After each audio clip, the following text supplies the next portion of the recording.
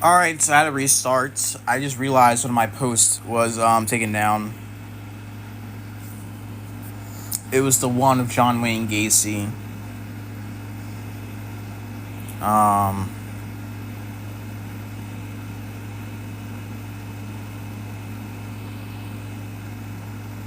Hello, Thaddeus. Thanks you for coming.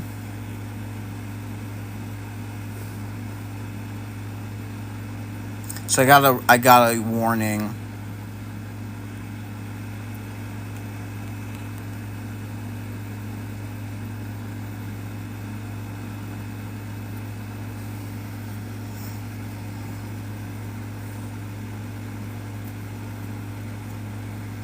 I got a warning from the live.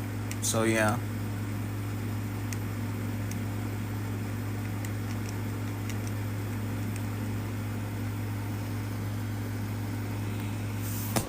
Yeah, I got my first warning violation. It was a post that I made. It was Oh, the prompt was about what's his name, John Wayne Gacy. So yeah, I someone see. reported it. Freaking bitches. I mean, it's about accurate. It's accurate, so you know.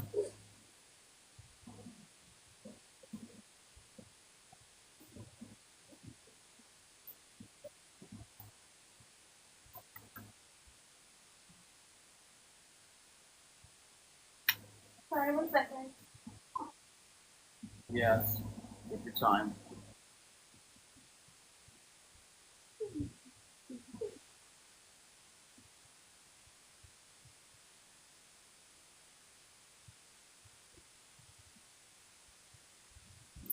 Just getting my PJs on. All right.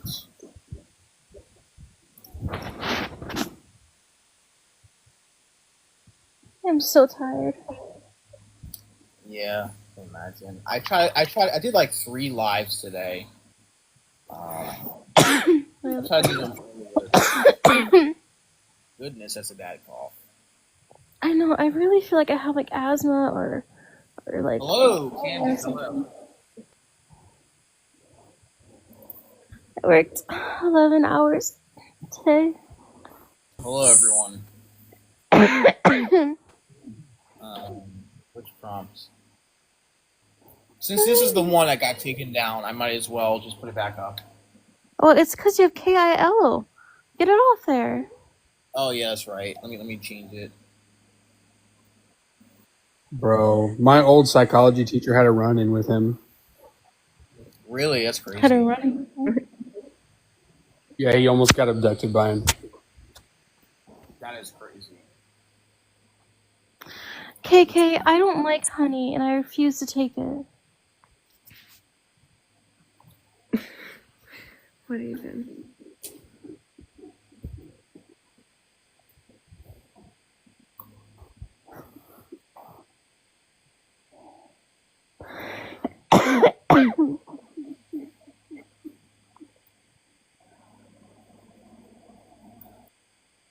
I mean, the amount of stuff they let you get away on here. I mean, the amount of stuff they let other people get away on here. Mm-hmm.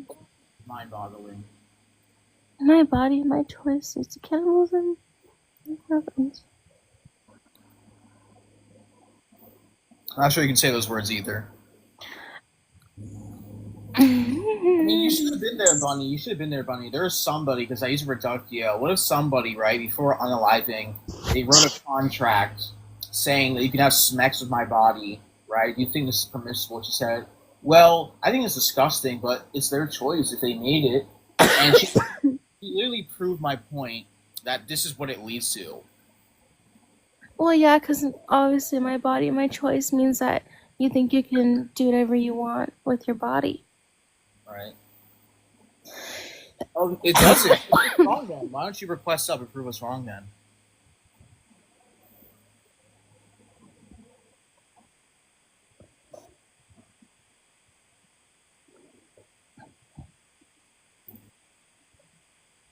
Wait, Candy, are you an abolitionist? Who? Yeah, Candy, are you an abolitionist? I don't know.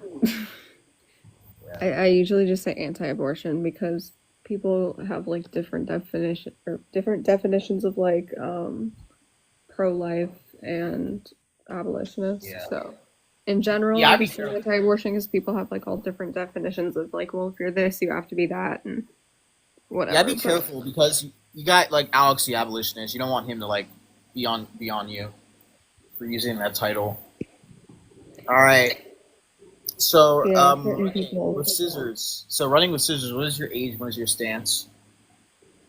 I'm 23. My stance is your body, my choice. Of Okay. course. Wait. Okay. We get it with the Nick Fuentes quote. So, are you like pro-choice? Or are you The fuck is Nick pro-life? Fuentes? You say? So who the hell is Nick Fuentes?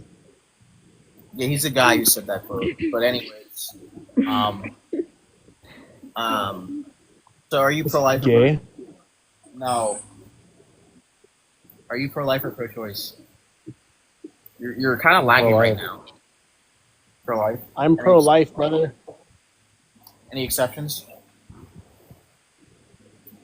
Life of the mother, that's about it. All right, W. I mean, if you want to speak to a pro-choicer, by all means, you can stay on the panel for now. Yeah, Oh, I was gonna well, say. also, let me say this quietly. If it's a black baby, maybe I get it. Yeah, we knew that was gonna happen. Goodbye. Yeah. Cool Wow, bro. story. It's just like the people who started the whole started it in the first place, but yeah. Also, Allison, are you able to come up? Because Allison is still in the comments. So if you're able to come up, that would make it easier to communicate.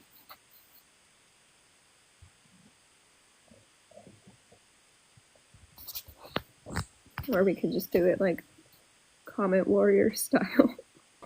Yeah. I mean, I don't want to really respond to the comments. I mean, there's really. Yeah, that's what I'm saying. Allison, if you're able to come up. Yeah, I honestly wasn't there when you were talking to somebody. I was on a Discord call, so I didn't really hear what you were saying. So I think you asked me a question where you like doing a good job. I don't know. I think you did a pretty good job. Um, Yeah, for the most part, I was. I just don't know toward the end. yeah. But yeah. Um, yeah, Allison probably, I don't know if she left or what, but all the pro-choicers. I mean, I want to use the eugenics one, but I can't use it because it has a certain guy on it. Yeah. I just sent this to Vegan because he's like a pro-choicer. Wait, vegan Bolshevik? No, I'm not having him on my panel. I already debated him twice. I'm not having him on my panel. Well, that's my fault, but literally no pro-choicers want to come up. Like, that's always how it goes.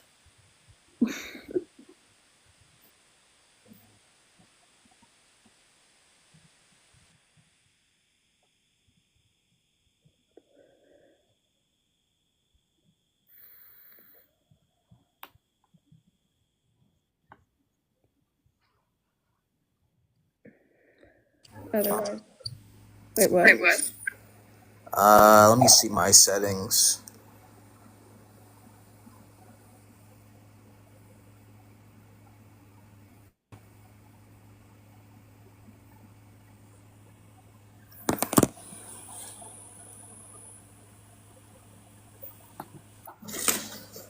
All right, any opposition willing to join and talk to the panel? Yeah, that's what I was gonna say. We're just gonna be here like debating with ourselves. Yeah. Bonnie, I apologize for Stitch's behavior. It's pretty chaotic. It shouldn't have happened. Yeah. Avani got out of hand. He's a very smart guy, very smart debater, but shouldn't have not have happened. Yeah, Evil Rafiki, I agree. Hello, Gator. What's up? How you doing? Could use all the support we need. Oh, Rafiki, you won't believe it. Earlier today in the live, we saw a woman really justifying necro. I mean, I asked her specifically if this person wrote a contract, right, stating um, that he could, let's say a person stated that they could have sex with their body, right, before they unalived. Was this morally permissible? She said, well, I think it's disgusting, but if that's their choice, then sure. And she literally proved the prompt. Yeah. Oh, yeah, KK. What happened is Avani was debating Tony the Tiger, and then the insults came at each other, and then he kind of like yelled at everybody. So, yeah. So I had to remove his mod powers. Yeah, I actually did not come up with that reductio. It was Andrew Wilson who came up with that reductio about the person having smex, like a person consenting prior to unaliving, that they can have smex with their body. So Candy, Bunny, and Streak, is it? Striker. Striker. Y'all are all pro-lifers? Yep. Yeah. Cool. Yeah, I was talking to one guy about abortion, and we brought up necro as well, and he literally was like, "Well, necro's only bad. We only think necro's bad because we don't understand it." I was like, "What?" Yeah, enlighten us, please. What are we not understanding about it? Yeah, exactly.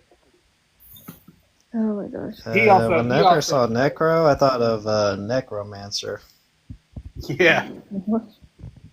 Well, yeah. It's actually fine. We just don't understand that it's fine yet. Like, okay, what? And then, unfortunately, the Necromancer from Legacies popped into my head. All right, some dude. I think I've seen you before. What is your age? What is your stance? Yeah, I'm 30, and I agree with your prompt. Oh, W. Nice. Oh my gosh. You're welcome to stay on until an opposition going. So we got 3 spots left. Yeah, don't. Let's leave those spots open for op. Come on, there's 11 of y'all. Tap the screen 80 times. That's roughly like 1,000 to 2,000. Let's get these likes up so we can get these ops in here, viewers, and etc.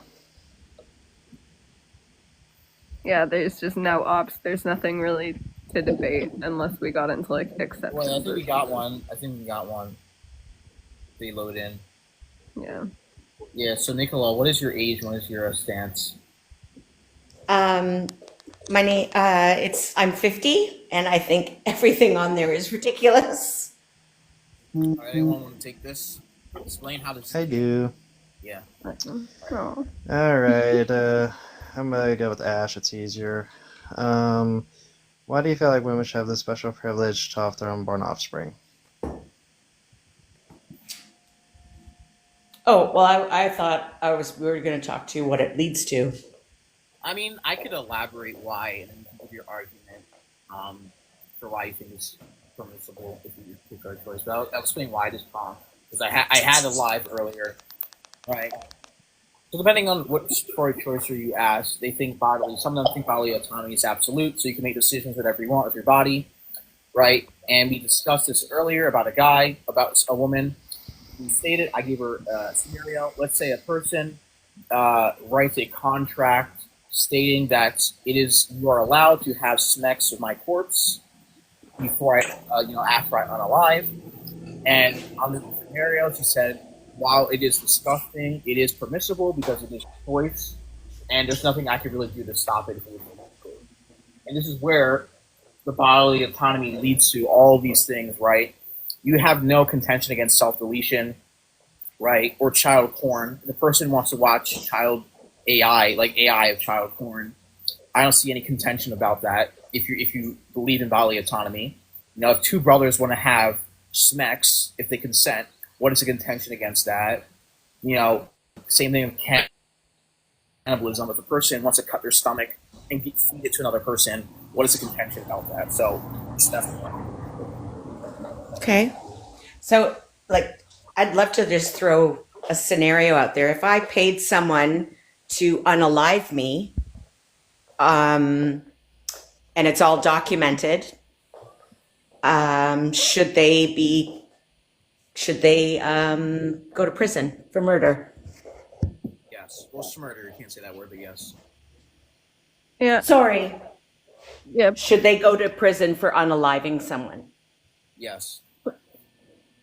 Yeah. Personally, I would say no if it was documented and agreed to, but that would have to be proven like 100% because then you could just unalive somebody and said like, oh, they said I could. Yeah. Well, I mean, anyways, even if they're like, would you be okay with these things, even if there were no laws, right? Like, let's say, like, what if there were no laws, right? Would you be okay with a person creating AI child pornography and watching it? This is a lot of whataboutery and a what-if-isms. I just wanted to add. Sorry, Protect. Can I ask into the hypothetical?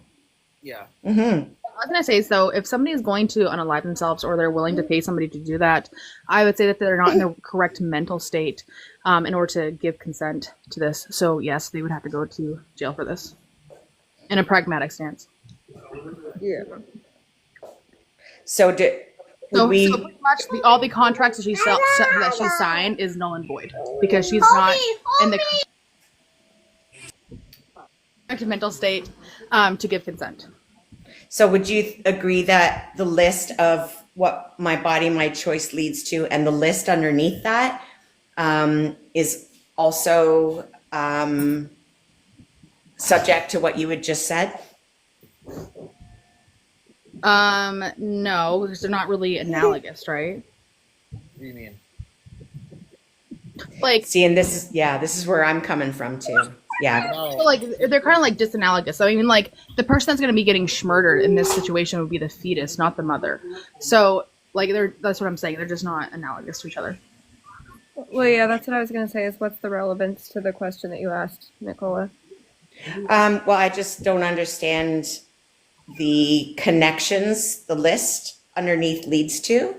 I don't understand the connections. My body, my choice. Well, let me. How does it lead to that? Here are a couple of facts. My body, my choice is just it's a bumper sticker. You know, that's all it is. I mean, if you're Ash, are you arguing that choice is absolute? He's asking you a question. Talking to you, Ash.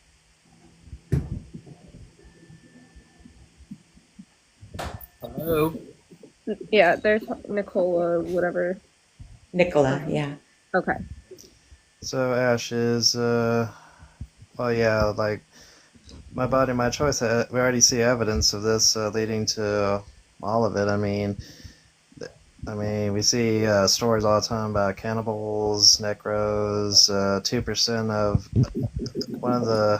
one of the cases for the 2% of my body, my choice in the case of abortion is actually family relations.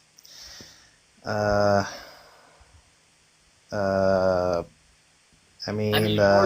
body.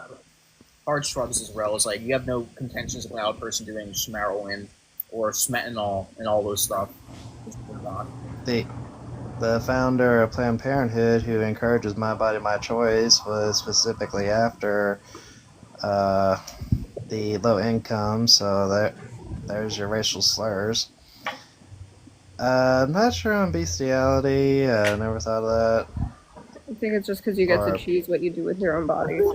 Yes. I think just the main point of this list of prompts is, it's the argument for pro-choice is my body, my choice, but you can literally say that about anything you want to do, right? You have complete autonomy and control over your own body, and you should not be regulated, any manner.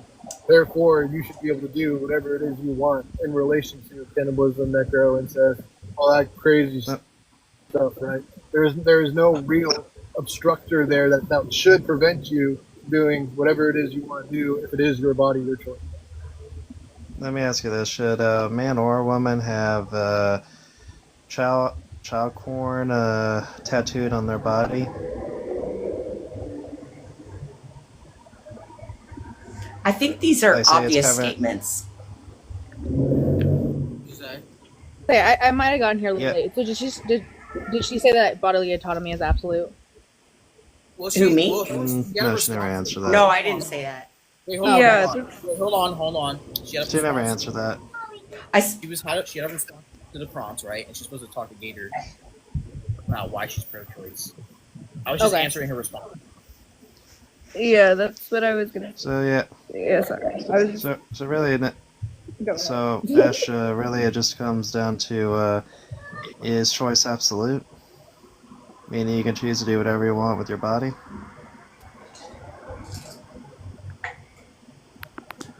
Sorry, who are you asking? You. Me? The only pro-choicer on here Oh, so far. no, I think the list on there is all illegal and morally disgusting. And if you're no, just let me finish the sentence. I totally gonna give it right back. Whether you're pro-choice or pro-life, if you're pro-life, I think you would disagree with all of that list. And I think even if you're pro-choice, you disagree with that list. Yeah. Oh my gosh. Look. Evil. Please stay muted. Wait, that one's age checked you already introduced you. Wait. Hold on. No, he's good. So, look. So Ash, Can I just? One at a time. well, that would be part of that was appealing to legality. I mean, it really depends on where you are and your age, if it's legal or not. I mean, I'm sure I you've think heard of the age phrase, has nothing to do with "Sweet it." home Alabama," home of the family relations. Look, this isn't being explained to her very well. Like, Yeah, that's. I mean, can we just start with something really simple that I've been trying to do for like 5 minutes, but I don't want to like interject or whatever. But, so Nicola, why are you pro-choice? I think that's a good place to kind of start. Yeah. Yeah. Well, I just am. Like, I just am. I Okay, but do believe. you have like a reason, or is it just like? I just think that a person's body is their body, and there are so many types of circumstances where schmishmorshman is. You can say abortion. Oh, I can? Okay. So there are many circumstances where abortion happens, and it's awful, and it shouldn't happen, and it's irresponsible, and it's careless and disregarding, and I agree on that, but it is subjective. So I am pro-choice, but it's subjective. So Nicola, It's subjective. Okay. So you're saying that you're pro-choice because my body, my choice, correct? No, I'm saying I'm pro-choice because it's subjective. Yeah, that doesn't tell us anything. No, Yeah, I'm saying there are, subjective? What do you mean by subjective? because there are circumstances that like you're talking about two lives. You're talking about two lives, but what I'm saying is when it subjectively, if it's done because of people are using it as a contraceptive, or like there's so many ways it can be done in a way that I disagree with.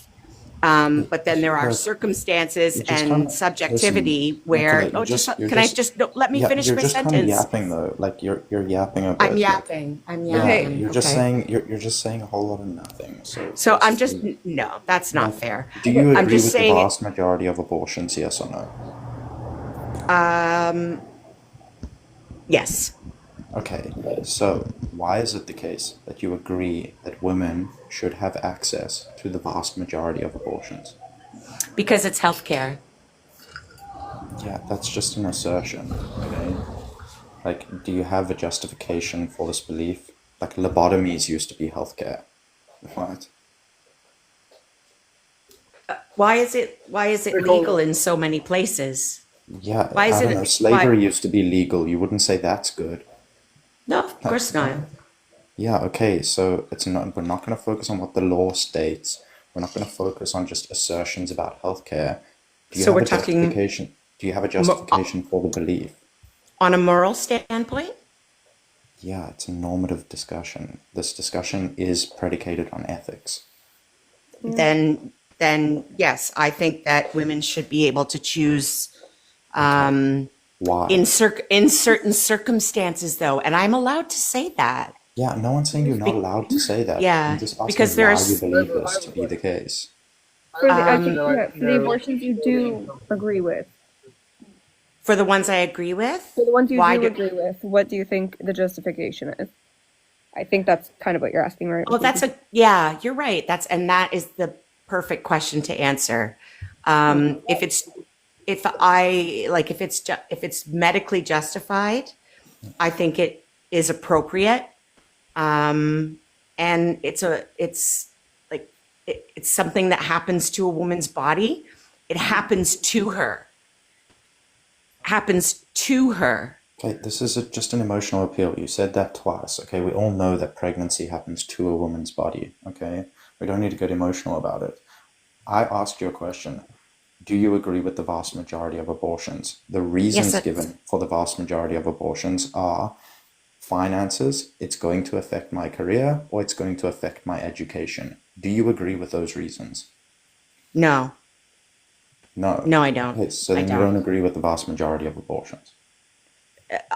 I think this is kind of where I was trying to go, where I was being it's being subjective. Like a 13-year-old girl who may have been ARD. Yeah, I agree. She can get an abortion. This falls under a medical exception in my view. Yeah, so I think we're actually closer to agreeing than we are separate from each other. Pro-life with exceptions. Yeah, that's what I was. Yeah, you're right. Pro-life with exemptions. Yeah. Yes, so you're right. Let me explain why the prompt is, and I think the prompt is brilliant, of why the prompt "my body, my choice" leads to all of these things. Because when someone says "my body, my choice," they're alluding to bodily autonomy, okay? Now, if two consenting adult siblings want to engage in incest, then it is their body, their choice. Correct? And if they had a baby? No. I'm saying even if they're two brothers. I get.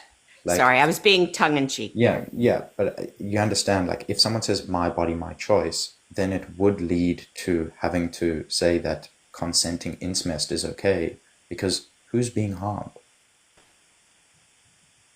No one's being harmed in consenting incest. But I don't think "my body, my choice" is a gateway to immoral activity. Yeah, but I'm saying from the justification. pro-choices view. Not a causation, but it is highly from the pro-choices view. Well, there's no medical reason why. There's no medical reason why two siblings. I'm not saying on your view, Nicola. I'm not saying on your view. I'm saying on a pro-choices view, who runs the position of "my body, my choice" and bodily autonomy. They would have to say that in a case where two consenting adult siblings want to use their body in a way that entails them having sexual relations with each other, then this would be permissible because their body, their choice. That's why "my body, my choice" leads to all of these things. Theoretically, that's accurate. Yeah, so I think this prompt is brilliant. It can lead to literally every single thing. But the argument of bodily autonomy can lead to every single one of these things on the background. Yeah. No, theoretically, yes, it has full standing. I totally agree. Yeah. But it's almost like saying an eye for an eye. But where do you stop?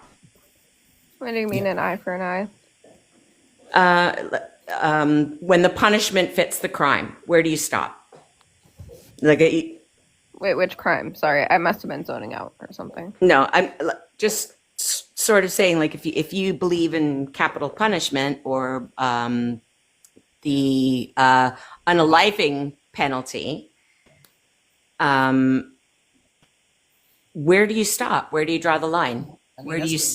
That's getting to like a completely different topic. Okay. All right. Yeah, I was No, gonna say, are yeah. we here to talk about capital punishment? No, of course not. I'm trying to give a, like, when there's a scenario, and then of course if you keep elaborating it on it and on it and on it, at some point it comes to a Yeah, degree. it reduces to absurdity. For example, take Exactly. like the self-mutilation at the bottom there. If it's my body, my Exactly. choice, I should Exactly. be able to go to a surgeon and say, "Hey surgeon, cut both my legs and arms off." And they must do it because my body, my choice. If I'm pregnant, I should be able to take hard schmugs because my body, my choice. If I want to engage in relations with my brother, my body, my choice. All of these things can just come down to my body, my choice. Like, it's obviously the case that my body, my choice is an absurd position. I call it cereal box logic. Like, it's a slogan on the back of a Cocoa Pops box. Fair enough. My body, my So, choice. but like, is there any concept that you could consider where a degree of something changes the original concept? So if the original concept is my body, my choice, is there at any point in time where it takes a turn Yeah, I would to, say, yeah, my body, my choice, unless the action is unvirtuous or the action is oh, taken okay. in vice. Okay, I see. I But I see. don't even think that is the case. I think my body, my choice. I don't think we own our bodies. I think our bodies are the property of the state, and they govern our bodies through an enforcement arm. So whatever they say we can and can't do with our bodies, then we can and cannot do those things. So, for example, take wearing a helmet on a motorbike. That's not an action taken in vice, but we must do it or we get a fine because this is enforced. And how do you feel about that? Yeah, I'm fine with that. I'm not Have a you ever, I'm not That's a a right to. libertarian. I'm not a libertarian. so have you ever been put in a position where your body was being directed in Yeah, a yeah, direction where that you didn't feel comfortable with? in a direction where I didn't feel comfortable with. Yeah.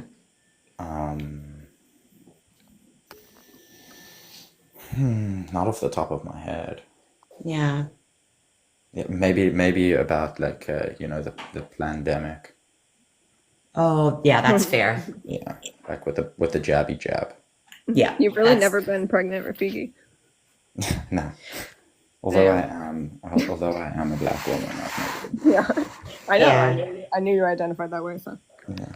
anyway, I'm going to admit something, and this is just me being really transparent. I've had a hard time having these discussions with, I have a harder time having these discussions with men than I do women. And it's just because of the difference. But I do find some of the strongest opinions come from men. Yeah. Is Well, that, I mean, is that, like, if are you saying that like you don't understand why men hold strong opinions on this? oh gosh, no, you have every right to. These are, yes, because it takes two, and I have two sons. Well, I mean, even if And women could impregnate themselves, I still think men like would be able to have a say. oh, yeah, Yeah, totally. like for example, like any unjust action or immoral action that takes place in our world, I think anyone is able to have a say in that. The same thing. I've never owned a slave. I've never been a slave, but I still think slavery is bad. I agree, and this is a conversation about humanity. Yeah, exactly. Yeah, and one of the things I wanted to point out, like I am a mother of two sons, so there has always been that thought of if they were to, and they're adults now, so if they were to get someone pregnant, that's now my grandchild, and now that's up to like that's my grandchild, that's their child, my son's child. So yeah, like I have personal feelings about it on that. What do you guys think about that? Yeah, I think no one should have a say. I think it should just be banned. yeah. Unless Sorry, unless obviously unless for a medical exception. yeah. And minors would fall under the medical exception. Pragmatically, I just say that, like, I would leave it up to the medical professional's discretion to determine whether or not the procedure is necessary. Yeah. I've recently heard of I don't want to keep taking over. I'm actually going to be quiet for a while because I want to hear you guys talk to each other as well.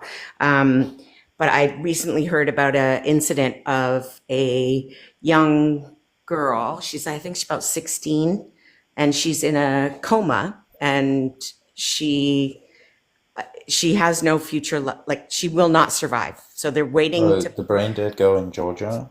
Thank you. Yes. Yeah, How do no, we so feel? she's How not- do you she's feel not about 16. that? She's not 16. Look, Oh, I she's think- not. Yeah, No, so she's like look, 20. it doesn't really have anything to do with the Yeah. abortion laws. No, but isn't she pregnant, and Yeah.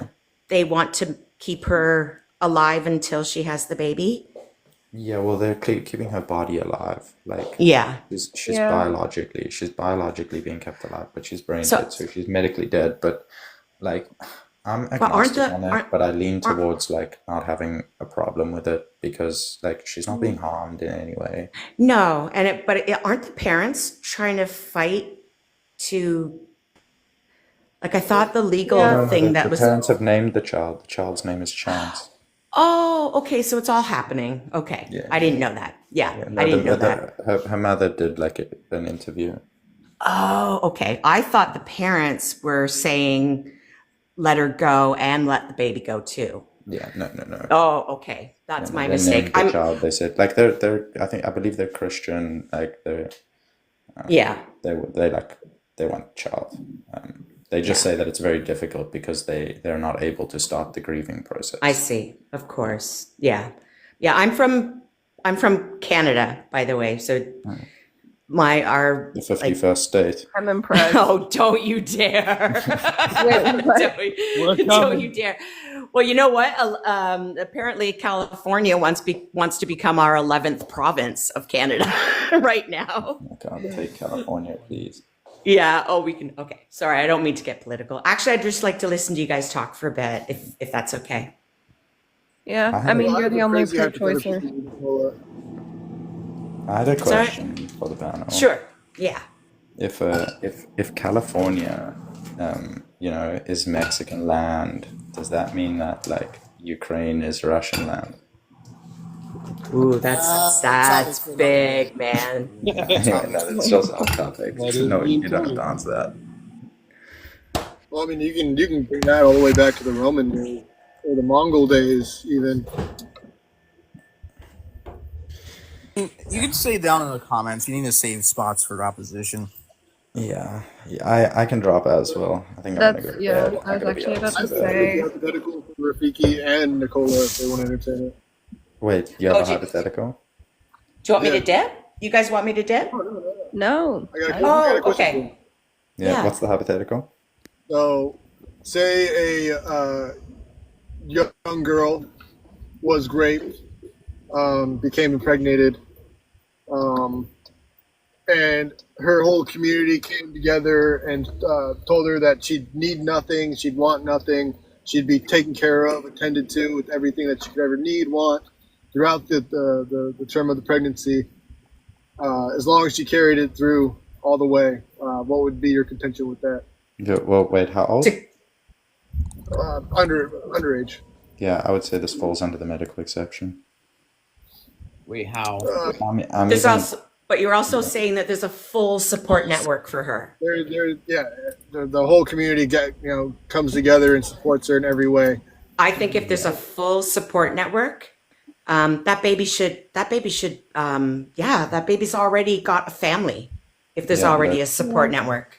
In the case with a minor, it is the case that there's a much higher likelihood that they'll suffer from medical complications from carrying to term. So I Well, I hold think- pragmatically that I would leave this to the doctor's discretion to determine whether or not she should carry to term. Wait, Eva Rafiki. Wait, hold on. What do you mean minor? Like, how young? Like, is 17 and like in 25 days. I would say it could even go to 20 years old. 20 to 35 is the frame, like the time frame in which it would be safest to carry a pregnancy. Yeah, I mean, there's a big difference though between like a 17-year-old and like a 9-year-old or something. I mean, if they're 17, I mean, if they're 19, they're not technically a minor. Like, if you mean minor by law. Yeah, well, I'm saying like when it would be like most likely that there would be the least amount of complications. But again, like I would leave this to the medical professionals to determine whether or not this abortion was necessary. Yeah. What about? Like what about? I just hold a completely pragmatic view on it when it comes to that kind of a case. Yeah. What about like later on in life? Like, let's say it's like near her peak. Like, let's say she's like 45, right? Near the tail end of her reproductive capabilities. Would that be a medical exception as well? Like, yeah, I would just like leave it to the doctors to determine that. Like, I actually have an example of that. My sister is much older than me, and she has 3 children. One was a very late in life baby that she had when she was 42, 43. Wow. And That's crazy. but by no means it was completely accidental, but it turned out that a year later she became pregnant with twins, and she was advised medically that was not to have those babies because they were. Yeah, she was medically advised not to have those babies because of age and risk and yeah, there's huge risks. risk to the babies and.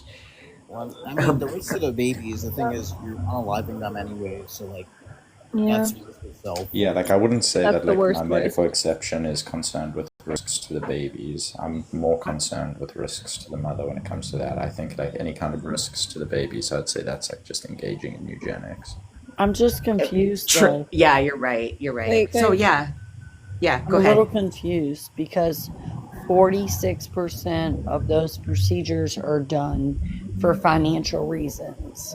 And if you know you're broke, you know before you lay down. And if we're women and we're like, see us, hear us, respect us, and we know we're broke, why are we not handling our business?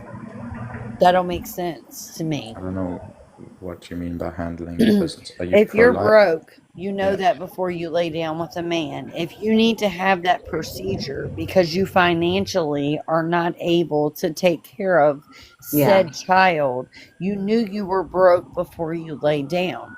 So don't you make that decision before you lay down to do what you're supposed to do as a woman? Yeah, well, I wait, think are you that's pro-life or a sad population though. Like Wait, Sarah, are you pro-life or pro-choice? I'm unsure if you're making a pro-life or pro-choice argument. I'm pro-choice with limitations. I feel Yeah. like if you're having a procedure done because you're broke, that's disgusting and it should not be allowed. But I also agree. believe that from day. Oh, sorry. I think I dropped her by accident. I meant to. Oh shit. Okay. My bad. I mean, shoot. Yeah. Oh, sorry. I dropped. I pressed the wrong button. Sorry. You can press up. Darn it. Come back. Come back. Come back. I pressed the Sarah. wrong button. It's like being on the Titanic. Come back. Oh my god. Yeah, my apologies. I pressed the wrong button. No. You're okay. So I also believe that from day one, a man should have a choice in this because I believe that there are women that make these decisions and they're very selfish and they do them for the wrong reasons. Well, a man Not has have a a choice choice to every do what? time. Wait, Like to do what? sorry. Can I finish? Yeah. Sorry. Go ahead. Okay, Sorry. thank you. So I believe with him getting a choice from day one, it should be a choice all the way around. He should be responsible from day one for financial costs, responsible for providing the mother with things that she needs for a healthy pregnancy, whether it be food, whether it be housing, whatever, part of the team, because that's what you should do. But I believe that there are women that don't handle their business correct. There are women that depend on the welfare system simply because they lay on their back to recreate children that create an income for them. And I disagree with that. But then there's also the women who unalive or have an abortion because they don't have the finances. Then So like you that's were two broke. sides of the story. Right, but if you're broke before you lay down, then you do what you have to do. There are accidents, I understand that, but you can't tell me that part of being a responsible woman isn't protecting yourself against situations like that, because you know, as the woman, you're 100% from day one responsible. So Yeah, if that's something you can't afford, then you need to be more cautious about who you're laying down with and why you're not protecting your body. Yeah, and that's the one of the issues is like the one of the most vulnerable times in a woman's life is when she's pregnant. Like we feel so vulnerable. And I respect that. I just feel like a lot of times women don't think about being adults, and then they run into these situations and they expect good outcomes. And that's, it's foolish. It's very foolish. Wait, you're saying that women that are financially, you're saying that women that aren't financially stable should not have access to abortion, or they should have access to abortion? Who are you asking that question to? To Sarah.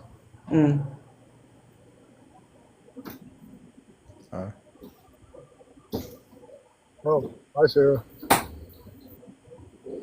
I think kind of like, did she go? I didn't disconnect. You didn't? Oh. Yeah. I think kind of the hard way of answering that question, if like what you posed to her is, there's two ways of looking at it. If you're not financially able to look after a baby, then don't have one. But at the same time, if you're already pregnant with one, then you should have it. So that's a really awkward statement, because if you're not prepared to have a baby, then don't have one. So prevent it. But if you are already having one, then now you're causing a problem and sucking off the system of welfare. I think that was an awkward way that she posed the question, but I kind of get where she was going.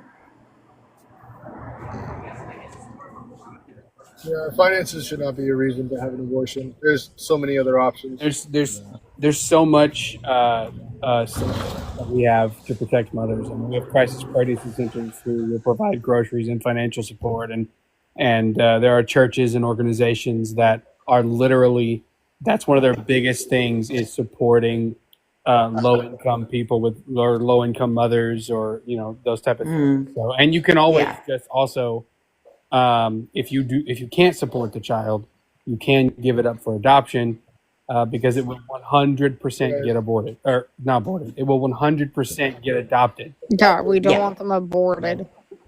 Yeah. We don't. People have such a dark perspective of adoption. Like, it's not what people claim. It's not that Annie movie, whatever, where they're getting the shit kicked out of them and mistreated.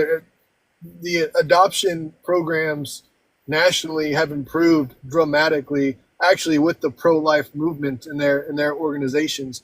Like, there's twice as many families willing to adopt than there are kids to adopt. Like, it's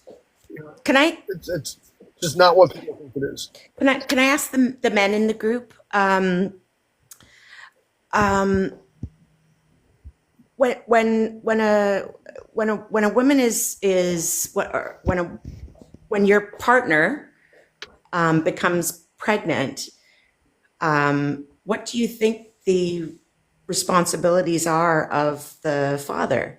Because I kind of feel like we're talking about women Emotional who and have financial support from the moment of fertilization. Heck, okay, from the moment you're from the moment you're having intercourse, really. Yeah, and unfortunately, that's good men. Yeah, that's good men. You have no obligations, just like the women do. Wait, hold on, Nicole. I think you get it completely the other way around. Like, men Really? are Okay. men are completely held accountable by law because of child support. Women can literally unalive their child, right? Like men are called deadbeats for walking out their child's life, right? But a mother can literally unalive her child and it's celebrated. So it's really the other way around. Yeah. I think statistically, it's. I'd love to let's do I'd love if we could fact check that on the, but because that would be an interesting statistic of the number of abortions that happen because of financial lack of support from. Well, I mean, I don't know what you mean by lack of financial support. No, I'm talking about the man's responsibility. You sound so much like Andy. It's unreal. For me? Yes. Oh. Well, I meant it. It's a compliment in my Because book. a baby is two people. It's two people. It's three people. But you can't you can't discount the role of the father man. should have one. Right, the father should absolutely have like 100% responsibility for that family now, and I mean, as the host has said, the man is financially obligated to that family if he separates. So we don't even have to go into like a hypothetical. Like the man is responsible for that family, regardless if he's president or not. And I think it'd be really interesting to fact check and find the statistics behind the correlation. Like, what's the correlation between? How many deadbeats compared to abortions? That is a great question. I think that's what I'm kind of. Yeah, there probably isn't who would study that, but that would be an interesting statistic. I would argue there's significantly more abortions, but I guess I wouldn't totally know. But you'd have to remove it would only be the abortions that were happening because of lack of financial support for the mother. I don't know what you mean by lack of financial support.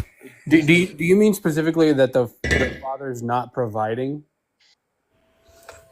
Yeah, I know many women who are talk to single women who are supporting their children alone, but it's having a baby is a three people, a three human venture. Yes, yeah. Yeah. It's a query. Yeah. What are the child support laws in Canada? Wait, I'm gonna drop down, but I'll see you guys later. All right. Bye. Panel.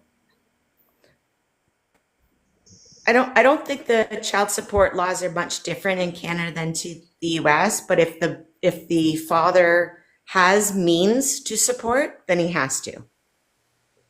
And that's legally enforced, I assume. It is actually, yeah. We have what's called it's called FRO. It's family responsibility. It's a family responsibility payment. So the government will tap into the father's bank account to make sure if he is financially able to support. Yeah. Then it's a long process, and not all of it gets approved, but if the woman fights hard enough and he is able, if he's got the money, then eventually the government steps in and says, okay, well, we're going to dock your check and you need to pay for this child. Right. Yeah. Very, very similar here in the States. Okay. If they're holding a legitimate job, meaning not getting paid under the table, then a stipend is taken out of their paycheck automatically to pay for child support. Yeah, so it's the same. Right. But if he is quote unquote what someone else on the panel said, deadbeat dad, if he doesn't have the money, you can't take blood from a stone. So if he doesn't have the money, then she's out of luck. Yeah, unfortunately, we see that a whole bunch on this side of the world as well. Yeah. But as one of us brought it up, there are tons and tons and tons of resources Absolutely. out there to Yeah. support, single mothers. Unfortunately, they are being extremely abused, and that's kind of, a conflict we're having in America right now. Trying to figure out or filter out the ones who are abusing the system and the ones who actually need the support. I from what I know, our government audits on a regular basis. So I think they're pretty good at catching those people out. Yeah, we're not. We are terrible. We don't. Oh no. It takes an application to get free money from the government here. So. Oh gosh, no, it's really tough here. You got to go through. Yeah, it takes a long time, and then even once you're approved, they are on your butt every year. Tax season comes around. Yeah, and a lot of people on support programs get audited on a regular basis. Yeah. Sounds like you guys got it figured out more than we do. Yeah, but then here we are on a panel with a Canadian, and it's completely legal in every province in the entire country to have an abortion. So there's that whole other aspect of like what we're actually discussing too. Because I find it so interesting how in the States there are because we are more of a federal government. What happens in Canada tends to happen all over Canada. So, but you guys are very state specific with state specific regulations and laws, and I find it fascinating. Yeah, it's in the Constitution. I think the Ninth Amendment, right? Federalism. So basically, anything not specifically stated in the Constitution is a state's issue. Like, for example, weed, right? Because it's not mentioned in the Constitution. Each state can decide its own weed laws. They can't say the actual drug. Same thing with the unalivement penalty. It's unconstitutional for a country to make the unalivement penalty legal in all 50 states or illegal in all 50 states. So yeah. 10th, I think I said a Ninth Amendment. I think it was a 10th by accident. Yeah. Yeah. And we're a Commonwealth country and a sovereign country. So we're also under the Crown. So that's kind of something that happens universally throughout most Commonwealth countries. Like Australia is very similar to us because we're all Commonwealth. So yeah, you got there's over 50 Commonwealth countries, and we're all very similar because we're under the Crown. In terms of federal, it's it tends to be whatever is legal in one province is legal all over Canada. Like when they legalized marijuana, it's all over Canada. They never legalized one province first. It was just. Sorry, go ahead. I'm not sure you can say that word. Try to say weed or pot. I'm not sure you can say that. Oh, sorry. Yeah. Sorry. All right. Is there a lot of, are the majority of citizens in Canada pro-choice or pro-life? That you you do? Canada is incredibly liberal. Yeah. Yeah. Okay. We have one province that we call the Texas of Canada, and that's Alberta. Yeah. And that's Alberta is our Texas. But yeah, we're very liberal. Gotcha. Okay. So it's not like pro-choice by force. It's kind of pro-choice by levy or vote from the people. No, just the government itself. Part of. It's not. It wasn't. It's not. We don't vote for that. Our government just it's when it came to gay marriage, just I'm not sure you can say that either. Try to say Oh gosh. Yeah, it's not. It's TikTok. Yeah, just say GAY. I'm not sure you can say that either. Okay, so same schmex marriage. Yeah. When that became legal, that was not necessarily because it was being petitioned. It was just sort of our government, under the Crown was okay, isn't it about time we just say this is legal? And then it was okay, yeah, well, it's legal. And that was the same with Swede.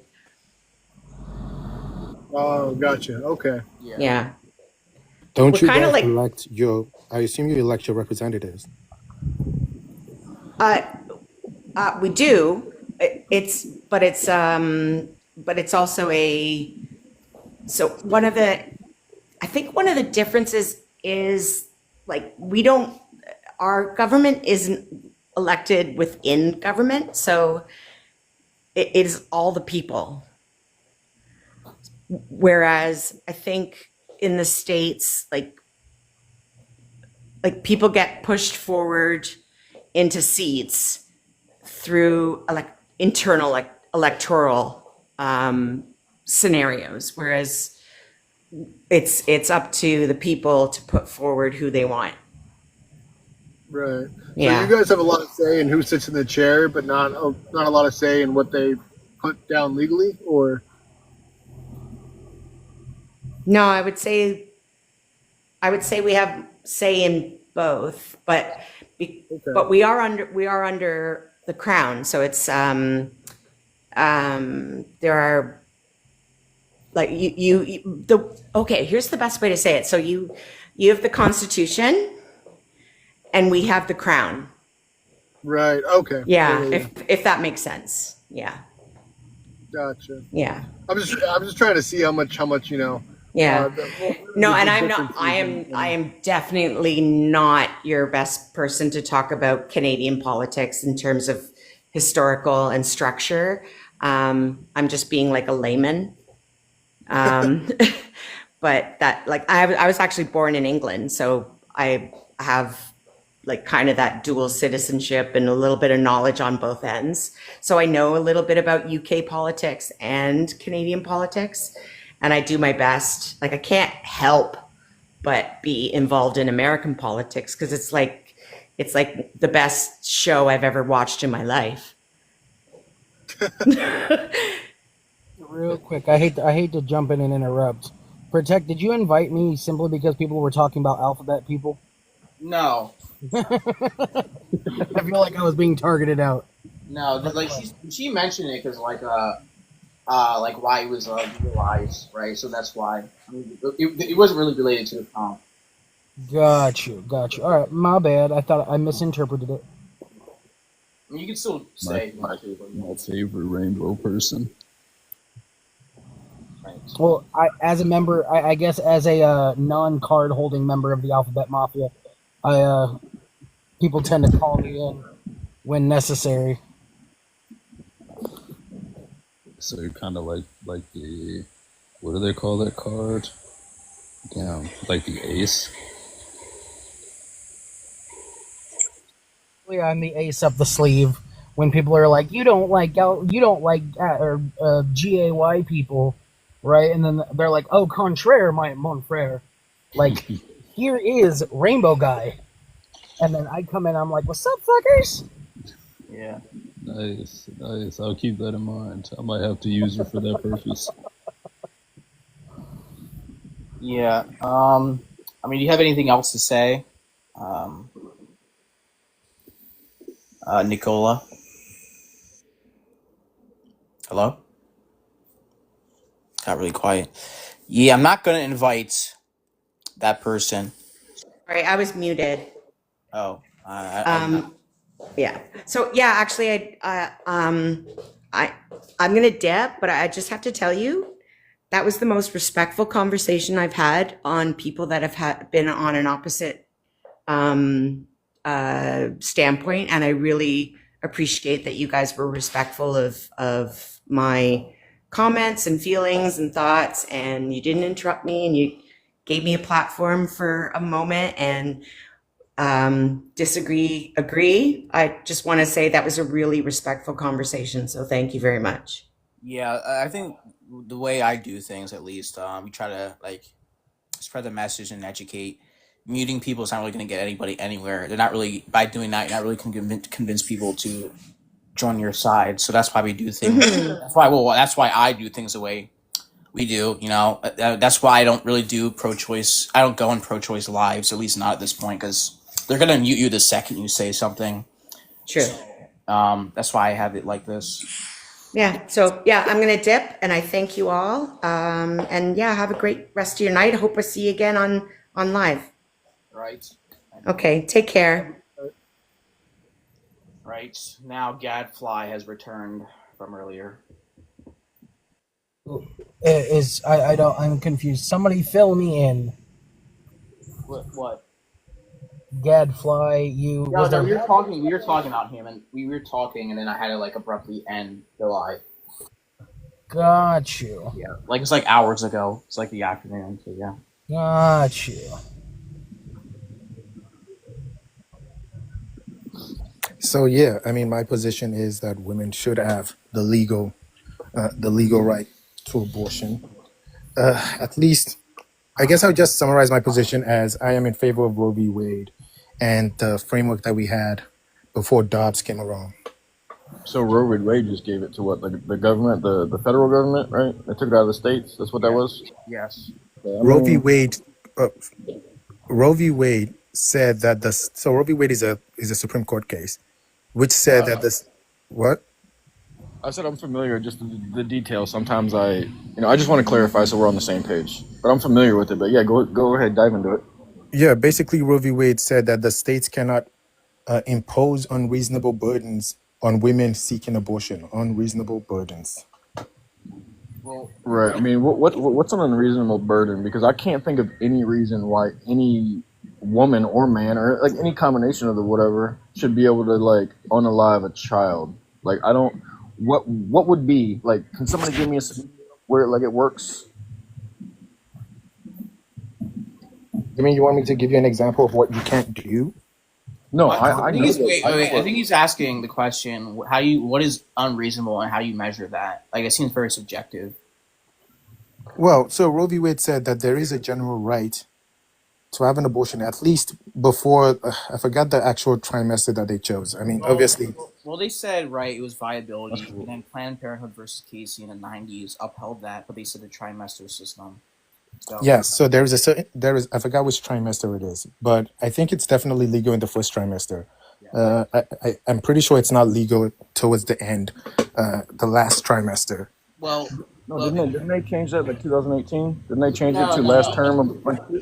No, like I said, like Planned Parenthood versus Casey, which was a court case in the '90s, upheld Roe v. Wade, but it made some changes, right? So like Roe v. Wade was like through viability. In the Planned Parenthood versus Casey, right? It could be restricted in the first trimester for some reasons. Like in Pennsylvania, there was a waiting period, right?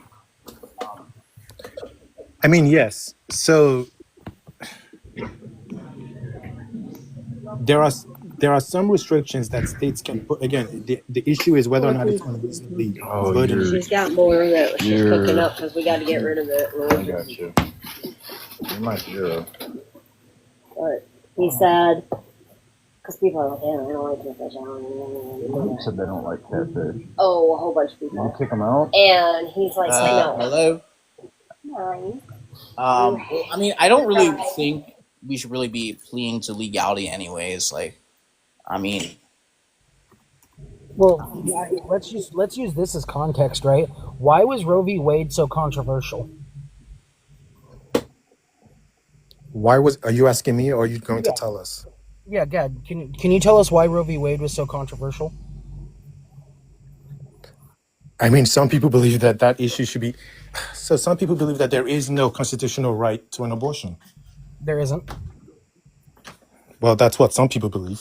Well, that's what was evident. That was what eventually was found out. There is the reason that Roe v. Wade was so. Yes, in Dobbs. So. That was what the Supreme Court decided in Dobbs. Yes. Yeah, but this is something that has been argued for decades, right? Roe v. Wade completely stepped all over the Constitution. It implied something in the 14th Amendment that was not there to begin with. And then the Supreme Court overstepped their bounds, created a right that was not previously there based on an understanding of the U.S. Constitution, particularly the 14th Amendment, that was not previously there, with no evidence or anything to back it up. So Roe v. Wade was rightfully overturned because you cannot create a law. The Supreme Court cannot just come out and say that you have new right. Like, here's your new right, and this right is the right to an abortion, without this going through Congress, the Senate, or the President. This requires extreme measures. It takes extreme measures and extreme connections between between Congress, between the Senate, between the Supreme Court, and the President of the United States in order to enact or to create a new quote-unquote right. So when Roe v. Wade came out and said, hey, you have this right, everyone was like, you don't have that right. You don't get to come out and just say what is and isn't a right. But because they were the Supreme Court, and because of other not only geopolitics, but national politics, it was allowed to remain for 40 plus years. Okay, it is not for you to decide what the law is. That is the responsibility. It's not for the Supreme Court to decide. That is the responsibility. That is the responsibility. Wait, hold on. What do you mean it's not for us to decide? Don't we live in a country that literally votes and decides laws? Literally, yes. But no, it is not for you. It is not for you to decide what the law is. No, okay. It's not. Yeah, so that is the responsibility of the judicial branch as outlined by the Constitution. It is the responsibility of the it's the responsibility of the legislative branch, not the judicial. It is the responsibility of the legislative branch to create the law. It is the responsibility. Can I finish? Legislatures, though. But real quick, I'm not going to argue with non-lawyers as to the. Real quick. This is something that we all learn in basic civics classes. This is something we learn in history classes, government classes throughout elementary school and high school and even college, right? So we have three branches of government, right? You have the judicial, you have the legislative, and you have the executive branch. The judicial branch takes the laws that are already created and then rules based on what those laws state. The judicial just enforces the law. Well, no. So you've got the enforcement arm is the executive branch. The legislative is what writes and creates the laws, and the judicial branch is who determines what is or is not constitutional. And so when the judicial branch came out and said, "Hey, you have a new right," the executive and legislative branch said, "Nani the fuck?" Then they should have overruled the Supreme Court, and they should have passed an amendment. But again, I would encourage you, if you want to speak on the law, I would encourage you to go to law school. Yes, wait. High school civics is great. Can I finish? High school civics is great. That was pretty insulting. Real quick, are you a lawyer? I am not trying to insult you. I apologize if that's how you took it. High school civics. Yes, I am. High school civics is yes. High school civics is great, but that is not constitutional law. Okay. And I would encourage you. How about this? As the lawyer, Gab, can you tell me what branch is responsible for creating laws? Gosh. Oh God, the legislative branch. Okay, so I'm questioning you on this because you came up here and said that we as American citizens have no right and no say in what is or is not law. That is not what I said. That is not No, that is not what I said. I said it is not for you to determine what the law is. That is literally. Can I finish? You can appoint. Gosh. Obviously, Americans have the right to appoint representatives to draft the law, but it is the responsibility of the Supreme Court. Marbury versus Madison, one of the most seminal Supreme Court cases. It is the responsibility of the Supreme Court, of the judiciary, to say what the law is. The legislature drafts the law, and the judiciary says, the legislature drafts the law, and the judiciary interprets and says what that law is. It is not the responsibility of you nor I to say that we are the ones who are going to interpret or apply the law. That is not how that works. It is the responsibility of the Supreme Court. Now, I assume you're fine with Dobbs. Okay, now the Supreme Court says the law is there is no constitutional right to an abortion. That is the law. I cannot reject that. Real quick, when you quote Marbury versus Madison, right? So what in full context, what did this court case determine? Can you go over that What for did us one more time? Marbury versus Madison? Are you Yes, talking what did they about? determine? Are you talking about the judicial review?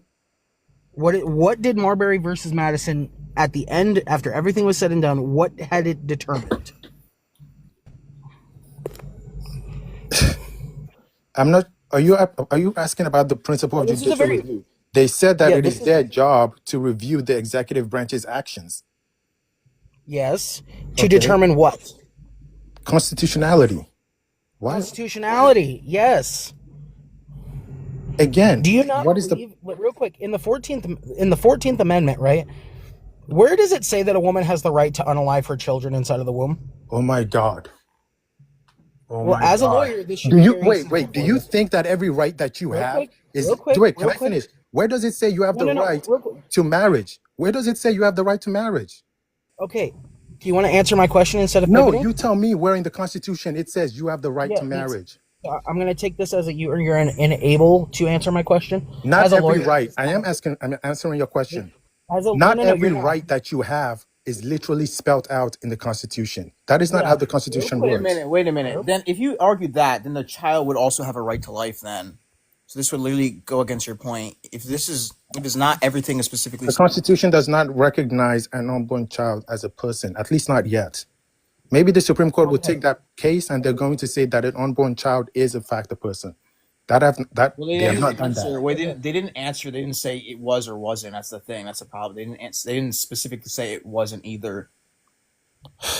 Okay. This is real quick. Yeah, protect. So while protect is 100% correct, they did not rule whether it was or was not a human being. They just said that a woman has the right to have an abortion, and they cited the 14th I was Amendment responding as to their his source. I was responding to his You haven't question. responded. No, you Yes, I haven't was. responded to He my said question. he said that the Constitution would also mean that a fetus is a child. Sorry, is a person. No, he did. He did not say that. He said it doesn't say whether it is or isn't.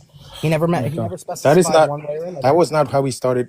That was not Yeah, what he no, said. I was saying, if you're saying, right, because it's not specifically stated that a woman has a right to abortion, then it's not specifically stated that the child has a right to life. So then it would have a right to life because it would be implied.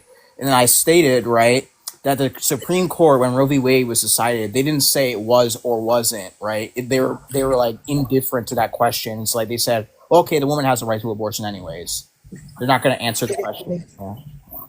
So, Dad, here's the fundamental issue, right? I asked you a very specific question.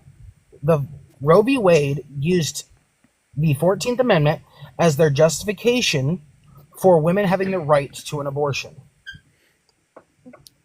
I believe it was something about privacy, and they said something about. This was a while ago.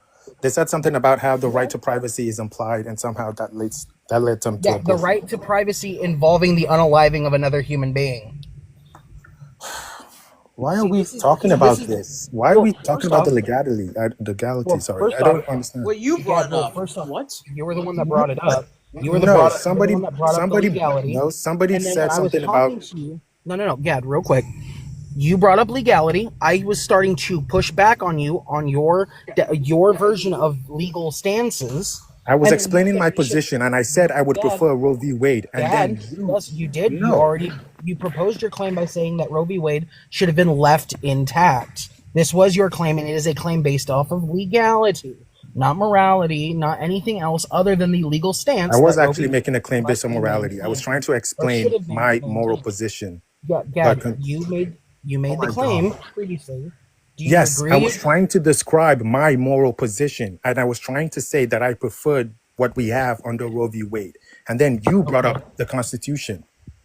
No. I was You trying to said- summarize for you guys my moral position Yes, by using a legal standing as your moral because it is a justification. framework that we all understood. Yeah, but Let's forget and about then legality I'm- then. Let me just spell out Gad, my. Gad, real quick, before you continue, right? This is very important. If you're going to use a legal standing as your moral justification for why something should or ought not be allowed, right, then I have every right within my purview to question that legality. That is not what I'm doing. You're not paying Yeah, attention. Dad, I am real not quick, I saying am paying attention. One at a time. One at a time. I am not saying that Roe v. Wade justifies the right to an abortion. I was trying to summarize my moral position. I was trying to say that I morally agree with Roe v. Wade. I was not saying that Roe v. Wade justifies the right to an abortion. Like But it I don't does. understand. Wait.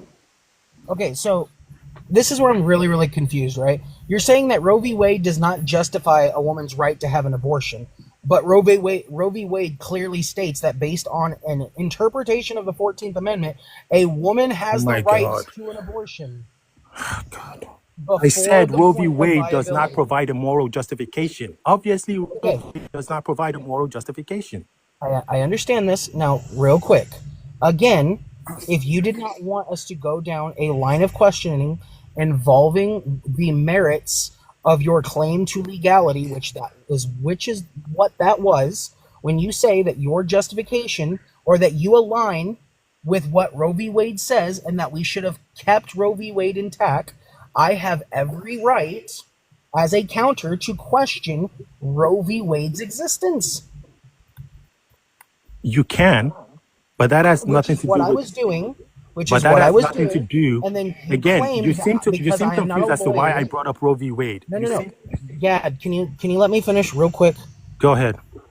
So when you bring up Roe v. Wade and I question the legitimacy of Roe v. Wade, your response to me was that it is not up for us to determine or to interpret or to determine law. And then you also claimed that because I am not a lawyer, that I should That not is have true. a say. No. And that you as a lawyer No. have more of a understanding and more of a Oh my stance than I God. I said I am not going to debate with the somebody who isn't a Constitution. lawyer. Yes. Okay, so Yes. our only lawyer. Are you First off, going? this is an appeal to authority fallacy, right? Do you Oh my understand that? God. As a lawyer, I would hope you I understood. never said I was right. I said I am not going to have that debate. Like, what part of that don't you Okay, get? we're good. I Okay. never said I was right. I said I'm not going to have a debate about the Constitution with non-lawyers. Well, guys, I'm gonna have to cut in, right? Why? Just scrap this, right? Let's just say there are no laws. How does this justify abortion without any legal system?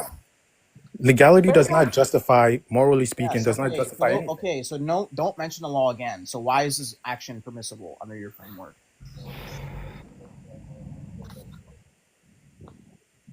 Just say we live in Sorry. an island. Why is the act of abortion permissible? Because I think the opposite position is absurd. It's more of a argument for. It's more of a reductio ad absurdum. I think there would obviously have to be some Now, exceptions. what's the argument for it being absurd? It would imply, for example, Before we move in on this, I want your justification, Gad, for why you think abortion should be permissible. Because your justification so far. that's what I'm just instead of- saying. No, it wasn't. We No, asked you just said why you just said the other side was absurd. Like That that's is a not form of justification. argumentation. Reduction ad absurdum is a form of legitimate No, that's not a argumentation. justification as to Wait. why abortion should be permissible. You're Yes, just it mad at is. the other side real quick, because you think it's Sean. absurd. Sean, real quick. First Sorry, off, yeah, that's go not a ahead. reductio ad absurdum, right? Because you haven't given the reductio that was absurd to begin with. Where's your reductio? Because you interrupted me. Well, no. You just claimed it was a reductio ad absurdum, right? But you The never host actually asked gave me a what is reductio. my justification, and I said it's primarily because I think it would be a reductio ad absurdum to deny abortions in all cases. That's what I'm trying to get at. Okay, Which is what I said. what cases would it be permissible then? In what case would it be permissible? Well, I already talked to him about it earlier, so I mean, Well, at the very least, it would be permissible in the case of rape. But yet, is that your only At the argument? ve- what was that? Is that your only argument for abortion to be allowed? Well, yes. If you say that, yes. If you say there are exceptions, then you have to allow it. That's what it means to say there's an exception. No. Is rape your only argument on why abortion? No, should it's not. be allowed? But I Then why are said you trying to stand on the backs of victims that justify the means? Hang on. So Can I This is ask kind of him? discussing a Can I foul. ask him a Hold on, question? let me big screen. yeah, real quick, can I get big screen? Thank you. So reductio ad absurdum, often called reduction to absurdity, is a logical proposition where a proposition is disproven by showing that its logical consequences lead to an absurd or contradictory result. So first off, you haven't given any reductio that proves that what I am saying is absolutely absurd. Or Okay, I anything. guess you want me to spell it out, so I will. Yeah, real quick. If the position, Well, if you're going to give, if you're going to make these claims, you need to be able to back them up. Can you give us an argument, an actual argument, instead of just saying that pro-life bad? Because that's not an argument. And if it is your argument, it's a really shitty argument, right? So can you actually give us an argument as to why abortion should be morally permissible? in some cases, yes. Okay, Premise so do you one: think? if So do you want me to spell it out? so I'm gonna. Okay. Yeah, hold on, Gad. Yeah. So real quick, I'm gonna, for argument's sake, right? Not saying that I agree that these are good exceptions or anything like that. We would give you medical and grape exceptions as exceptions, right? Because we don't want to use victims to justify the means of the majority, right? So for the majority of abortions for elective reasons, 98% to be exact. yeah, 98% of elective abortions, what are those reasons other than grape, SA, and medical do you think is a justifiable reason for an abortion? Good. Okay, at least we've cleared that out. So, in cases where it's not medically necessary, and it is not a consequence of grape, I believe that the right to bodily autonomy should imply a right not to be pregnant. I do want to make a point that I don't believe there is necessarily a right, because there is a distinction between the right to terminate the pregnancy versus the right to terminate the fetus. I do not believe that there is a right to terminate the fetus in and of itself, but I do believe that there is a right not to want to be pregnant. Real quick, that's super easy. Just keep your legs closed. So let's Can move I- on to the women that. Can I ask? I have it. One at a time. One at a time. One at a time. So, I haven't.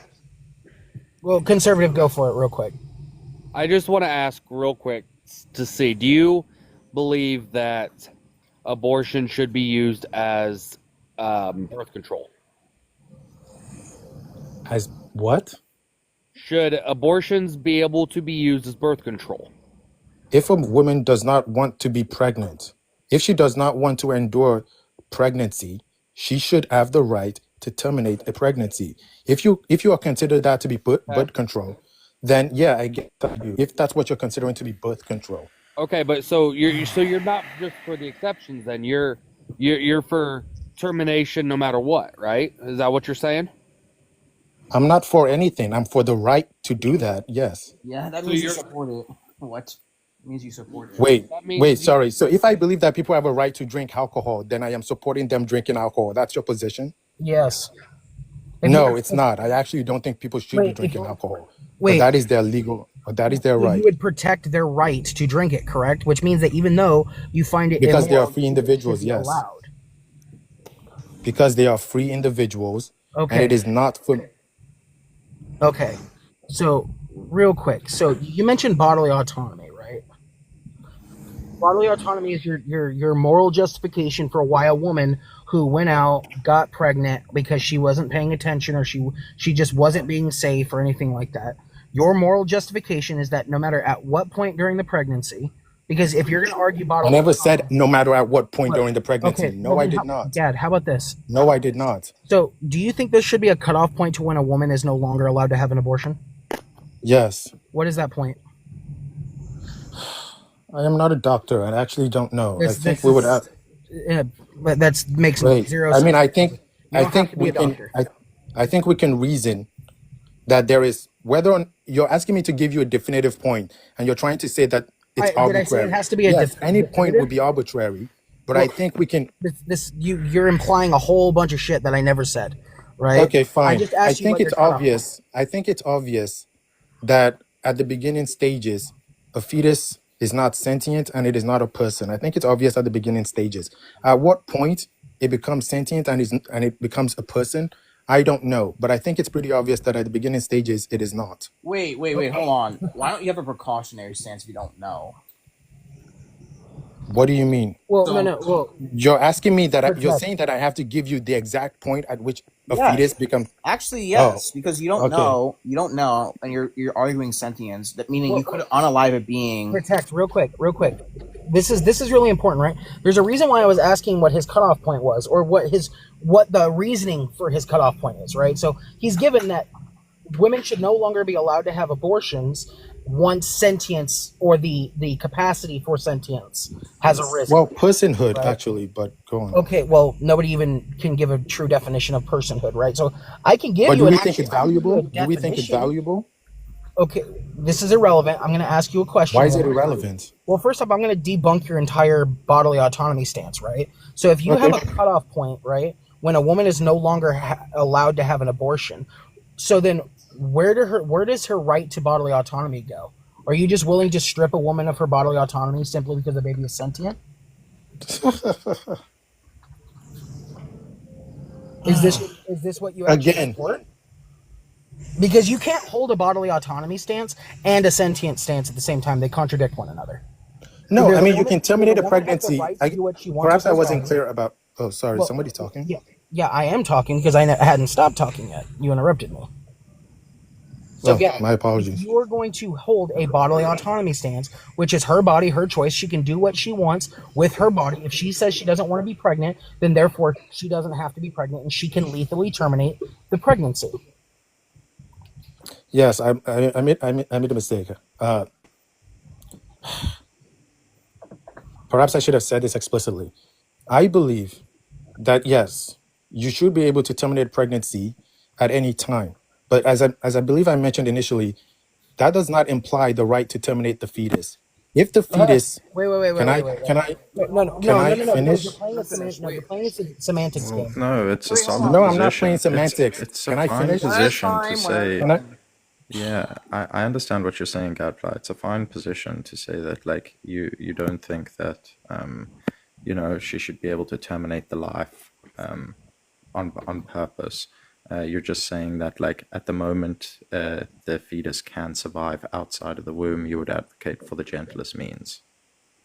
No, I would advocate if the fetus can survive outside by itself, then the state or the government would have the permission to do that. A woman cannot demand the right to terminate the fetus. If she no longer, So you say the gentlest means possible. So if this was a live birth, but terminating the pregnancy, but ensuring the life of the child is preserved, that would be okay. what do you mean by under your view. gentlest means? Like you're not terminating the fetus. I don't know Yeah, what.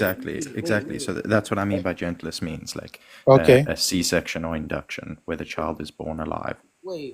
Hold on. Wait, you cared about sentience, not viability. Is that right? Because you mentioned sentience first. Well, I mean, I think sentience is the reason why you can't terminate the fetus in and of itself. What would you consider sentience? Would it be when brainwaves began? If you have brainwaves beginning, would you consider that sentience? Again, if I don't know, I honestly don't know. I think this is part of the reason why this is a difficult issue.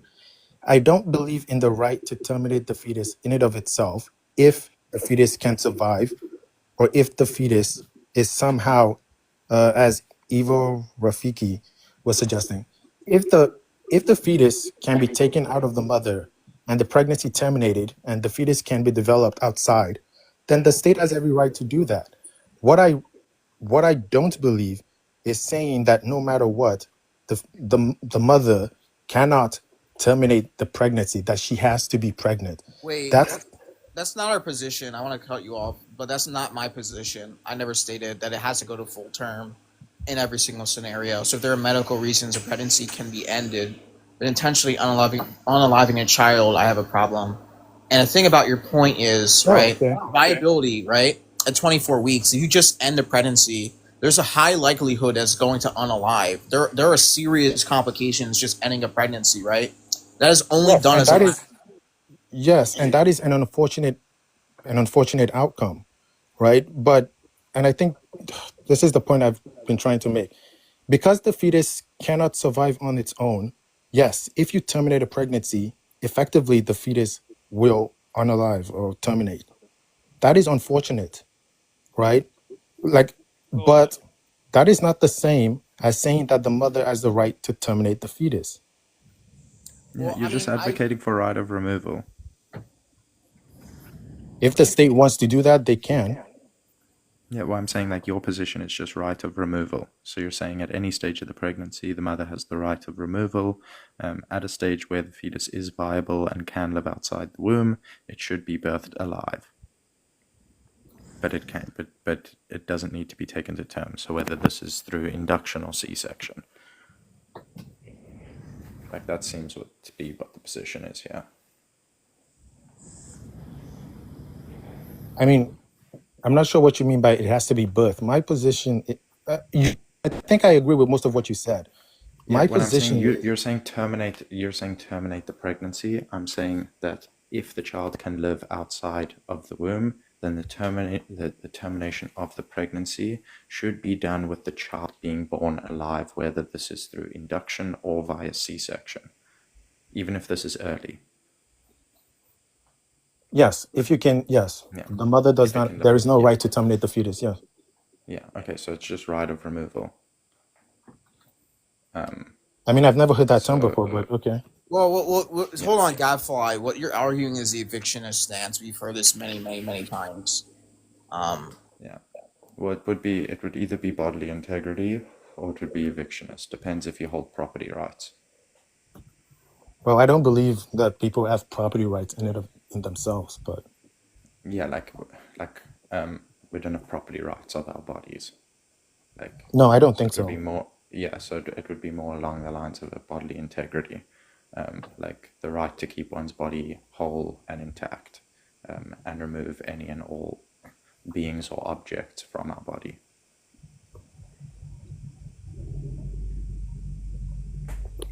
That seems to be the position.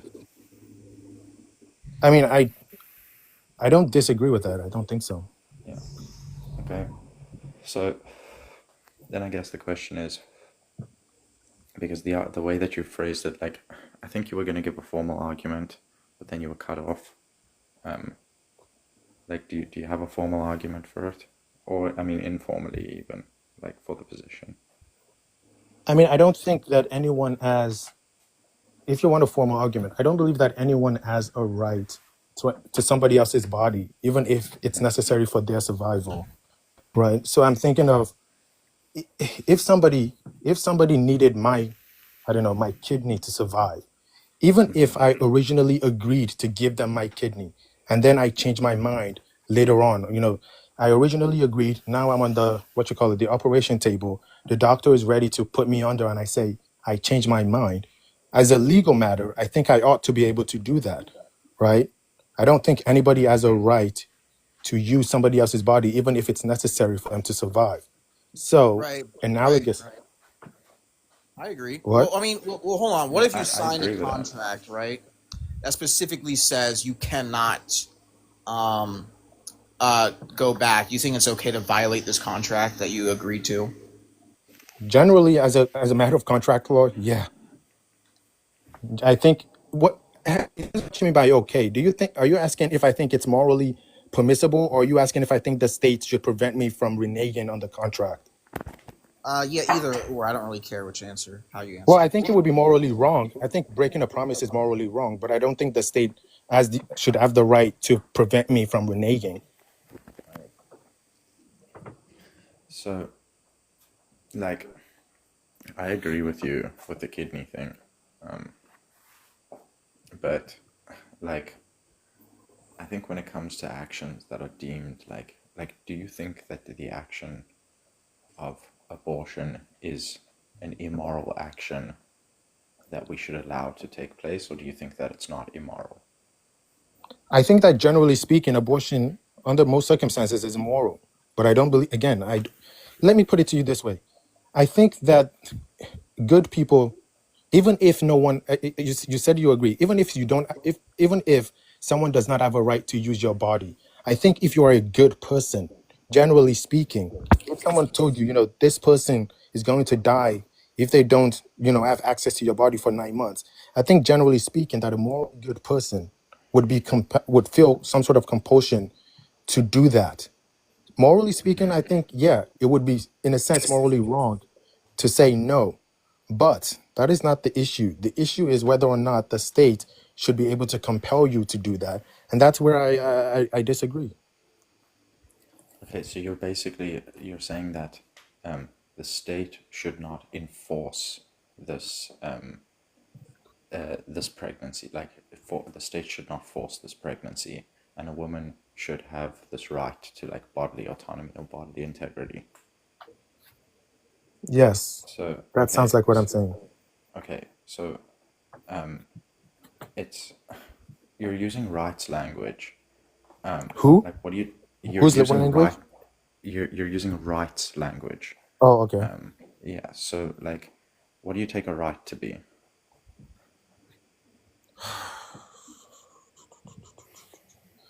I think the simplest definition would be an entitlement. But Mhm. I know I there are agree with some that. philosophers who talk about a right must have a corresponding duty or something like that. I don't think we have to I get think mean, that deep. absent. I think rights are entitlements absent duty. I think like one has the right to vote, but not a duty to vote, or the right to free speech, but not a duty to speak. So I take it to be the Interesting. same thing. Like, I take it to be an entitlement as well.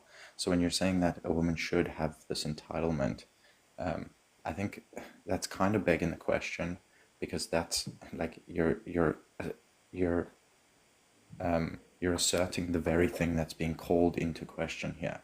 So I guess a relevant Well, the question here is, entitlement, why sorry, should she have this entitlement, or why should she have this right?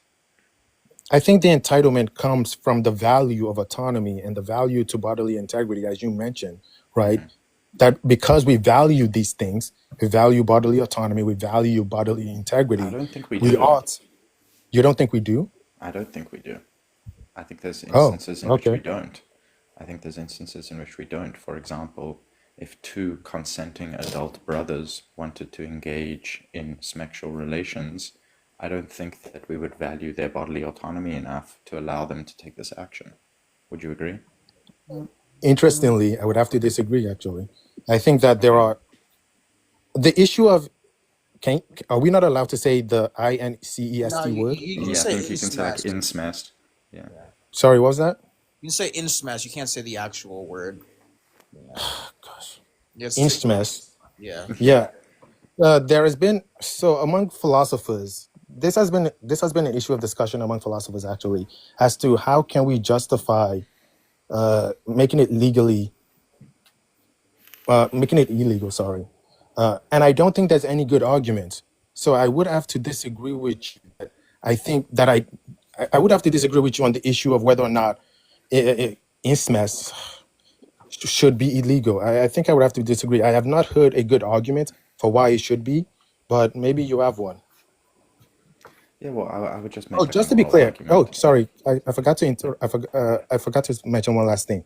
My position is, generally speaking, that we ought to respect bodily autonomy and we ought to respect bodily integrity, unless there is a defeater, unless there is some compelling argument not to do so. So, in the case of incest, I do think that yes, ordinarily speaking, without any other consideration, the right to bodily autonomy and the right to bodily integrity would imply that people ought to be able to do that, unless there are ex, other considerations that outweigh that. Which is why I'm saying I've never heard a good argument for any other consideration that would outweigh it.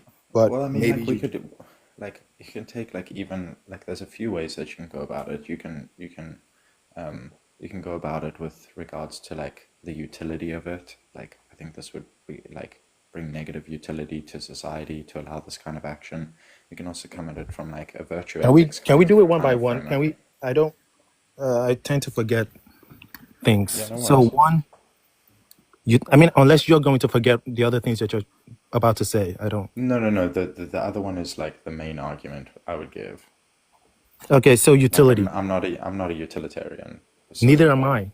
yeah. Neither So am I I. mean, okay. So we can forget the utilitarian aspect of it. So I would say that like The action of incest frustrates the interests of those involved in it. Now, when I'm talking about interests, I think interests are objective. I think interests are the kind of thing that constitute one's well-being. So if I can give you like an analogy, like a sunflower has an objective interest in being in the sun. If I take a sunflower and put it in my garage, I'd be frustrating its interests because I'd be taking it away from this thing that it needs, that constitutes towards its well-being. So the action of incest, I think, corrupts one's mind. And I think this is a reason as to why this would be immoral, because it's a frustration of their interests. It does not constitute towards their well-being, basically. Again, are we simply, just to be clear, the issue is not simply whether or not it is immoral. The issue is whether or not it is the type of immorality that ought to be legislated against. I could find some of your, it seems like the point that you're making is that it is immoral. Do you believe, I assume you, I mean, you seem like a clever guy. I assume you recognize that there are some immoral things that shouldn't be legislated against. Sure. And I'm assuming you're taking the position that this particular immorality is of such a degree that it ought to be legislated against. Correct. And your justification for that is that because it frustrates the individual's flourishing, essentially. Yeah, but I think it's in like a significant way. I think it's in the kind of way that like it corrupts the mind to a very strong degree. For example, like I wouldn't legislate against like people watching pornography, for example. Although I think porn should be banned, I wouldn't legislate now like against people watching it. But when it comes to incest, I think it's a corruption of the mind to such a high degree that to allow this action in society, would have negative ramifications on society. So there is a little bit of utility in there. Like I would hold the same position for like necrophilia. Like I'd give the same argument. I think, no, I understand the argument. It corrupts the mind. Yeah. And the action's taken in vice, not in virtue. You sound like a perfectionist. Perfectionism is I don't know if this is an area of political philosophy that you're interested in, is the idea that the state can legitimately impose legislation, impose rules in order to improve the moral well-being of the society, in order to improve the virtues. Yeah. I disagree with that I do, because I think of a lot of it's just that I think the state. I don't know so much about the state for all things that are like immoral. Like I don't know. I think there's but I do think that like when it comes to virtues, I think that there should be like I think people in general should try and cultivate virtues and good character within themselves. Yes, I don't disagree with that. The question is whether or not it should be legislated. That is, I mean, some philosophers, in certain instances, I think it should. I mean, some philosophers would argue that legislating virtue is counterproductive, because you can't legislate virtue, because to be virtuous is to do the thing for the right reason. If you're doing it because it's legislated against, but I would argue that the Aristotelian, theory of moral development is probably closer to the truth. Yes, you can't. Yeah. Yes, you can't in and of itself legislate virtue, but obviously, the what you call it, the stick can be a strong incentive for people to then explore, their own development, and to explore being virtuous for the right reason. So I don't agree with the counterproductive argument. I just disagree on a more fundamental level, which is it is not your responsibility to make people good. It's yeah, but Well- like then if we shouldn't legislate against these things that cultivate virtues, then like what's the threshold? Because we have laws against rape, we have laws against murder, we have laws against theft. So I mean, I you know, think those are different. There is clear arm. I think that's different.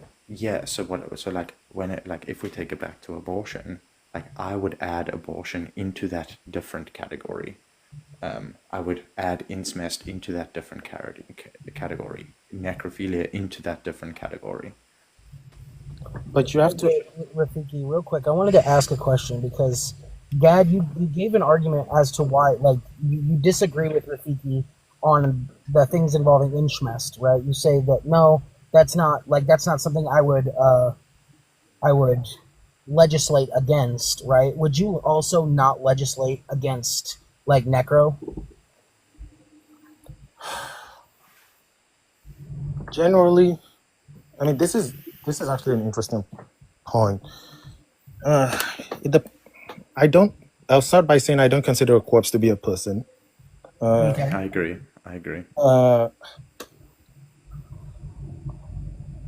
I would have to say that although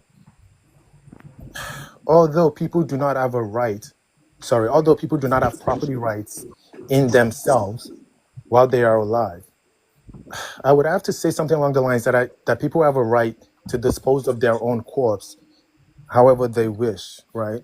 Generally speaking. Real quick, disposal is irrelevant. If they don't have property rights, how can they have the right to dispose of themselves if they are not property? If your body is not your property, then how do you have the right to dispose of yourself in any way you see fit? Yes, this is a legitimate. No, that's a good question. As I said, I don't believe a corpse is a person. While I don't believe that people have property rights in their person, a corpse is not a person. And I am inclined to say, and maybe, I mean, you can push back against this, but I'm inclined to say that while you do not have property interest in yourself whilst you are alive, that I don't see any problem in saying that you can have property interest in a corpse. I don't see any problem there. So if you are dead, then how can you own yourself if you're dead? And then this is it's blatantly obvious that you cannot own yourself if you're dead. So then it goes. The next question would be no, but why can't you transfer? Why can't you transfer that property right before you're dead? Yeah, but okay. So if somebody were to if somebody were to in a will say that I want my remains to be disposed of in this certain way, right? Then yes, I think you would agree that this is something that we should respect, correct? Yes. And this is something that we should require. Well, generally we should respect it. But what was that last part? Well, I said this is something that we should respect and require people to do. To outline how they want to be disposed of before they. Yeah. So if somebody were to write in their will before they pass and say I want to be cremated and I want my ashes to be scattered in the Pacific Ocean, right? You would say that we should respect this. And the next question would be, should this be required? Should they be required to be cremated, or should they be required to write in the? I don't. No. Should you? Okay. Should this be when I say this should be required, right? So let me rephrase this. I apologize for mixing this up. Should we legislate the requirement to follow somebody's will?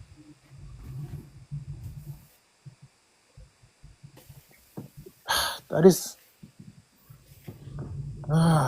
I think so. There are different reasons when it comes to the disposition of property. The general argument for why people say we should respect people's will is that if we have a general rule that says we are not going to respect your will, then that is going to force people to change their behavior before they are unalive, and that there's no good reason to do that. There's no good reason to force people to change their behavior before they are unalive, simply because we don't want to respect their will. So in the case of what makes that in the wrong? case Hold on, let him finish. Let him finish his point. in the case of a corpse, obviously this isn't relevant because you can't really control when you are unalive, when you become a corpse. So the issue of we don't want to change people's behavior doesn't really matter in the case of a corpse because there's nothing you can do to change that. You're going to die. Sorry, you're going to be unalive regardless. So that response isn't going to work in this case. Well, let me ask you a question. Yeah, I think like I think there's something here that like is a little bit strange though, because what if it is the case that the person who is unalived has requested prior to their unaliving that their body, that their spouse, for example, has sex with their corpse? Oh. Can I ask a question? This isn't relevant, if Ivo or Rafiki. Your voice Yeah. sounds very familiar. Do you have a YouTube channel? I don't. Why are you Oh, thinking of never Jake mind. Rattlesnake? That's just someone else then. Anyways, Did you think I was Jake Rattlesnake? no, there's a different guy. I forgot his name. There's this. No, it's not. Never mind. But Nah, you're not so on the YouTube question: right now. should they have the right to say before they pass? Are you saying that their spouse is obligated to do that, or that their spouse can do that? I'm saying would the action be permissible, like morally? That their spouse have sex with their corpse? Yeah, like let's say my wife says to me, and it's written in the will, like Again, morally speaking, if we're simply talking about morality, I am inclined to say no. I don't have a developed moral. I'm relying on my intuition here, which I really that's don't fine. like to do. But morally speaking, I am inclined to say no. But as to whether or not the state should criminalize that, I am also inclined to say no. Wow. Wait, so as a clarification, Can I ask a question? Do you think that's strange? Do you think it's strange to evil? real quick, Yeah, as a Sorry, what's that? clarification, I think it would be absurd to allow for someone to have sex with a corpse, even if the person or the mind that inhabited the organism prior to the unaliving had requested this action takes place. I think that it should not be permissible legally, morally. Why is it absurd? Yeah, because I think that this Is this based on your theory of flourishing again, or? Yeah, like, look, I think we can both agree that, like, you can invoke utility, you can invoke flourishing, like, all of these things that, like, make this action immoral. I'm not a utilitarian, so I'm not inclined to invoke utility. As to flourishing, my response will be, because I feel like when I ask this question, I feel like we didn't go down the train of thought that I was trying to. So sorry. No, you're fine. So I asked the original question of, is necro something that's morally and or legally acceptable, right? So like I wasn't talking about like whether or not you gave somebody permission to do so, right? So I would ask, let me re-ask the question, right?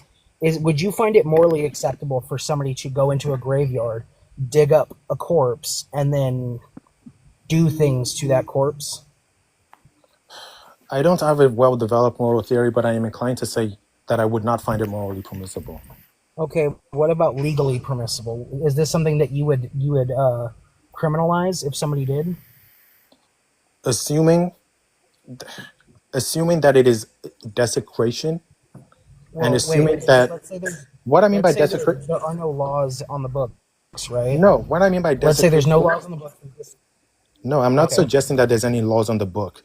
What I mean by desecration is that assuming that the person whose corpse it is that it's not you, that the person is fiddling with, somehow did not intend, nor did they wish for this to happen, and we can still identify said corpse, as in, the person hasn't rotted to the point where it's just bones and we can't identify them, then I am inclined to say, yeah, we can criminalize it. If that's not something that the person whose corpse it is that, they're fiddling with wants to happen, yeah. But here's the problem. You're implying that the person, the person's corpse in question, or the person before they became a corpse, would not have wanted that. Like, right? So if you have just a random corpse, nobody has talked to this person, right? You don't know whether they would or would not find it permissible, right? So in this circumstance, would you allow it? But generally that is how consent works, right? If someone can't give consent, we say you can't do it. We don't say, well, maybe they But would we're have not talking consented. about we're not talking about a someone anymore. We're talking about a something. No, but we Because are you are talking not about someone because you're no there was longer a someone person. before they died. My Yeah, point but is, not anymore. yes, but my point is That that is is the fundamental relevant. issue. My point Well, is no. my point is that it is relevant, but your point seems to be it doesn't matter what they were before, that because they are now a corpse, we should be, my position should force me to say that they should be able to do it. But I'm saying no, it does matter. If the person before didn't want their body to be used that way, I think it's perfectly fine to criminalize it. I mean, if I want to use Yeah, my if I want to this donate is my body, can I? this is what you're not understanding, right? You keep pivoting right back to this person doesn't want this done to their corpse. But I told you that this person doesn't have a yes or a no. There is no back and forth. There is no they may or may not, or there is no like they don't want this, right? It's impossible for you to even know this. And that is So the if point. you're That talking is what about I an said adventurer, initially. That in but you're those cases, in cases where someone cannot give consent, right? Which is what you're saying. You're saying that this person is unalive. They can't say yes or no to anything, right? So we don't know. well, real quick, this is something that you said. You said previously, right? We do not have property rights in terms of our own bodies, meaning our bodies are not our property, right? So you've already made that. You already stipulated this prior, While you were right? alive, yes. No, you said even when you're alive, you do not own your property. Your body is not your property, because you said you're not an evictionist. Well, wait, that's what You I said said. you While do you not are own your alive, you do not have property interest in your person. in your person or in your body. Oh, So are same you a thing. person whether you, so they're the same thing. So in other words, you do not own your body. Yes, while you were No alive. property rights to your body. So then what happens to your body is determined strictly on your mind, correct? That is what is the that is the symmetry breaker, right? It is if you are alive and your body has a mind, your mind is thinking, then therefore you get to determine what that body does or does not do, which is your entailment for bodily autonomy, right? But if you no longer have a mind, right, and you are just a corpse, right? What is the moral wrongdoer in necro? No, Or even I legally, what is the wrongmaker in general? If somebody is unalived, right? They never side one way or another what they want done with their corpse, right? And so it's just up to interpretation at that point. What makes it wrong for a person to have relations with a corpse?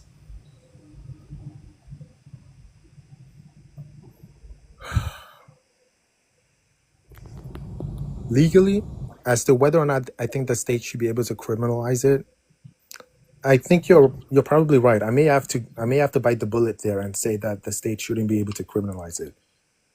Wait, what? Shouldn't? So wait, I mean, you Baby Chewy is making good arguments that yeah. well, you So, Dad, just to clarify this, right? You've already conceded that based upon your worldview, whether you would not legally criminalize Inchmest and you would not legally criminalize Necro. So both of these things would be legally acceptable in your worldview. I can't think of in the case of I think we talked about incest already. Yes, we did. Yeah, And you and I said don't that believe. Yeah, and I don't Inchmest believe would it is not. the responsibility of anybody to advance my flourishing. I don't believe it is the responsibility of the state to advance my flourishing. If I do not wish, So wait, you don't.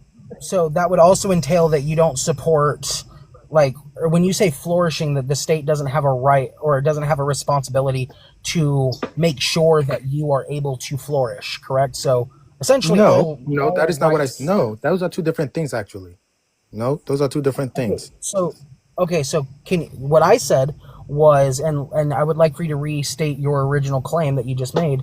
afterwards. So what I said was is that the state does not have a responsibility to maintain or to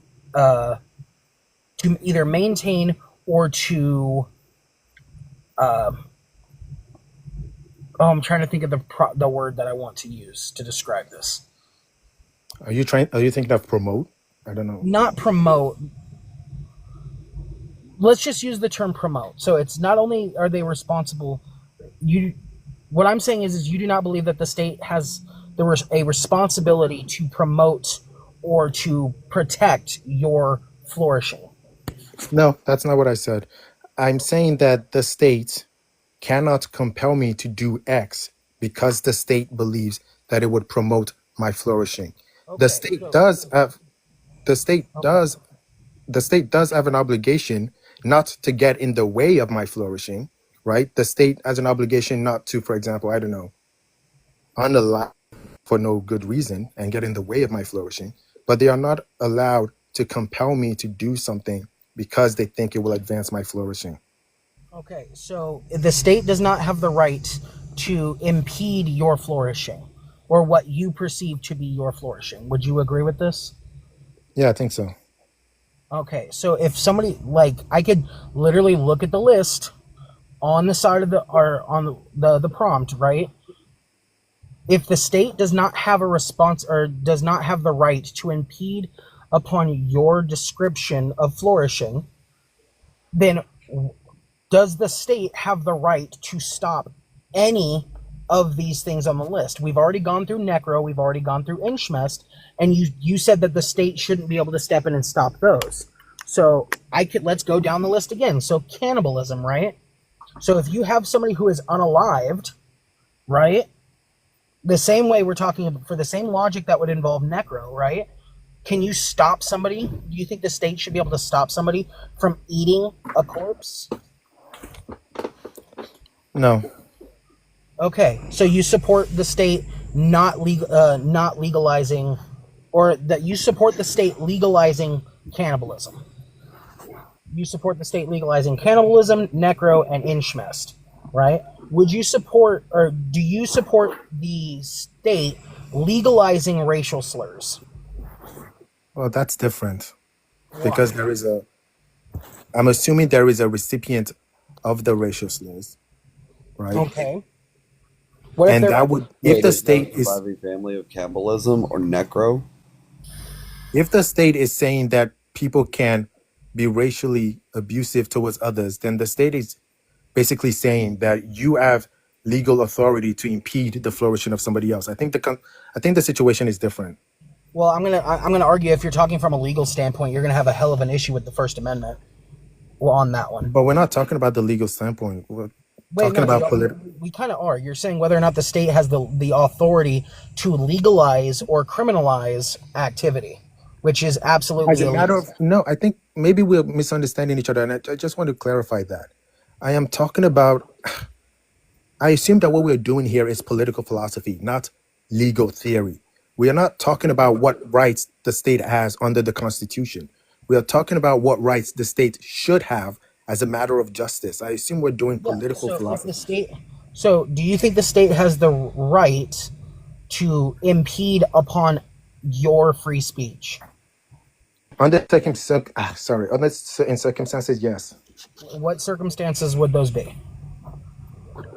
Defamation, libel. Okay. So lying. I would argue racial slurs also, to the extent that there's no evidence of like, you could argue slander, you can argue libel, you could argue defamation, even though defamation is extraordinarily difficult to prove in court, right? But it can be done, right? So we can argue those, but how does that also imply racial slurs? If it is not the government's responsibility to tell you, the citizen, what is or is not flourishment, right, then how does the state have the right to tell you what you can and can't say? If you believe that would... Why should we... What is the distinction between that and libel? Why do we care about libel? Well, real quick, what is libel? I know what libel. I think that is actually... Is that The distinction is whether or not it's written or spoken. I don't know which one is which. Yeah, so right? libel is written, slander is spoken. Yeah. Okay. Yeah. So why do we care about it? So yeah, my question is what is liable? Generally, it's when you promote some sort of falsehood, knowingly promote some sort of falsehood about a person that is detrimental, right, to their In other words, lying about them, correct? Yes, that's what lying about intentionally them? promote falsehood. Yes, that's Okay, what. so are racial slurs lying? They're disgusting and abhorrent, but can you classify them as a lie?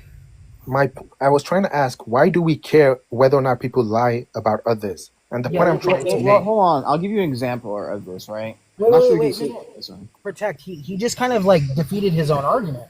Why do we No. care whether or not somebody lies about us, right? If we shouldn't care about whether or not somebody lies about us, then why should the government be able to step in and That's tell not us the point I'm that trying to we're not allowed make. do it? That's not the point I'm trying to make. You thought I was trying to go somewhere else. I am saying we care about whether or not people should be able to lie about us because of the effect that it has on our ability to go about in the world. If somebody lies about you, If somebody lies about you, if somebody tells you, if somebody, like for instance, if I were to go around and say that Gad is X bad thing, right, and you are not X bad thing, I'm not gonna throw out a slur or throw out something like some kind of claim against you because I don't know you well enough. So I'm not gonna do that to you. So let's just say if I were to say that Gadfly is X bad person, right, something that society deems to be immoral, right, that does something to one's character. And it tells when you Yes. tell a lie, it is saying that that this person is not trustworthy. This person is something that we deem to be disgusting, immoral, or wrong, and we should not allow this person to continue, whether in any sense of Yes, the word. and racial How does- slurs have a similar consequence. How? If somebody walked up and called me because You I'm a don't think Hispanic, that calling Wait, people? so wait, hold on. Let me ask you. So if I called Baby Chewy a cracker, right, which we all know the meaning of cracker, right? So if I called him a cracker, how is that a lie? His ancestors did hold whips. They did, right? He is hold white. on, pause, hold the fuck up. I am Native Nobody American. said it was a lie. Hispanic. The point I'm trying to make. But is that the boy, if you're white, I'm part white. Wait, yes. hold on, guys. I gave an example. I was going to give an example, right? I'm not sure you can say this word, but like somebody lied about Cardi B having, I'm not sure you can say the word, but STDs, and they like lied about it, right? So, and then herpes. yeah. So she went to court against that person for making that up. So that's an example of that. Yeah, this is something that could genuinely cause harm. It could keep her from finding other suitors. It is a lie. So if somebody were to call someone a racial slur, how is that in any way, shape, or form classified as a lie? It is wrong, it is disgusting, and it is abhorrent, but based on your logic, it should be morally acceptable. Or even it- better, at the very least, if I called legally Chewy a peckerwood, that would be not a lie because he is partly white. Okay, move. Okay, Yeah, let's let's be careful so we don't get taken down. But Get mad at me for the white ones. They get mad at me for all the other races, but they don't get mad at me for the white ones. Yeah, we should move on. Yeah. So yeah, Gad, where is the defamation? Where is the slander? And where is or libel? I never said that defamation and slander should be the only reasons why. Well, we have a justification. We have a justification for the other three, but there is no justification under your morals or under your framework for. Yes, I do think there is a justification that if the state allows people if the state in a country that has a history of discrimination, that has a history of that type of thing, if the state says, yeah, it's okay for you to use that type of language to disparage a particular minority, then yes, that is going to affect their ability to flourish. And that would be a problem. It would affect their ability to go about in the world, just like libel affects your ability to go about. No. So here's the difference, right? So if somebody were to come up, or if somebody were to come up on this panel and say that Baby Chewy did X, Y, and Z, and all of these things are illegal, or all of these things are bad, right? or if someone were to come up and say, Baby Chewy is a liar, right? He says he did this, but he didn't actually did this, right? And my livelihood depends on whether or not I'm able to do those things or not, right? Would that not affect my capabilities to make money, to be able to live? You can't Yes, make that same. You can't make that same claim when it comes to racial slurs. If somebody walked into a But room, why do and we have to make the same claim? Is what I'm getting at. Why do we Well, have to make the same claim? here's the thing. This is what you're failing to understand. If somebody were to come up and lie to me, this isn't some or lie about me, or lie about me to other people. This would have real world consequences and effects that could affect me, right? But if somebody were to come up and say a slur, how would this actually affect me? And so my question would be, why should I care? Because the reason why I should care about the lies is because that could actually affect me in my real world life. I also wanted to Why clarify should I care about? a slur is not only for minorities. Webster Merriam as well as Oxford kind of stand by this. Big screen there, PTV. Need big screen because I got Merriam Webster up on my background. So yeah, a slur is not only for minorities. Just to get that out there, like a slur could be said for anybody, like period, point blank. Wait, hold on. Let me say the Gadfly's point because we talked about this in the live earlier, right? So we were talking about grief, right? And the effects like false rape accusations have, right? It can lead to them taking their own life, right? So that effect, right? If you're falsely accused, your life is basically ruined. You can argue, right? And you said if that is like statistically like shown, that would change your stance of whether we legalize grief, right? That's what you said earlier in the live. No, I think I would still I would still criminalize rape because of the infringement on bodily autonomy to the victim. I'm not sure what. Right. Well, but like the effect, right? Like the part that Baby Chewy is saying, right? So like the effect, like what that does, right? If you're, because we were talking about like if abortion was banned, except in the cases of rape, that more accusations would come out, so a lot more people would be falsely accused. So the cases, right? That effect that it would do on the people, that would ruin their livelihood. Like you're And that is a reason to criminalize false. That would be a reason to criminalize false accusations. right. I don't have a problem with Here's the that. fundamental issue, right? So, by what metric are you using to describe racial slurs as lies? But I'm not saying they are lies. I am saying that those are not the only things that can be detrimental to someone's livelihood. Lies are not the only. Real quick, so this is really important. Protect. Can you pull Prairie up on the big screen for us? Because he's got the definition of slur. So, an insult or disparaging remark or innuendo, a shaming or degrading effect, a blurred spot in printed matter. We're not talking about the part 2, right? But let's look at the A and B, right? So, an insulting or disparaging remark or innuendo. So, if I were to come up to you, Gad, and call you a big meanie head and a poopy head, right? I was like, guys, Gad is just a poopy head, right? Should I be held criminally liable for calling you a poopy head? No, Chewy. Oh, but why? It's a slur. I think we both know that's not what we're talking about. But yes. Okay, so if I were to, definition of a slur, it meets the definition. If I were to call you, and if you were to come up to me, right, or if let's say Prairie came up to me and said that I'm a gay poopy head, right? Right? That is something that would involve my gay boy. sexuality. Hello. Yeah. If you were to come up and call me that, right? Should he be criminally liable, or should he be held criminally liable for that? No. Why not?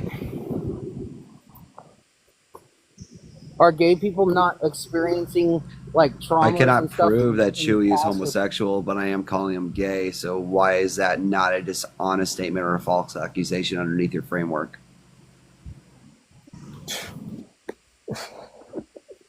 Because that doesn't have any consequence to his image. Like, yeah. How does it? Wait, it doesn't. Calling It someone doesn't.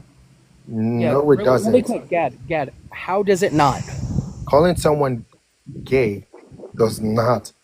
That in maybe I don't know. Maybe I'm Well, moving around. hold on. Well, now it doesn't, but back then, oh yes, if you were, that's Then yes, Kind of someone can does. sue If you you for work for like a defamation. Christian company, it Yeah, could get you then back fired. then someone could sue you for defamation. Okay. Okay, but we're not talking about whether or not it's a lie or not, right? Well, he said it's a lie, but Yeah, but I wasn't, right? So if you were, okay. if Prairie came up to me and called me a gay poopy head, right? That is a gendered slur. If he called me a Hispanic poopy head, right, that is now a racial slur. So then, under your framework, why is that permissible? But somebody calling me an F slur, or somebody calling an African American person the N slur should be criminalized? Because it sounds to me like If it your doesn't only affect justification is that you heard the if the word. society is such that it doesn't make any difference, then it shouldn't be. Wait, but it doesn't have any Society effect is on you such. now. Wait, the Okay, then society it is shouldn't such be. currently that it doesn't affect Like I anybody. said, my position is that the government should get in the way of people's flourishing. If doing that does not get in the way of people's flourishing, then yeah. So I'm really confused. So you're okay with necrophilia, you're okay with inchmest, but you're not okay with somebody saying mean words? I said if it doesn't. Yeah, so Again, like the this government is what's does really, not. really I mean, funny, I could right? argue. Like, what I I could said argue is not me calling incorrect him. based on your premise. one at a time. Wait, One wait. at a time. If Chewie was a snowflake, right, and Chewie had really soft feelings, I could argue this would disparage his mental capacity to continue day to day life, proving mental trauma, which is emotional distress under civil law, right? So that would be a disparagement to him, which fits the definition of slur, and also still fits your moral framework of this now causes him problems in his day-to-day life. Just the fact there's not an employer or outside body that would view Chewie differently. Chewie now views himself differently because I have hurt his feelings and calling him a I gay mean, boy. if you do it repeatedly, then it would be harassment, and yes, that should be criminalized. So wait, so Saying only the same thing harassment over and leads to over mental again is not trauma. classified as harassment. Wait. Real Only quick, so Yes, what if is you the legal continue to, definition for harassment? if you continue to, I don't know, knock on someone's door every day to call them whatever it is you want to call them, then yes, that is harassment. Wait, so that only harassment leads to mental trauma in your framework. No, I don't think that's necessarily true. So you admit then But it that would was be the example true that that you if I gave called him when a I was gay boy explaining. one time, One at a time. so you would admit that if I called him a gay boy one singular time, that in itself could constitute to mental trauma. If that constitutes to mental trauma, then that does disparage him from living day-to-day life, and therefore you would have to concede that I should not be able to call anybody willy-nilly a gay boy. If you know for a fact that it would cause him mental trauma and you do so with the intent to cause him mental trauma, then yes, that should be Okay. criminalized. If So wait, can I so if you can I real quick, finish? yeah, no, this is actually insane, right? So if does this only apply to slurs or anything on the planet? Because if I were to come to you, or if somebody were to come to me, let's say I don't believe in cars, right? Cars are classified as automobiles with three or more wheels, right? And I were to come up to them somebody were to come up to me every single day, right? And say that cars can have less than three wheels, right? And they said it over and over and over again, right? Which is a fact. Or no, so let me rephrase this, right? Because I fucked up my own analogy, right? So let's say that I do not believe in something that is factually true, right? For instance, the sky is blue. Or the sky can be blue, right? And somebody does not believe that the sky can be blue or is blue, ever. And I come up to them every single day and say, hey, the sky is blue, which is a known fact. It is a scientific fact that the sky is and can be blue. And I say this over and over and over again to them. And this causes you trauma, mental trauma and mental harm Is this something that should be criminalized? It is not enough simply that it causes. It is not enough. It's not that any amount of harm should be criminalized. If what you are intending to do, for example, is to, I don't know, push someone to the point where they have a psychotic breakdown, if that is what you are intending to do, then yes, I think that there should be laws that prohibit people from intentionally trying to cause people mental breakdowns. So you're telling me that if there was a person that was going to have a mental breakdown because I said that the sky is blue, right, over and over again, I know it's going to affect them, but this is such a blatantly obvious fact that anybody within their right minds would understand, yeah, this person is really freaking weird and we shouldn't listen to this person, right? This person's psychotic. This person is like having mental like trauma because you stated a scientific fact, right? Then based on your logic, this person should be held criminally liable. Even Wait, though what? what they're saying Wait, is a no. scientific fact. And Wait, they know I'm not. it's going I'm to cause confused. them Who are we holding criminal liable? The person with the that weird. is no, the person who is saying that the sky is blue, and they know this person is going to have psychological trauma because of this. What you are saying is that we should criminalize people for saying biological or scientific facts because they infringe upon somebody else's like mental state. No, it's That not is a matter of exactly what simply.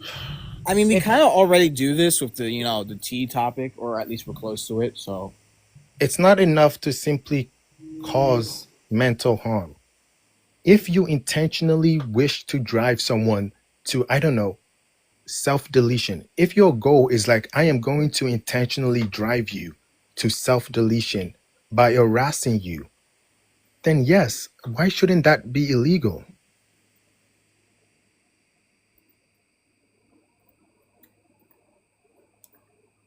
I apologize. I got a phone call. What did I miss? I mean, it could apply to literally everything, though. Yeah, What do I you think mean? I already know exactly Can what's you? happening. What do you mean it could apply to anything? Yeah, literally, it could apply to anything because no matter what you say, if it causes trauma to somebody, if it causes mental trauma to someone, and you continue, It is to not say it, enough trauma. You keep saying it's knowing that trauma. I let am me not saying finish. just trauma. No, I was trying to get there. If you know that saying something is going to cause them mental trauma, and you continue to say it, knowing that it will cause them mental trauma, you are saying that this should be held. These people should be held criminally liable, no matter For how harassment, true, yes. no But matter how again, true or factual that statement is. for harassment and for intentionally inflicting distress, yes. For intentionally inflicting distress, like, why do you think? Can I ask? Do you honestly believe that if someone knew that someone was, I don't know, had a mental illness, if you knew that someone had a mental illness, Real quick, this is what's really, really funny, right? And like, I want to ask you this question. You claimed previously that you were already a lawyer, or you were studying to become a lawyer. I'm assuming that it's more likely than not that you are studying to become a lawyer and you are not actually a lawyer. I've already Right. studied. Why is that relevant? Yeah, no, because you have it sounds to me like you have a fundamental misunderstanding of basic terms and what they mean, right? So what is the What definition of term? harassment in the legal sense? It depends on the state. I am in New York. I think we have an harassment law.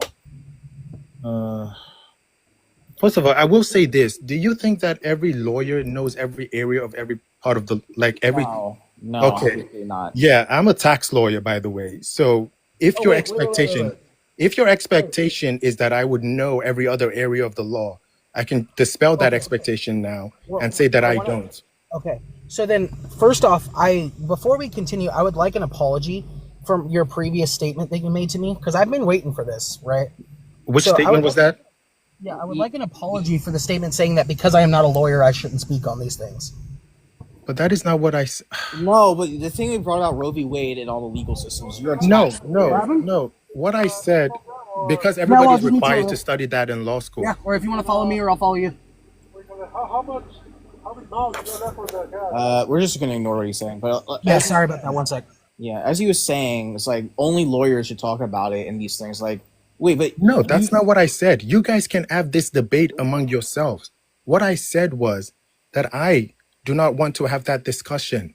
And I think I should be free to say that. I don't understand. I wasn't trying to insult him. If he took offense to that, I genuinely apologize. That was not my intent. I don't gain anything by insulting people. And I don't think it contributes to our discussion. I wasn't trying to insult him. You guys can debate among yourself the Constitution and all of that. What I said was, I do not want to debate these issues with a non-lawyer. And I don't think that that should be offensive. But if he took offense to that, I apologize. wait, I mean, if you don't want to debate these issues, then like, why are you like up here then? Yeah, I don't want to debate the Constitution. I am fine debating the morality or the political philosophical implications. That's what we were talking about, the Constitution. So at the end of the day, I absolutely do take offense to it, because you're essentially saying that because I do not hold I don't have a piece of paper that says that I can now practice a certain field of work, that therefore I'm not worthy of the conversation, right? That is not what I said. Again, No, this is not what I said. This is what you are implying when you say it, right? So let's use this as an example, right? Do you think, can I ask a question? Do you think if a medical doctor says, I don't want to debate the effectiveness of, can you say the V word? I don't even know. Don't say it. Yeah. Don't say it. Okay. If a doctor says they don't want to debate the effectiveness of the V word with a non-doctor, do you think that they are inherently trying to insult someone? No. No, I believe that not necessarily an insult, but the insult can be implied, and it is not up for you to decide what is or is not insulting. But So I didn't say it for me to decide. And I said, as I said repeatedly, if you in fact took insult to that, I apologize. It was not my intent. What I'm saying is you shouldn't automatically assume that I was trying to insult you. I was not. And I've said repeatedly, Well, then let's use that logic, right? Let's use that logic, right? And let's apply it to what you were talking about when it comes to harassment. Okay. If you're incapable of determining whether or not somebody's actions are malicious in nature, right, which is what is required for something to be classified as harassment, right, then how can you argue that me saying that the sky is blue and somebody taking offense to this or being mentally traumatized, right, should be held criminally liable? 1 second. Sorry. Because for it to be classified as harassment, you have to prove It depends under the state. intentions of the It depends under the state. In New York, for example, it would be harassment if the person has the intent to harass, annoy, or alarm the other person. And the offense. Can I finish reading it out? Wait. What were the three claims? Because I'm going to cut you off right here, because this is important. What were the three things necessary to prove harassment? The person has to have the intent to do so. Okay, what were the other things that proved intent? What are you talking about? It says the person must You have said harass, annoy, and what or else? alarm. Harass, annoy, or alarm. So if you just annoy somebody over and over and over again, this is harassment under New York state law, and you can be held criminally liable for annoying someone? It says that the offense must also involve causing or inflicting. Hold on. Maybe I need to. Again, this is not my area of the law. I don't do harassment law. Let me see if I can actually find the actual language. A person. Okay, so it says harassment in the first degree.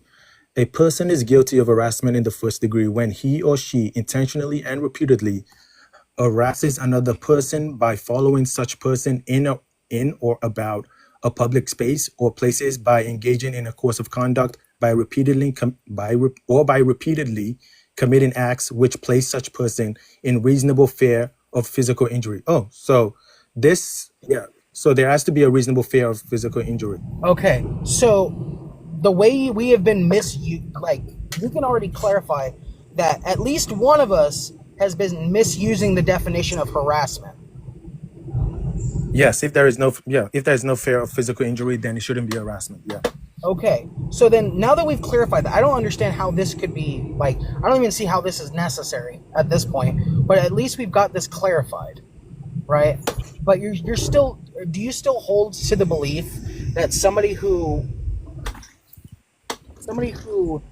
says something over and over again to somebody, and that person finds this to be like traumatizing, right? Is this still classified as harassment under your worldview? Well, I mean, legally, no, it wouldn't be harassment. But are you asking, do I think it should be harassment? Yes. Do you think it should be harassment under this worldview? If you are repeatedly,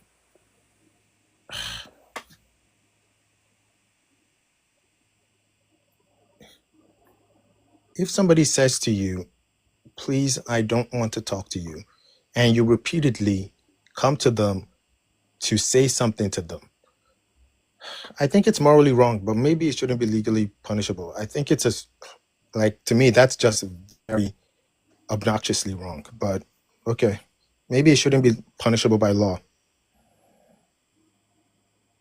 Okay, now that we've cleared this, now do you understand why when we're having a moral discussion, you shouldn't ever bring up whether or not something is or is not legal? Are you going back to the Roe v. Wade issue? No, it's just everything that this whole conversation has been dependent on whether or not something is or is not legal.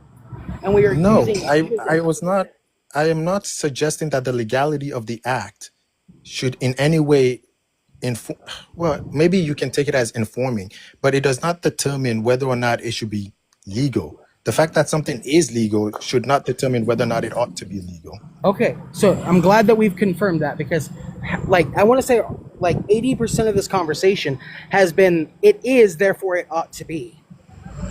No, We're talking I'm about sorry things like if I I'm harassment. sorry if I led us to that track.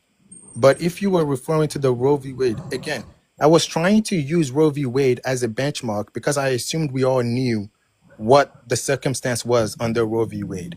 I was not trying to suggest that because Roe v. Wade was law, therefore abortion ought to be legal. That's obviously a silly argument. I was using Roe v. Wade to describe my sentiments as to what I think ought to be the case. Okay, so it wasn't that you think that because Roe v. Wade was a law that therefore that's what we should hold to. What you're saying is that this was law, and I believe it still should be law. Yes, morally and as a matter of political philosophy, I think it ought to remain that way, yes. Okay, so now, at least we understand that. Sorry, there's a lot of background noise. I realize that. One sec. So, fundamentally speaking, right, there are many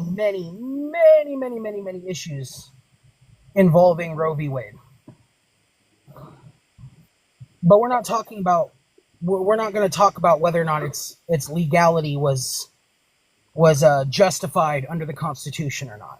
But I want to get back to the original discussion at hand, right? So under your moral framework, on the list of things that Protect had up on the screen, the first four you would find legally, or you would find permissible, meaning that you would not legally, or you would not criminalize these to the legal stance. You can also add the next one, hard D's. You can also add that. Okay, so hard rugs you find permissible, meaning that these, like, you would not criminalize the use or the ownership of said items, correct? The use, yes. Okay. Whether or not you can criminalize the production, that's a different issue. Okay. Well, so I would argue, like, why would you have an issue with the production of a substance but not in the use of said substance? Well, I mean, for starters, the production, you can argue that the production increases Well, obviously, you have to. First of all, you would have to control the production. You can't just produce it and sell it to anyone. You can Why? still, for example, have age restrictions, right? Just because just because it might be legal to use it doesn't mean that you ought to be able to produce it and sell it to anyone. So at the very least, it Would would be this an would this issue that you apply would have to to. would this apply to other substances as well, like alcohol or like marijuana? Yes, I would. Uh, Definitely with alcohol. Yes, I don't actually know the effects of marijuana. I don't. Yeah. So marijuana has virtually or pretty much not exactly, but pretty much the exact same side effects as tobacco products. Is that true? Yes. The inhalation of carcinogens can and will or can lead to Is things marijuana a like carcinogen? yes, absolutely it is. I had no Anything that idea. is burned and inhaled is classified as a carcinogen. Or any toxin that is inhaled can also be classified as a carcinogen. Which marijuana is classified as a carcinogen. Yeah. Okay. So, do you think that you shouldn't be able to grow your own Mary Jane in your backyard? Oh no, if you're an adult, you should be. Oh, so But you should be allowed to do that, but you shouldn't be allowed to make alcohol? no, I didn't say you shouldn't be allowed. We were talking about age restrictions. That was the No, issue, no, no, no, right? no. No, the issue was, right, the original issue was that you do not believe that you should be able to create hard rugs on your own without them being what's the word I'm looking for? Without them No, what I being said was we would have to police the sale, right? You can't produce it for sale to, for example, children. I think we can still legitimately criminalize that. okay, so you're saying that you can make your shrugs at home, you just can't sell them to kids. No, yeah, you can't do that. Okay, so you're okay with the creation, the manufacture of the shrugs as well. You're okay with the For your manufacturing. own You're just adult use, if you can, for your own adult use, assuming that you don't, for example, endanger your neighbors, because some hard rugs require in products or whatever. yeah. If you're I know doing it what for you your mean. own use, I know then what you yeah. mean. So you can create it for your own use. Should you be allowed to create it for resale? I don't like to sell it to somebody else who wants it. Yes. Again, we would have to police. You can, I think, in an ideal world, in a world where we can, for 100% certain, ensure that such rugs will not be sold to children's and minors. Real quick. This is completely irrelevant. That we don't live in an ideal world, and I Yes, what I'm apologize. trying to say is that Go down a line of thinking. the state may have justification in a non-ideal world to say that because we cannot prevent, unless we criminalize it, because we cannot otherwise prevent it from being sold to minors, we will therefore criminalize it, even though ordinarily we wouldn't have the power to do so in an ideal world. That is the type of argument that I'm making. Yeah, that's blatantly irrelevant. We don't live in an ideal world. It would be completely idiotic for us to create argumentation based on an ideal, quote unquote, ideal world that does not, cannot, and will not ever exist. Human beings are human beings. Nature is Okay. nature. There is no way to change said nature. Again, I think that the criminalization of the sale to Back to the people would back to the still be. argument. Well, so back now that we're talking about this in the non-ideal world, do you still stand by the argument that you should be able to manufacture and sell these hard shrugs as long as they are not being sold to children? Yes. Okay, so that's now that we've gotten that one out of the way. Hard shrugs. So you're okay with cannibalism, necro, inchmest, hard shrugs, racial slurs, right? Now let's move on to bestiality. Do you notice Would what you just did? under- Do you notice that? Do you think you don't think you were being disingenuous by saying that I am okay with these things? No, not in the slightest bit. If you are not willing to to legally criminalize or criminalize in general an action, then therefore you are for it. Okay, that is I You think are that not. is a silly and wrong position. But we No, can if move you're on. not willing to, if you're not willing to stand up to something that is immoral, at the very least say that it is wrong and it should not be allowed. Then, if you're going to take the stance that it should be allowed, which is what your argument is it should be allowed, then what is wrong with me saying that you are okay with this being done? Because there is a difference in recognizing that people have rights and that they ought to be able to do something.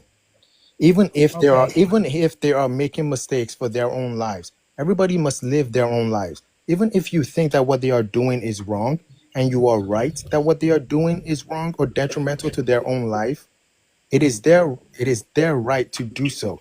Doesn't mean that you are, What if it doesn't mean, infringe? can I So, finish? It doesn't mean that you are okay with it. If one of my friends is making a terrible decision, I believe it is his right to make that terrible decision. Doesn't mean that I'm okay with my friend or that I'm happy or that I am pro my friends making terrible decisions. And I think it is disingenuous to suggest otherwise. Well, either way, well, let me hold on. Either way, how does your friend have a right to perform cannibalism? Like, what's the argument for that? literally, you're arguing, Gad. Your entire argument is going down the list. You're saying that you have the right to cannibalism, necro, inchmest, hard shrugs, and racial slurs. This is something you are saying you have the right to these things based on your own argumentation. And I would argue that even so, like, let's go down the list. Let's keep going down the list. If you are going to say that these things are rights, you have a right to these things, right being a moral or legal entitlement or privilege, right? You are saying A that legal it is entitlement, okay not a for people moral to do these entitlement, things a because legal they have the. entitlement. No. A right is a moral or legal entitlement or privilege. That is the definition Yes. of a right. And I am saying in this case, I am not saying that they have a moral entitlement. I am saying they should have a legal entitlement.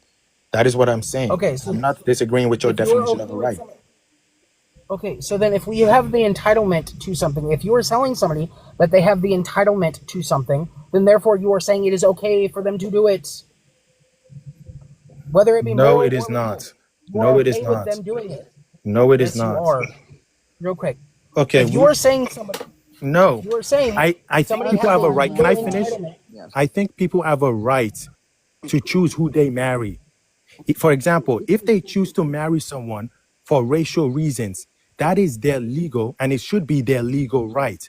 Doesn't mean that I think that it is okay, doesn't mean that I approve.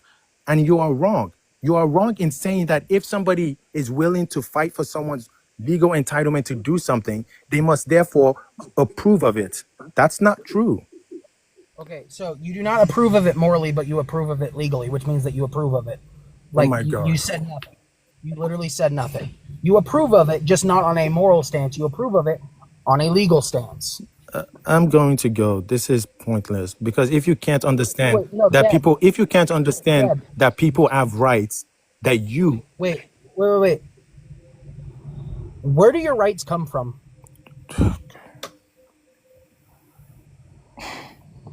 Because we keep saying we have rights, and you have argued that we have a right to all of these things, which means that we have an entitlement, and you believe that we should be entitled to these from a legal standpoint. I already clarified and corrected myself. You are saying you do not agree with it morally, but you agree with it legally, which means whether you support or whether you want to say it out loud or not, you are in support of these actions one way or another, whether it be legally or morally. In this case, you are arguing for it to be legally acceptable, and you think it is legally acceptable, and you think it is legally okay. well, that last part implies a statement about the current state of the law. I don't think that, Oh my gosh, let's not do the semantics, bro. Come on. no, I think that they ought to have the legal right to do it. Yes. They ought to Yes, so have then you support them having that right legally. the legal right. Yes, I think they ought to.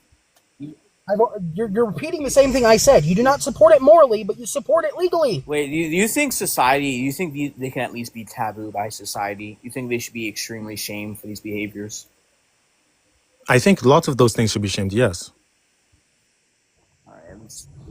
Okay, but this is irrelevant. That last bit was kind of irrelevant. Whether you think should be shamed or not, I right? was answering a question. I don't If understand why you asked me a question. well, I'm not necessarily going after you, Gad. I'm not necessarily going after you. And sorry, Protect. It kind of sounded harsh. Yeah, it's all right now. It's I all right. apologize.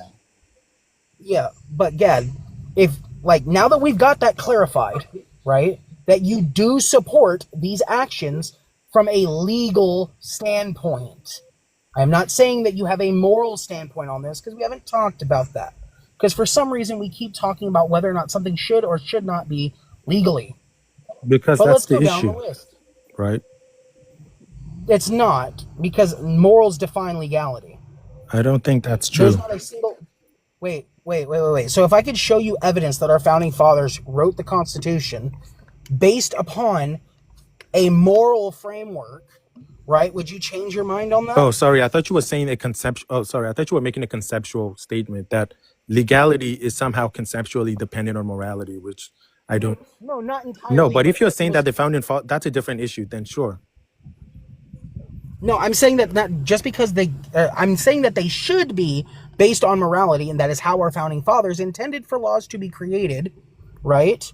Based on a certain moral standpoint and framework, right? Laws are no longer created that way, and that's why we have to argue via moral and or legal. So we're talking about legal. Do you think that bestiality should be moral or should be legally accepted? I think you can. I think there are arguments to be made that it is an arm issue. I think you can compare it to animal abuse. I think that could. Okay, wait. You can compare it to animal abuse, or it is animal abuse. I think it Keep is in mind, we're animal talking about whether or abuse, not- and that is why Okay. you might criminalize it. Okay, so let's take this out. Let's take the animal abuse part out, right? We're on an island, right? We are going through a list of things that we should and should not be allowed to do, right? Legally, right? There are no animal abuse laws, right? So should you be allowed to have intercourse with animals? No, because I think it would be abusive. Wait, baby Chewy, you can just stipulate. You can just stipulate that it's a corpse of an animal. Well, no, I'm not even going to do that because although that would be a very quick and easy way of doing it. But I want to ask you, so why is it morally acceptable or why is it legally acceptable or no, oh my gosh, I'm stuttering and I apologize. Why is it not legally acceptable for you to have intercourse with an animal? Why isn't it, or why shouldn't it be? Those are two different questions. I'm not sure. Okay, why shouldn't it be legally acceptable? Because I think it is abusive to animals, and people shouldn't have the legal right to. Why should I care about whether or not it's abusive to animals? Do you eat animals? I actually agree with the vegans. I think there are good moral arguments. That's not answering my question. I asked you, do you eat animals? Those are two different issues. Not everyone. I am not perfectly in line with my morality. I am not a perfect person, and I am Okay. trying to admit that I agree with the vegans that I ought not to eat animals. I generally avoid it, but I have done it occasionally. Okay, so why is it that you shouldn't eat animals? Well, depending on assuming that you unalive them, it would be a different issue if the animal just died of a natural cause. But assuming that you unalive them, I think it is wrong to Okay. unalive sentient creatures. Okay, so and then what is the reason for you not being allowed to have intercourse with the animal? Because it is abusive to animals. How is it abusive? I think forcing yourself on an animal that doesn't want that. I mean, this is like, it seems to me, again, maybe I'm wrong. I don't know. I'm not I don't know what you call people who study animals, but it seems similar to me to beating animals. And I just think that's wrong. Yeah, zoologists. I think that's what they're called. But yeah. Okay, so then let me ask you this, Gad, right? So let's say you like animals in that sense, right? And you go out into a field, right, with a bunch of sheep, right? And you just take off all your clothes and then you get down on all your hands and legs, or hands and knees, right? And an animal mounts you, and you guys do the deed that way. Should that be acceptable? I haven't thought about this issue. I am inclined to say no. Why? You can't argue that the animal didn't Like I consent. said, I haven't thought about this issue. I would have to revisit it. Well, start thinking. I would have to revisit it. Maybe I'm not. Maybe I'll probably come back on this live again. But yeah, I would have to think about that. Well, because let's be honest, if your question or your argument is that it's abusive, right? I asked you, how is it abusive, right? You said it's akin to beating an animal, right? But if that would imply I understand that your point, and I understand the point that you're making, and I am telling you that I will have to think about it. Yeah, so I want you to think about it eventually, but I'm going to re-outline the premise, right?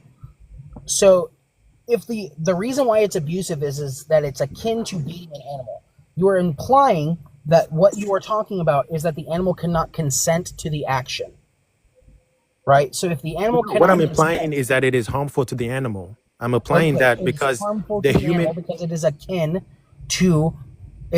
to beating the animal, right? You were saying it is harmful. You keep going back and forth. It's harmful. It's harmful. I understand that, but if the animal's doing it by its own choice, right, then how can you classify it as harmful? Like I said, I would have to Keep in think mind about for it the more. people in the comments section. No, you should not be allowed to do this. It's fucking icky and disgusting, and it should be criminalized. But I'm trying to get Gad to determine whether or not it should or should not be.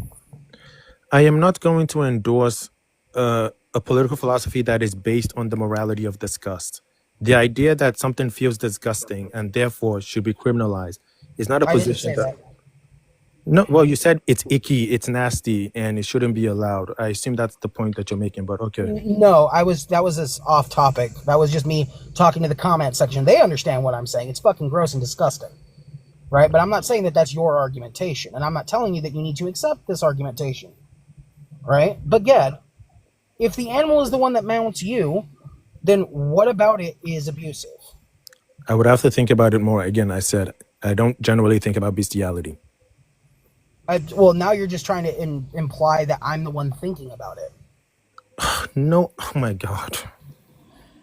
I said I don't generally think about it, so I don't have a well thought out position because I don't generally think about it. How is that applying that you think about it?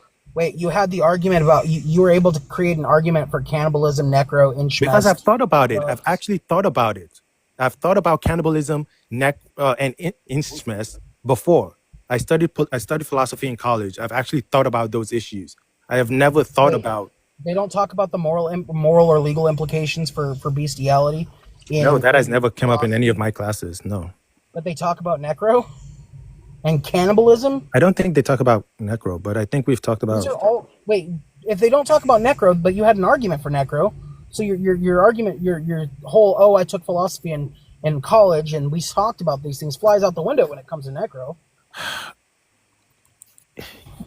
I didn't. Oh gosh. I am not trying to suggest that. I'm not trying to suggest that every argument that I have on this issue was discussed in college. I am saying that in my personal life, I haven't thought about bestiality to have a well thought out position on it. Yeah, Gad. Here's the fundamental issue, and I think we should probably end it here because we've already gone down some of the most vile and disgusting of them, right? That people would agree. You had an argument for them. I think the reason for it is that you were able to make an argumentation for all of the other ones because it was consensual. There's not a person involved, so therefore it's okay. You were able to justify all of these things due to some logic.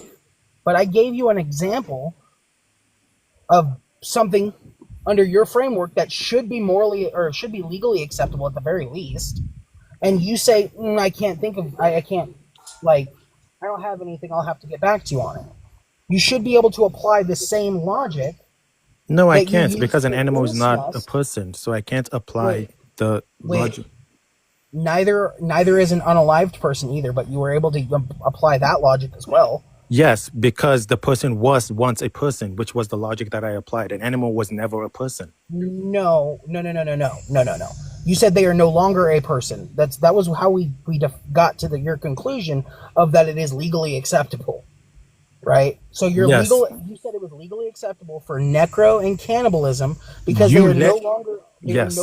human beings, or they are no longer a person specifically. Yes, and it is therefore not yeah. And so it doesn't matter But if that is they not the once were. but that is not the case here. An animal an So animal it's is not not a a person, person. but it is a sentient creature. And I Do we can't grant rights from a legal standpoint? Do we grant rights to non-persons?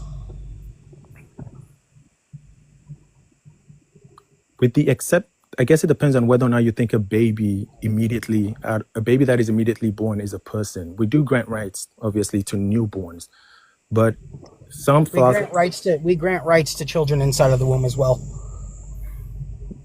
I'm trying to answer your question, but generally, we don't generally grant rights to non-persons. But again, depending on your philosophical take on whether or not a newborn is a person, that would be an exception. But generally, no.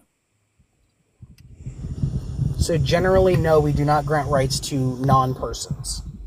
Well, All we right. don't grant them legal rights, but yeah. Well, no. I said we don't grant them rights. My question was. Oh well, I mean, I think. Oh, sorry. If that's your position, then I think moral rights, yes, sure. I think sentient creatures, you can say they have a moral right to live or not to be unalived. Okay, so let me give you an example of something, right? So bald eagles. It is, as of right now, it is illegal for somebody to destroy a bald eagle nest and to destroy a bald eagle's eggs. Should this or should this not be legally acceptable? I don't have any thoughts on it. What do you mean? It's not. Yeah. It is. Sorry. It is illegal, right? As of right now, it is illegal for a person to just break or destroy a bald eagle's nest or eggs. I understand that part. Should this be legally, or should this not be legally acceptable? Meaning, should it or should it not be legally acceptable to destroy a bald eagle's eggs? Like I said, I don't have any thoughts on that because I don't understand the arguments for why it is. Is it a protectionist issue? Yeah, Are they trying to prevent them from extinction? Yeah, I think so. Yeah, for some animals, like I think sea turtles as well. That's another law. It's very similar to that. I think they're an endangered species, so I think that's why. Okay. Yeah, but like, why should we prevent them from going from extinction?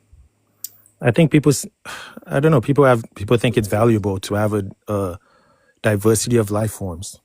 I'm not asking you what they think. I'm asking you what you think, based on your. I haven't thought about this. I haven't thought about conservationism. I don't really have an opinion. But here's the thing. Why should I care? Why should I care under your legal framework? Why should I care about the protection of a bald eagle's eggs? Right? Because it's not just bald eagles we do this to. I mean, some people you could make the argument that the ability to explore nature is conducive to human flourishing, and that if the government allows for the extinction of the natural world, that it would effectively be. Again, I haven't thought about. Is it the destruction of the bald eagle species that is going to end all of nature? No, but Then that's irrelevant. I can make that same argument for any species. Wait, hold on. I mean, Can I ask something on this? Yeah. This is actually kind of perfectly tied into this. I'm curious, Gadfly, if you can answer this. Since you think that the government has some sort of a role in preventing the extinction of animals, for example, what if, hypothetically, 100% of African Americans were deciding to get abortions voluntarily, not by force? They were all 100% choosing to get abortions. Do you think the government has a role to step in and stop them from going extinct? No. There you go. You don't see a distinction. You don't see a distinction between infringing upon the personal liberties of people Wait, and wait, wait, killing. wait. How is that infringing upon the personal liberties of people? So you're How saying would you that how the would you government? prevent them? How would you prevent? How Let would me, you Gab, prevent? Gab, you already clarified previously. So what is the purpose of the government? What? What is the purpose of the government? Because I feel like this will answer so many questions. Generally, I suppose you would take I would take the position that it is to create an orderly society in which people enjoy basic rights, including economic rights and whatnot, that would enjoy their basic rights for the purposes of their individual flourishing. So the protection of said rights is irrelevant to it. They're just allowed. They're just supposed to be there to make sure that people are people are there. People are doing what they want. No, they're supposed to Stop people protect their from. rights because they are necessary. The exercise of those rights are necessary for human flourishing. Okay. I'll just extend this out then. What if 100% of all humans of all races were getting abortions? Should the government step in to stop the human race from going extinct entirely? Again, the right you weren't here before, but the right to as I understand it, and my position is, the right to terminate a pregnancy is not the same as the right to terminate the fetus. If the government wants to Okay. extract, Oh Lord, have mercy. Do you know what the definition of an abortion is? Because I think you're under this interpretation, right, that an abortion is just the termination of pregnancy, and that's incorrect, I right? never said I was. I said whatever you take abortion to be, Wait. women should have the right to terminate a pregnancy. Whether or not that is the same as the right to terminate a fetus, I don't think it is. Wait, so you see a difference between the right to terminate a fetus and the right to terminate a pregnancy. But if somebody else were to say, yeah, it's the right to terminate a fetus, you'd say they have the right to do that too? No, I would not. Okay, so this is why I asked you what the definition of abortion is. Because by your definition If you're asking me of abortion, go ahead. birth is an abortion. Under your, your definition, birth is an abortion. Because it is the termination of pregnancy.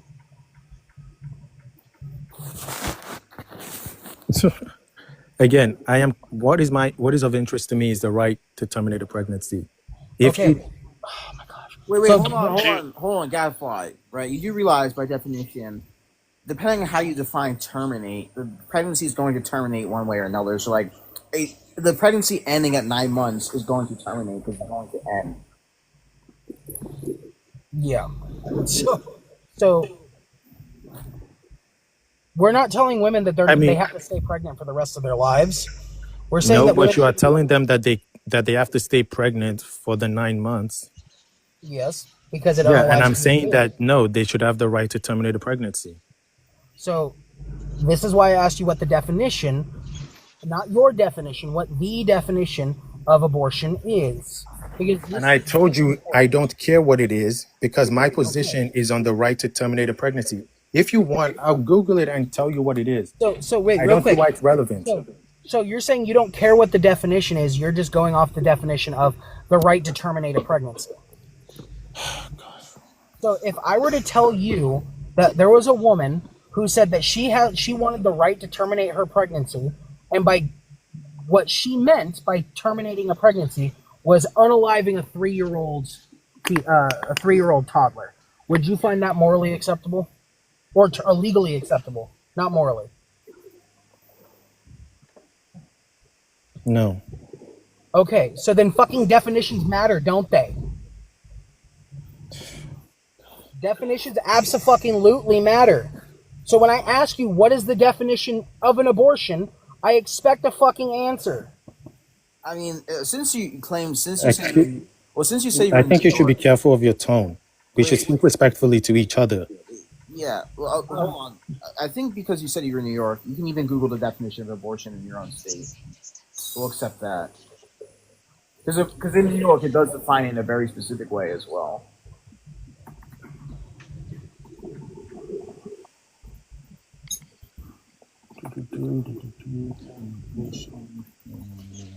Can I throw a couple questions out there? Yeah, in the meantime. Yes. So I was just gonna ask, Gabflat, do you believe that men and women both have duties? Do humans have duties? Yes. Like men have duties, women have duties, right? Every moral agent has duties. Right. So what would like some men's duties be? I don't think duties, I'm not entirely sure why duties would be gender specific. Well, I mean, how could they not? There are certain things that women can do that men can't, just like there's certain things that men can do that women can't, right?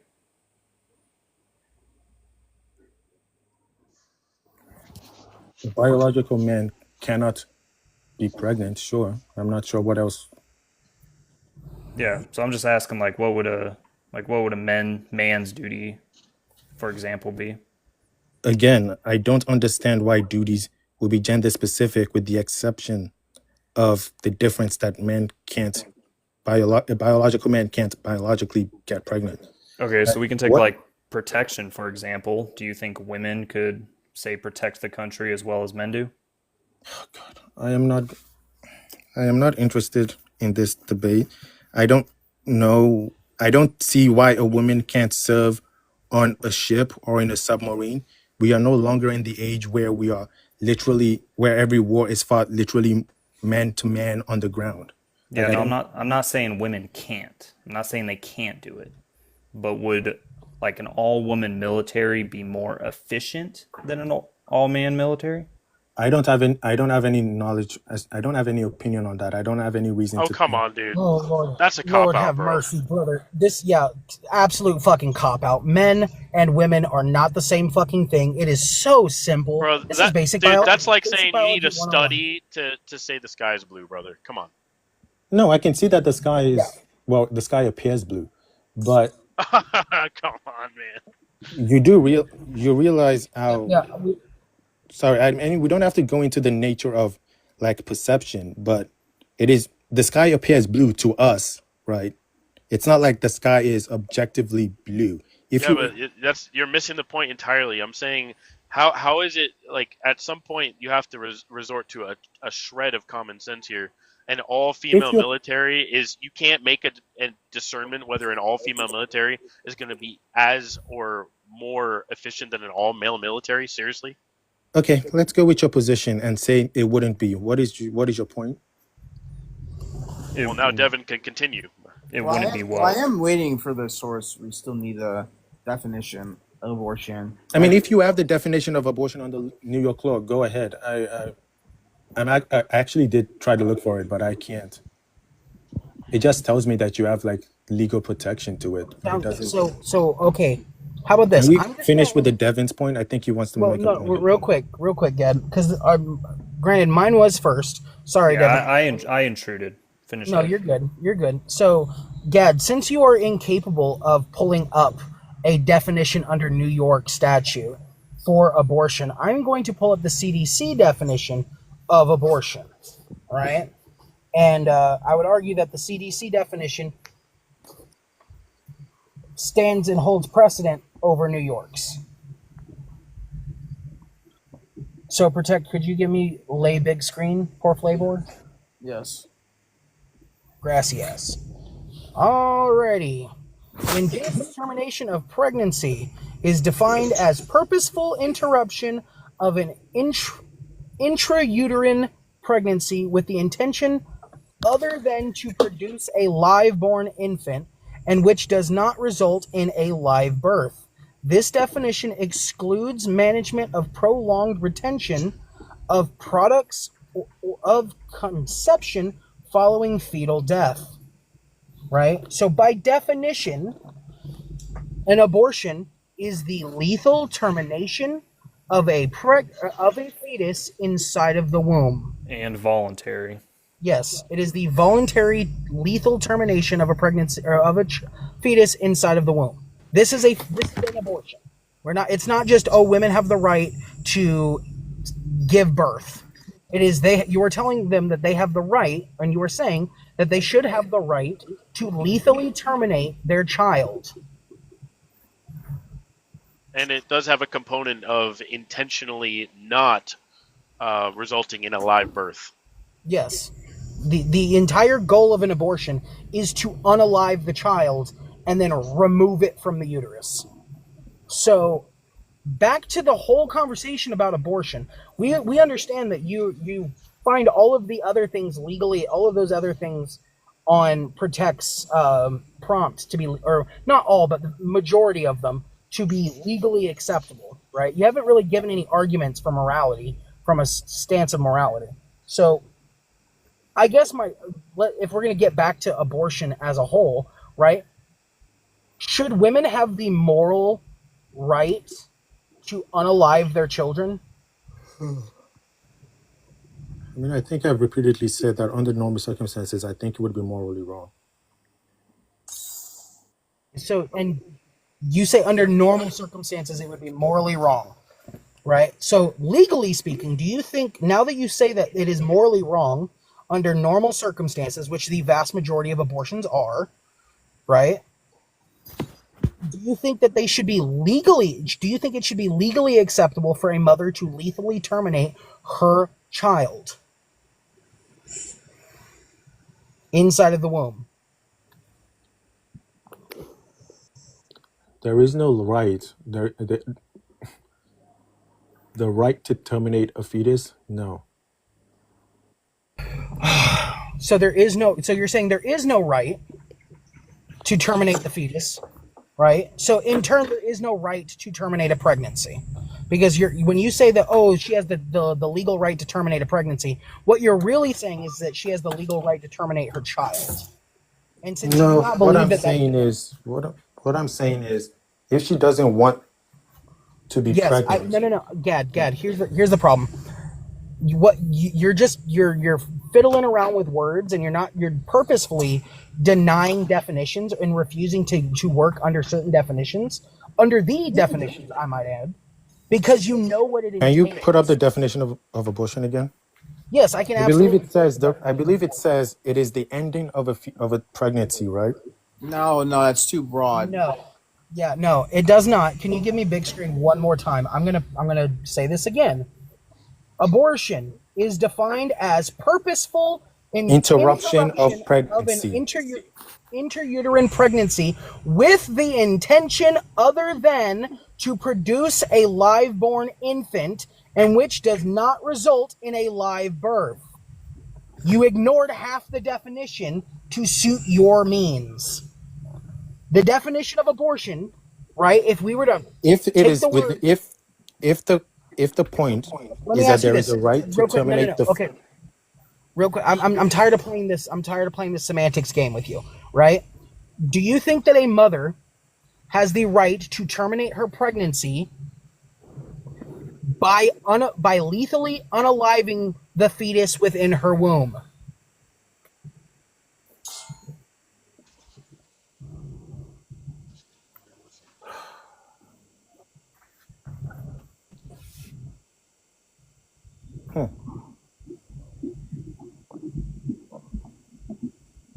Because any other I definition believe you would give, I if you, believe if it, I believe if that if a fetus is viable and the mother wants to terminate the pregnancy, she can, but she does not have a right to terminate the fetus. I mean, okay, we talked about this earlier. Do you know the complications the child is going to get if they just end the pregnancy at like 22 weeks? The probability of it What was that? is very low. Yes, and that is an unfortunate circumstance. so let me But ask you if this: based on let's take this definition, right? Let's take what you were no, if talking your about. position is that I do not believe there is a right to an abortion under that definition, right? Then sure, I am willing to concede that. Well, real quick, you've already conceded it. You already said that it is neither morally or legally acceptable for a mother to terminate the life of her child inside of the womb. You've already conceded this. No, I did So not. based on, Well, yeah. yeah, Okay. and then you immediately turn yeah, around. Another time. if Let, it's let me no, finish. if it is viable. No. You didn't say this previously. So Oh my you don't God. get to stipulate it later because you realize what Why what can't you I said change my was. mind in the course of a discussion? Because, What, like, are you because at ang- this wait? Are you Gad, trying? Is this what this is to you? You're trying to win a no, debate.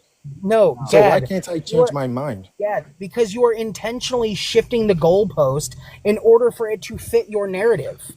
No, I am not. I am saying if the fetus can survive on its own, and the Okay, doctor says we can just remove this fetus, and it will, and there is a okay, shot at life for this fetus if okay, we remove it, then yes, the mother does not have the right to say terminate the fetus. okay. So let's say you have uh conjoined twins, right? And there is a surgery that could separate the conjoined twin B from conjoined twin A, right? Conjoined twin B is unconscious, right? But will gain consciousness in a certain period of time, right? Let's say it's 7 or 8 months, right? Does conjoined B have the right to separate him or themselves surgically from conjoined twin B, even if it means that conjoined twin B will have less than a 30% chance of survival? It depends on how you understand bodily autonomy in that context. Whose body is like? It depends on how you understand bodily autonomy Yeah, in that if you context. wait, yeah, it's irrelevant because the same concept applies, right? The fetus inside of the womb is not part of the mother. She doesn't. It is a separate human organism. Then there Just should be because it no lives problem. inside of her is Then completely why is there a irrelevant. problem of removing it? If it is I a asked. separate, Yeah, if it Gad, is a, did you not? Were you not listening to me? That's the whole purpose of me asking you the hypothetical. That was the whole purpose of me asking you the hypothetical. So if you have two conjoined twins, right? Conjoined twin A and conjoined twin B, right? And conjoined twin B is unconscious and will remain unconscious for, let's say, 6 or 7 months. And whose we know body that is it? Whose body is it? they are both they both And have that their is the own point. That is bodies. where I disagree with in the case of Yeah, a mother and a child. they both have their own bodies, completely individual bodies, but Then they how are are they attached conjoined? to one another. Attached How where? are they? Like, what do you It mean by? depends. It really depends on where they're attached. Some of them share like one heart. Some have their own hearts. It depends on the type. Conjoined twins. Exactly. So, like, where are they attached? But they are attached superficially, right? Let's say to the skull, right? Then But yes, if you are conjoined twin A would have the right if there are if you what you're saying is that conjoined twin A has a separate body and B has a separate body, but they're just attached in the skull and they're not sharing a brain or anything like that, then yes, conjoined twin A should have the right to remove him or herself. Yeah, I should admit that those types of wait, surgeries are almost. even this. Wait, real quick. This is what's fundamentally like. This is what you missed in the argument, right? Or maybe you just don't care. I said that the conjoined twin B will have less than a 30% chance of survival. And I But think that is if irrelevant, left, yeah, but unfortunately. if left, let's say 7 or 8 months, right, then the chances of survival will become 100%. And that is unfortunate for conjoined twin B. Oh, But so you if just don't what give you're a shit about that other human being? oh my god. No fucks given, just bodily autonomy. I get to essentially unalive other human beings because it benefits me Yes, if mentally. they are attached to you and you have your own separate body, yes, you should have the right to unattach them. It's unfortunate that they would, as a consequence, because they cannot survive on their own, perish. That is unfortunate. But you are not obligated. I think you shouldn't be obligated legally to use your body for somebody else. Do I think you should do it morally? I think that would be the morally nice thing to do. Yes. Morally nice or morally obligatory? I don't This actually is know. this is Maybe actually why Devin was asking you all the questions about duties, is to get to the deeper worldview. Because right now, all you're showing is that you believe in unfettered liberation with no duties. Yes. legal duties, not No, no, moral. no. That's no. He didn't say legal or moral duties. He just said duties in general. And you Yes, kind which is of ambiguous, and I'm asking him to clarify. okay, Devin. Do you want to take over real quick?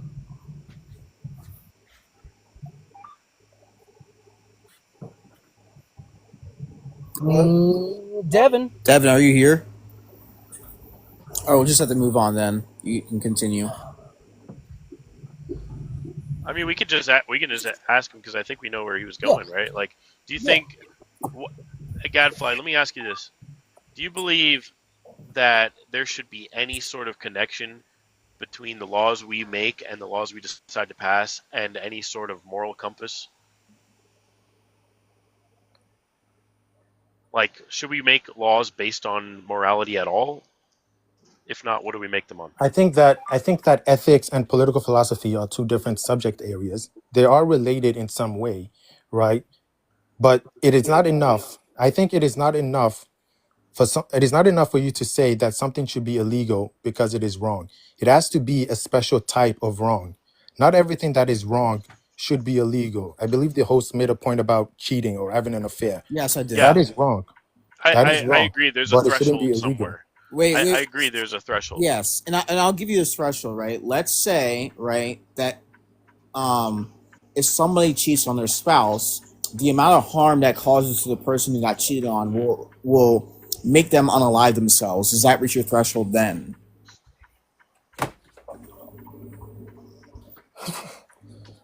Wait. So like, because someone got performs like infidelity, right? And their spouse, sees this and is aware of this, and they're so heartbroken by it that they unalive themselves. Does that reach your threshold? And what if we had I like a have to say statistic? no. What if we said? What if we had a statistic that this happens like 70% of the time?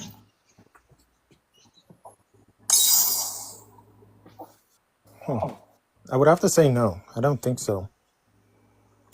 Really? Okay. What about 80% of the time? Because I mean, you're saying the same thing about But like there are two I'm not. The reason that I'm objecting is because I am not willing to. I don't think I'm going to accept the causal claim. The other person is a free individual. They are responsible for their own life, right? I don't think it is enough that Wait. Before you continue, Ged, do you also not support laws that's like against, I don't know, bullying or cyberbullying? I mean, you've convinced me, Chewy. I mean, your arguments about They weren't my arguments. I was pointing out the absurdity of yours. But if this is the argumentation that you want to go down with, then go for it. That's fine. I Do you mean, if think they're we should have laws an against adult, cyberbullying? yes. I think it would be different if they're children. But if they're an Why does adult, it matter? then Why does it matter if they're children? Are children not capable? why does it matter? Wait, are children not capable of deciding certain things for themselves, or are children not capable of discerning certain? Not at an early age. I don't think so. Not at an early age. I think as a matter of biology, they are impressionable. Okay. It's just the way the brain is at that age. Right. So then, what age would you say it is no longer acceptable for you to cyberbully? Or what? I don't. I'm not a biologist. I don't know. I think whenever one becomes cop-outs, bro. Like, this is basic biology 101. Basic biology 101, right? When does a human being become fully developed? I don't know. What is it? Oh my lord! So the human brain does not become. Can I ask a question? Why are you so surprised that I don't know something? When does a human being for become? an individual who is who is collegiately educated, like, it seems to me that like my barely obtained high school diploma has taken me much further in understanding the world than your college education has. And I didn't study biology in college. Yeah, I didn't either because I didn't go to fucking college. All right. Anyways, basically, we're trying to No, say, but you didn't answer the question. All right, When did he's they trying to become say, fully right, that the brain develops at age 25. So, like before, you not have Okay, cognitive so yes. Continue. That is when, the human brain does not become fully developed anywhere between 24 to 28 years of age, right? So let's just take the median, right, and say 26, right? So let's just say it's 26 years of age, right? At what point should you or should you no longer punish people for cyberbullying? At the point where society thinks that someone should be fully developed. If it's 26, then fine, 26. Society isn't who decides what is fully developed or not. That's not how that works. But we have to draw a line somewhere in order to organize it. Gosh. Okay, does society determine biological facts or do biologists determine biological facts? Biologists do not determine anything. They observe the world and they Wait, discover facts. wait. They discover facts. Okay. So then, by that logic, nobody, right, determines anything. Everybody just discovers it. Because there's nothing on the planet, no thought, no logic, no reasoning, no anything that was created or developed or discovered by anyone. Or not discovered, but nobody created anything. Everything was just discovered. Even math. What are you talking about? Somebody created the iPhone. I'm not sure what. No, they didn't by your own logic because they took things from other sources and then applied them in different Nobody methods. So they didn't just manufactured the create it. iPhone. Nobody manufactured There's the a difference. iPhone. There's a difference between building something and Science discovering is something. different. When scientists study the world, they are not creating anything. Physicists do not create the laws of Yeah. physics. So then They when discover it. okay, do you not see the difference when I didn't say that who gets to discover what is biological fact? I asked who gets to decide what biological fact is. Do we take a popular vote and ask society what biological facts are? Or do we ask biologists who study biology what is biological fact? I think the input of biologists would be very useful. Yes. Wait, so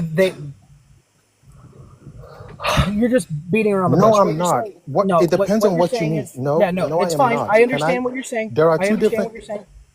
I understand. You're saying that it's not just biologists, but society as well. It is Well, everyone that decides. I mean, society has to enact laws.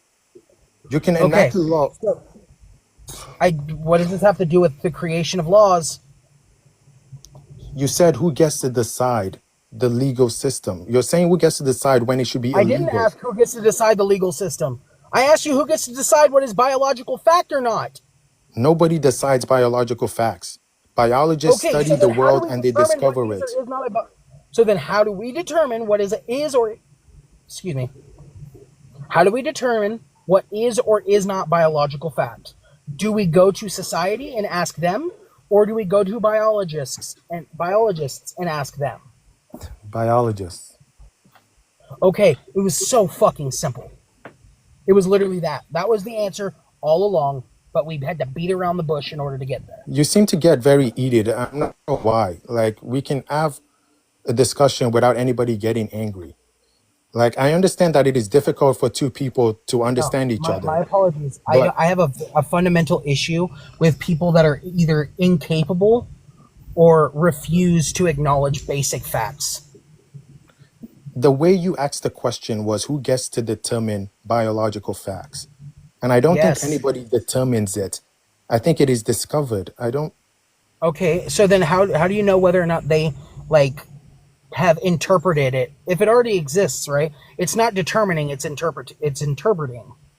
Right? So who gets to interpret it? And if you, no matter what your answer is, the next question is going to be, how do you know whether they're right or wrong?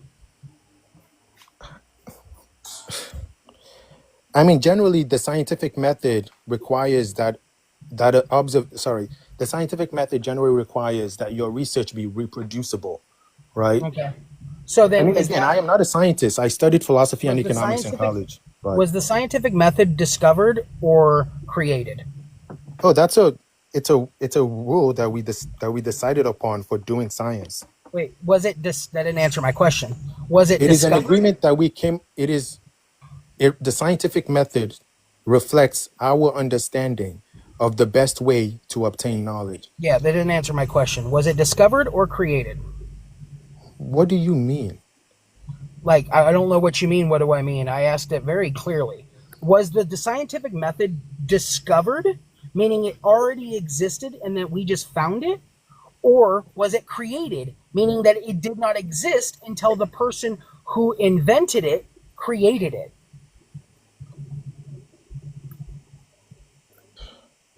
It is a methodology for doing science. In a way, Oh, we Lord have created mercy. it. That's not answering my question. Was it discovered or created? Simple question. It is a poor question. because How? it is different. The scientific method is different from other scientific facts. Okay, Right? you're just not answering my question, like at all. Because I don't know how to answer your question, because your Yes. question is different. Wait, okay, let me ask you a question and clarify. Was gravity discovered or was it created? It was discovered. There you go. Okay, it was discovered, right? Was the Pythagorean theorem discovered or created? It was discovered. Okay, right? Was the scientific method discovered or created? And I am trying to tell you that that is different from those other cases. Wait, Gadfly. If you honestly don't know, just say you don't know, right? Yeah. No, because it is a methodology that we agree upon as the best way to do science. It's different. Okay, wait, and we didn't agree upon like gravity. We didn't agree upon the Pythagorean theorem. We didn't agree on any of this shit.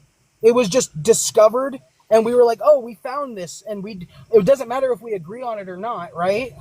Yes, we agree on it because it's reproducible, because it is true. The scientific method is a standard by which we evaluate good experiments and good science. It includes our values. We didn't just discover it in the world. So then it was created. It's, oh my gosh. If it's not something that we just found in existence and we didn't, quote unquote, I don't know. Okay, let's go with that. Right? Then The reason why I hesitate to say that, you know what? It doesn't matter. There's no point of explaining that. Let's go with it was created. Oh my gosh. You know what's actually... Gadfly, I mean, go ahead, brother. Sorry. Go for it, America. Go for it. I was just gonna say, like, just to be charitable to you, Gadfly, nobody's saying that, like, the logic, for example, like the broader logic of the scientific method, we're not saying that you're saying that's created. It's just the scientific method itself, though, you have to concede by what you're describing it as, you have to concede it's man-made. If you're saying it's a methodology that we decide on, we're not going to then pigeonhole you and say, oh, logic itself, you're saying it's created because it rests on logic.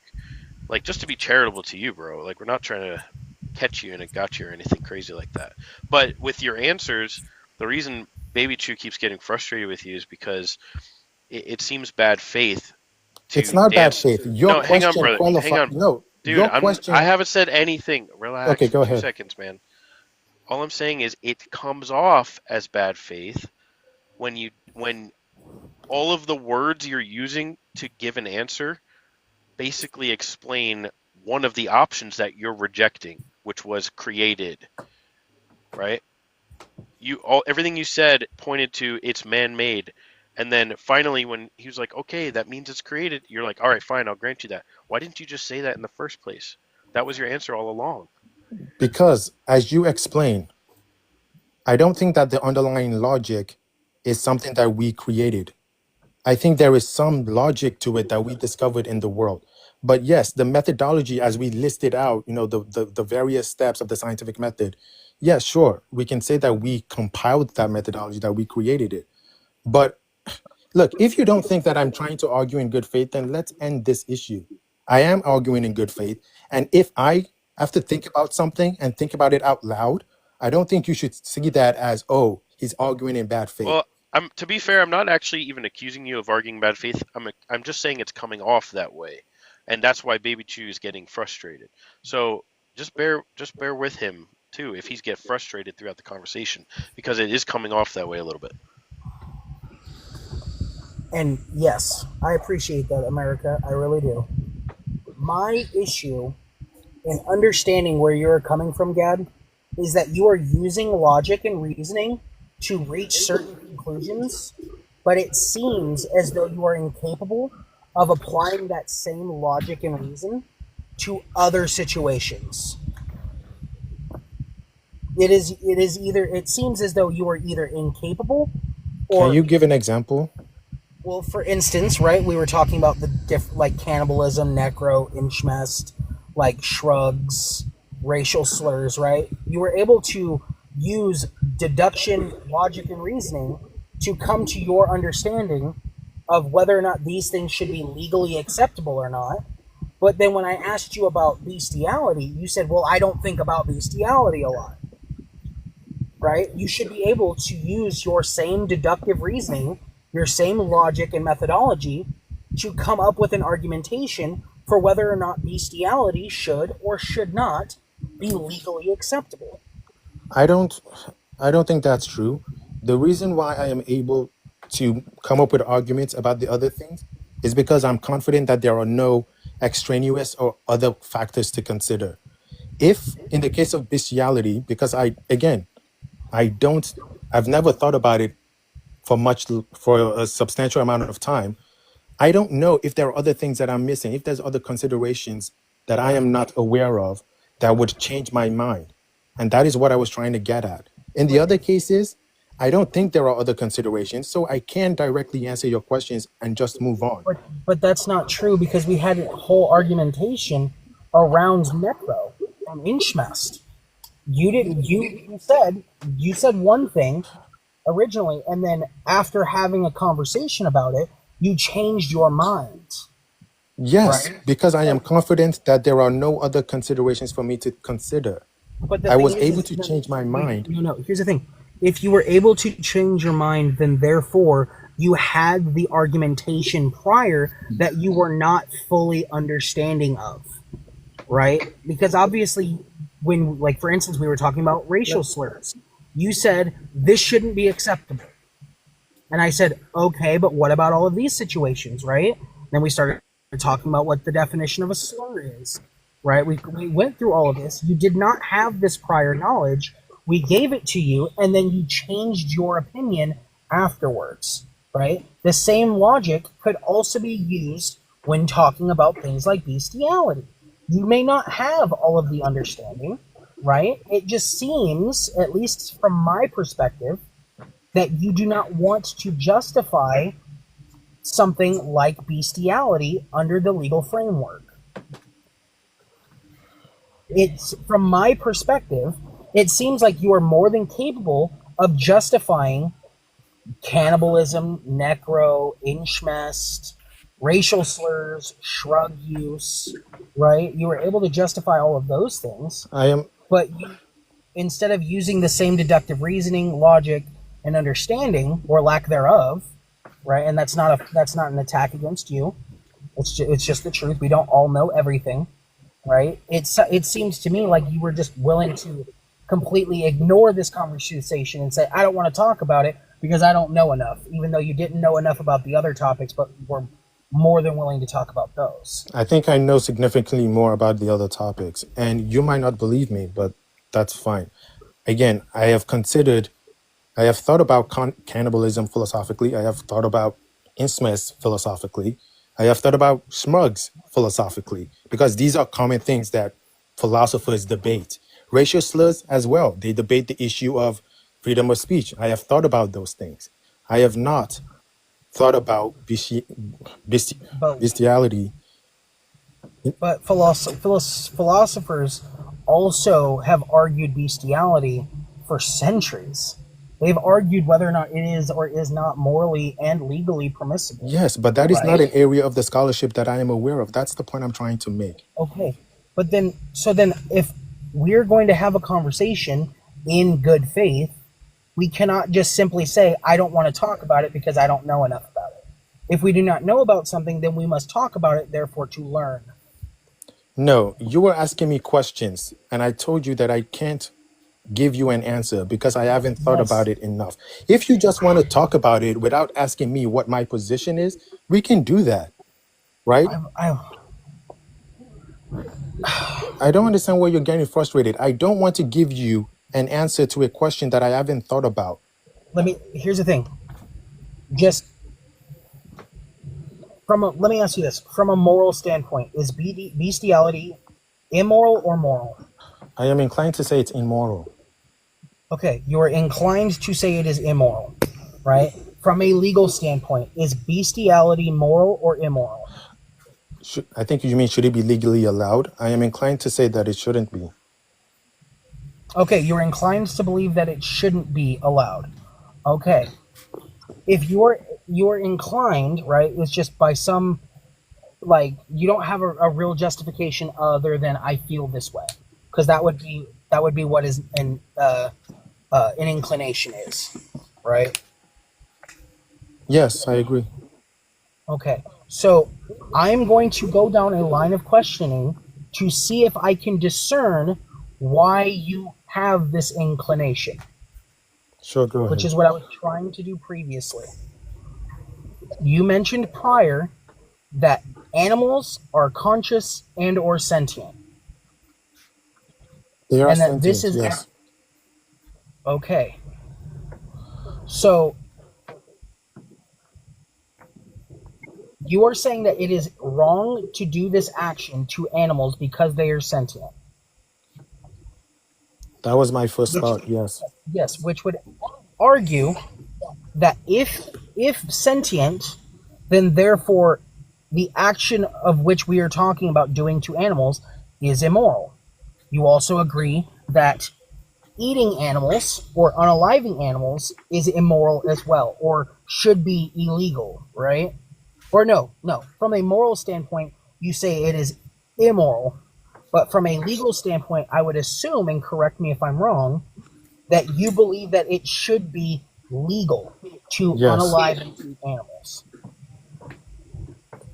Okay. I am inclined to take that position, yes. Okay. So then, if the only reason for you being allowed to eat animals, or what is your legal justification for why you should be allowed to eat animals, even though they are sentient? I remember coming across an article by some philosopher arguing that people should be given the option to rectify their own. I believe again, this was a while ago and I don't remember the article, but the guy was basically saying that yes, morally speaking, it's wrong. I think if I remember correctly, that it is wrong to unalive animals for purposes of consumption, but that there is something problematic with, again, I don't remember the argument very well, that there is something problematic with the state forcing people to reach that conclusion. I don't know. That is why I'm inclined to say that the state shouldn't be involved. I haven't thought about that argument. Well, I mean, so the fundamental issue that I have with this, right, is from a moral standpoint, according to you, it is immoral to unalive and eat animals, right? Yes. Do you think it is, from a moral standpoint, it is moral or immoral to unalive human beings and eat human beings? It would be wrong. Okay, so you think both of these are both immoral? Yes. Okay, from a legal standpoint,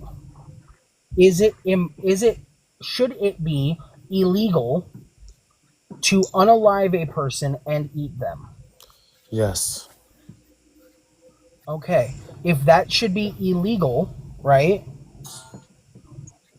then how can we justify if the only difference, or the only thing that is making it to where you have any kind of moral obligation to someone or to something is its sentience, right? Then why is it legally acceptable to eat or to unalive and eat animals, but not morally or legally acceptable to unalive and eat people? Again, I remember coming across an article that I thought might be plausible. I don't remember that article. If that article is not ultimately persuasive, then I think your conclusion is correct. It shouldn't be. Well, that's fine, but I don't know what article you're talking about. Yes, and right? I'm trying to say to you that I don't remember it, so I can't give you an answer that you want. You want a definitive answer, and I can't give it to you. Wait, no, I'm not. Our morals and our belief systems and what we think should or should not be allowed, morally or legally, should not be coming from just some philosopher that we found online. That's not what I'm saying. I am saying that if his argument is persuasive. I don't, but here's the thing. I don't know this philosopher, and I don't care about this philosopher. I am asking you, we are rational, thinking individuals. We have the capacity to our sentience and our consciousness grants us the capability of higher rationale and thinking. It is not simply just a small section of our species that is capable of this. We are all capable of this. What I am simply asking of you is for you to do the work yourself, not to rely on somebody else. You and I have different views on how moral thinking should be done. I understand. I am not. That's why I cannot answer the question because I think there might be good arguments or good considerations that I am currently not aware of. And I point to that philosopher because I think when I remember reading an excerpt of his argument, and I thought, this might actually be persuasive. And I don't remember reading the entire thing. Okay. If there is no other consideration, if that philosopher's argument is garbage, then yes, I agree with the logic of the argument as you are currently laying it out. But I don't want to commit to that because I don't remember reading that article. And I think it might be a good one. Maybe we should call it a day because I don't have the no. If you're frustrated at the idea of engaging with someone else who is not 100% sure of themselves, if that frustrates you, No, this isn't what's frustrating me. And so I'm going to say this, and this is from my interpretation of this conversation. It seems to me that you yourself hold no views that have not come from someone else. well, I am persuaded by other people's arguments. That is how.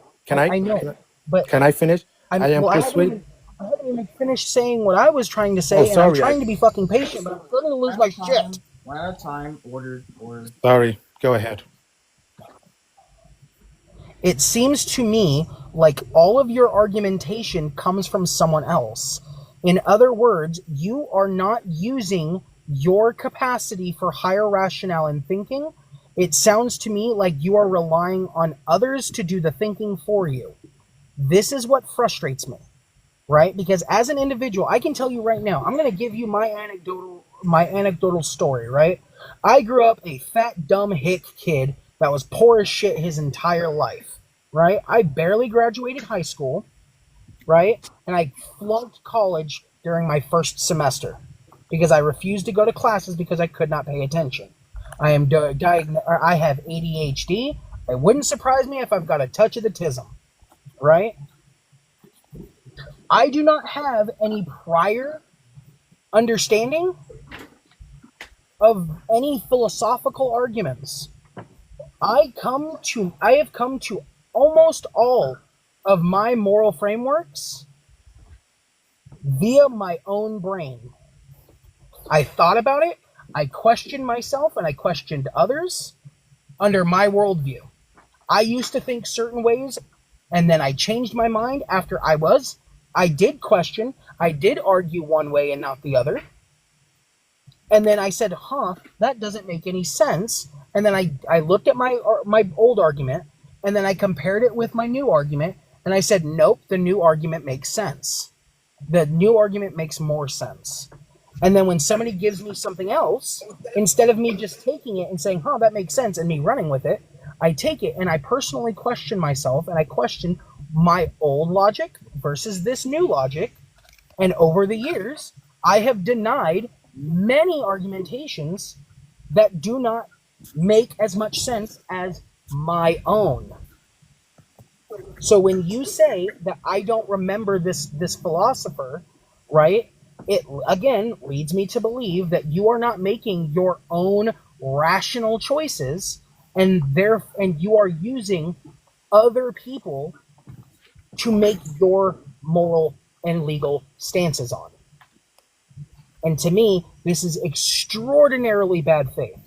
Because to me, there's no difference between that and me just going on ChatGPT and saying, ChatGPT, give me the best argument for this, and then me memorizing that argument and then reciting it. All right, now you can respond to what he said. You said, when someone gives you an argument, you evaluate that argument to see whether or not you should change your mind on something. I am Yes. telling you what. Yes, but only Can I? in comparison to my argument that I have developed, not someone else's argument. I don't take two people's arguments and compare them and say which one makes the most sense, and then I do not, at that point, adopt the argument that makes the most sense. Then you and I disagree on how critical thinking should be done. If I am presented with two arguments that are not my own on a topic, and I think one of them is obviously better than the other, I take the one that I think is obviously better. I then evaluate that argument against other people's arguments to see if I should change it. Maybe we disagree, but that's how I go about my life. Yes, I understand what you're saying, but at the same point, there's the only difference between your way of thinking and my way of thinking is that you are looking at two people's arguments and then you are picking the one that makes the most sense and then adopting it. Mine is I look at two people's arguments, I find the one that makes the most logical sense, and then I take the most the most logical argument and then debate it against my own. Can I ask a question? Do you have a view on everything? I can't say everything, but there's Okay, so when you don't, what do you do when you don't have a view at all on something? I think And you are about it. presented with two arguments. One of them is obviously better than the other. You don't have a view one way or the other. What do you do? Yeah, I don't accept either. I go out and I take the concept on its own, and then I think about it and form an argument based on my own beliefs and my own morals and values. Right? I don't Okay. just if I don't know something, I don't just say, "Oh, well, I don't know about this. Let me go look up a bunch of people's arguments and pick which one makes the most sense." That makes no fucking sense to me whatsoever. I think Right? that's what you Yeah, but do at in that just point, about that's I not think my that's what you argument. do in just about every other area of life. When scientists do research and they tell you that the sun is, I don't know, 1 trillion degrees, I am confident that you do not go out there and do your own scientific research to figure out if the sun is 1 trillion degrees. Okay, this is first off, we're talking about morals, not what are scientific facts, right? And I think Obviously, this is fundamentally the difference between you and I. I think that the way we approach science and the way we think about science and the way we think about morality shouldn't be fundamentally different. so If oh my gosh. No, here's the thing.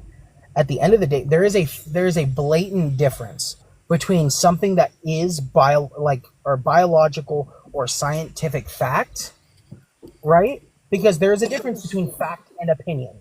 so, you don't Right? believe in moral facts? I do believe in moral facts, but I'm going to tell Okay. you So right do now. you believe that some people are experts? No, Hold on. Let can me I just ask you questions? wait. Let me just clarify. He was saying that there's a difference between moral claims and like scientific claims, and like the sun. Yes. Like you can challenge Yes. that claim if you have evidence to disprove it. You do not use moral claims to dispute scientific claims. I never said you did. You do not I use that. said Well, obviously, I said that you were the saying that Hold on. Let Gadfly respond. Let Gadfly respond. I said that there are scientific facts, there are facts about the way the physical world is. Physicists are experts at studying those facts. And we generally rely on their expertise. There is nothing wrong with that. Nobody says you have to go out and conduct your own experiments to figure out the nature of an electron. I believe, and I think you said the same thing, generally speaking, that there are moral facts. Fine, let's go with that for the sake of this argument. There are moral facts. There are philosophers who have dedicated their life to studying a particular area of the moral universe. I see nothing wrong with relying on their argumentation as an initial starting point, the same way that you rely on scientists when it comes to scientific facts. You're saying that the scientific domain and the moral domain are somehow different. I don't think they are. wait, what do you mean by different? If there are facts and some people are good at figuring out what those facts are, you should generally listen to them. So, what do you mean by facts? Are we talking about moral facts or are we talking about scientific facts? Because you come Any to two type of different facts. conclusions. Okay, so if I were to show you evidence, right, that slavery increases the prosperity of a nation, right? Everybody who is not a slave is therefore more prosperous because there are those who are enslaved, right? Let's say you go to another country and you enslave those people and have them do your work, right? You have a society now who is more prosperous, has more money than they ever did before. They don't have to work, so therefore they're more happy, right? They're able to raise their children without any stress, right? What is the moral wrongmaker in this stance? The violation of bodily autonomy and Okay, individual. bodily autonomy is a man-made concept. I don't know what that means. Are you suggesting it that is subjective it outside? by Are you definition. suggesting that outside of the state? Yeah, real quick. So let me ask you: do you believe in God? No, I do not. You do not believe in God. So therefore, according to you, everything is subjective. It is impossible for anything to be objective, based on all philosophical understanding.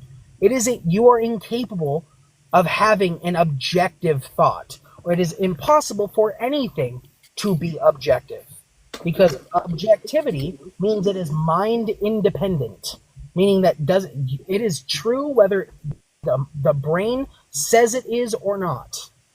And then there are mind dependent things, which is all of morality according to a non-theist. So would the earth still be round It if there were no depends. humans? Yes. So then why wouldn't that be objective? Here's the thing. No, this is what's really, really funny, right? How do you know that your brain is rational? What are you talking about? You said there are. I'm commenting on your. I'm gonna prove this to you right now, right? Without theology, right? Without a theist's perspective, how do you determine something is or is not fact?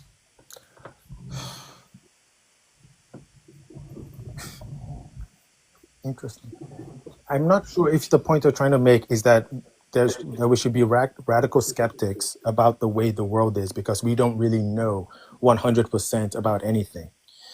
Skepticism is a what you call it, a significant part of philosophy. I generally don't take it seriously, but I can't answer your question. I generally just don't take skepticism seriously. Yeah, the problem is that there is no way for you to determine. You are incapable of determining whether or not you are of rational, sound mind and body. Even if you were to go out and you were to get a quote-unquote general consensus, right, of a bunch of people saying, yeah, you're of rational mind and body, right, there's no way to determine that they themselves are also rational. And your position is that theism, that the belief in God, makes it possible for you to know things.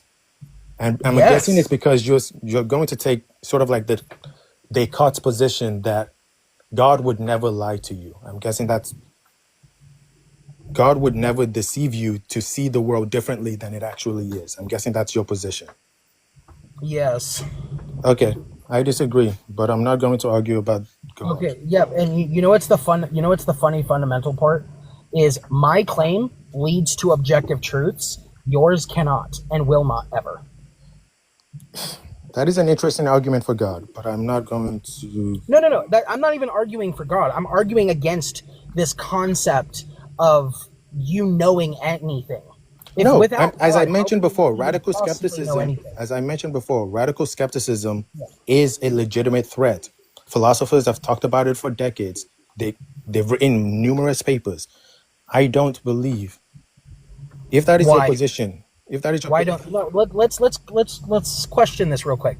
Why don't you believe in it? Because the logic is sound, right? If there is no God, which is what atheists and agnostics believe, that there is no God, right? And everything is either created by man or everything was, right? How do you determine what is or is not fact if everything is mind dependent, including morality? Who are you to determine somebody across the globe raping children is wrong? What I do know is that I am not going to take my morality from revelations as indicated through biblical text. Incapable of. Yeah, the funny thing is you pivoted immediately back to theism. You're right. I can't. You're right. I can't. What you want me to say is that I can't 100% prove to you that I'm right, Yeah. you're absolutely right about that. I can't. Yeah. I can't. What I am going to say is that I am not going to take my ethics from the biblical text as revealed through the Bible. I'm not going to take my ethics Even from though that. there's historical, archaeological, and scientific evidence that proves that what happened in the Bible actually did indeed happen. If you believe that slavery can be just as outlined I under didn't the say that. Bible, that's not what the Bible says either. Try again. yes, it does. Where? The Bible explicitly lays out the conditions Where? for slavery. Yes, Where? it does. Does it? What does it say? Oh How to gosh. treat your slave? No, Or does it say? let's talk about this. No, Yeah, Gab. This is what's really funny. I promise you right now, if you go down this line of like theism attacking, you're gonna lose, because I can promise you that everything you know about theism has just been cherry picked in order to fit a narrative. Oh, I mean, okay. tell me where. So Leviticus So real quick does not before we permit continue. Israelites to purchase slaves. No? Yeah, real quick, go to Leviticus, right, and read me the scripture that says that it is okay for not just the Israelites, but all of mankind to own slaves. Oh my God. So your position is it's okay for the Israelites, but not okay for the rest of us. Wait, I'm sorry, Gadfly. Oh my what? Can you say that again? Wait, hold on. Are you seriously? Are you seriously? That's going to be your Wait, argument? wait, hold on. Anyways, right? Under your framework, right? Let's just say you're atheist. I don't want to assume. Let's just say in this scenario, what is wrong with a person owning another person as a property, right? So in the animal kingdom, other animals abuse other animals for their own benefit. So why is it wrong when we do the same?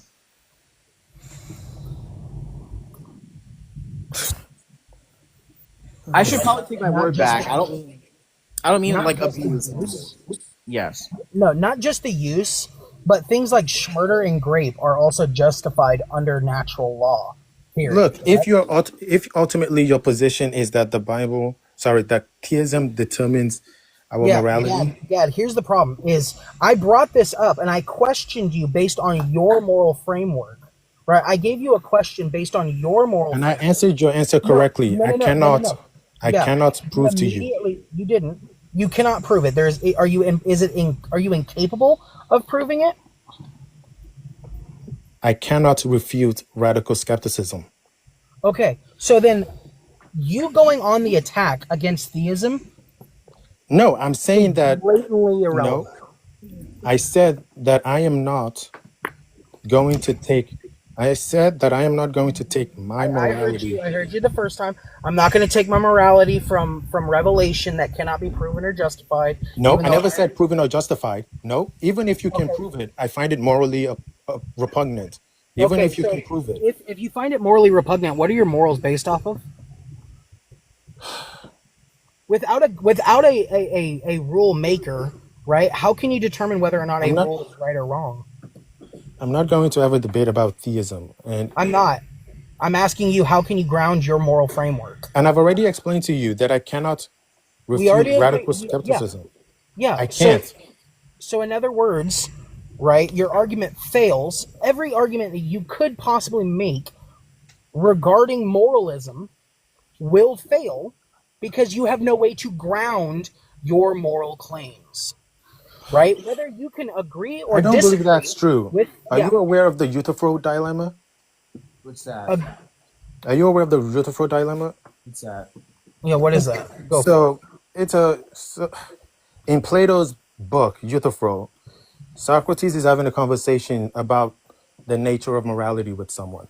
And someone said that morality is whatever God says. Well, they were polytheistic. So in the book, they said morality is whatever gods, plural gods, say Whatever is the just. gods say is just. But let's talk about theism for this argument. So the Euthyphro dilemma is, if you are some version of divine command theorist, if you're a divine command theorist and you believe that what is right or wrong is what God commands or doesn't command, then you have to answer a question. One, does God command it because it's right or wrong outside of God? Right? Is it objectively right or wrong, and God just tells us it's right or wrong based on the objective right or wrong? In which case, God isn't really relevant for determining morality. Or is it right or wrong not because it's right or wrong outside of God, but because it is what God said? in which case morality is arbitrary. And that is the dilemma. You have to choose either Wait. morality is arbitrary or morality is independent of God. Okay, so why would it be arbitrary if God created moral laws and told us to adhere to them? Because then Why would that be arbitrary? God would be able to change moral laws based on his dictates. There is nothing that would stop nothing that will stop him from changing the moral law tomorrow or the next day. Yes, there is. No. God's nature doesn't change, brother. It's in Scripture. Yeah, this is quite Yes, hilarious. I'm aware of that This response. This that might God, fundamentally. no, can I respond to that real quick. response? No. You got to One at a speak. You got to time. speak. One at a time. One at a time. You got to speak. You got to say your whole spiel, right? So you were talking. I'm going to about, leave. It's not a spiel. It is an argument that people legitimately made. Yeah, out of context.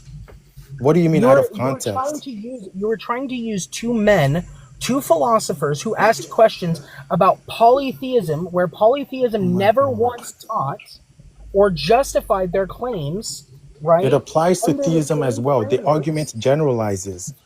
Yeah. I am giving real quick. giving you the origin of the argument. It doesn't mean that the argument only applies in that context. Yeah. So here's the thing. Dude, does the nature of Zeus, Poseidon, Hades, Aphrodite, does the nature of the Greek pantheon, is it unchanging? Or does it change? Again, I am aware of that response, and I was trying to respond to that argument that the nature of God is constant, right? That is your response.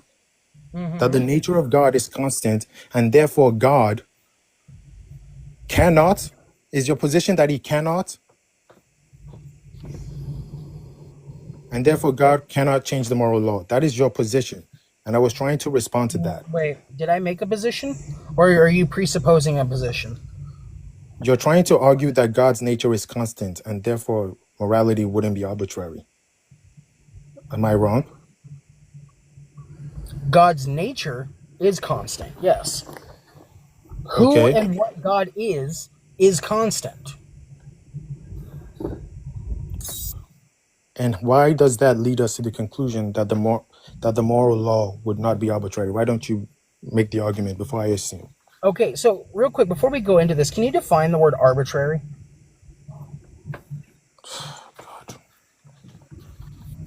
Sure, let's go ahead.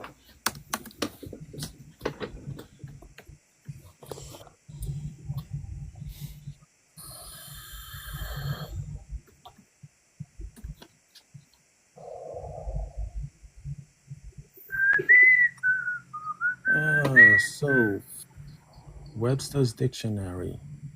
And real quick, before we continue, the definition of arbitrary, is this the same definition that Plato and Socrates used when they were describing their Plato didn't lay out the argument.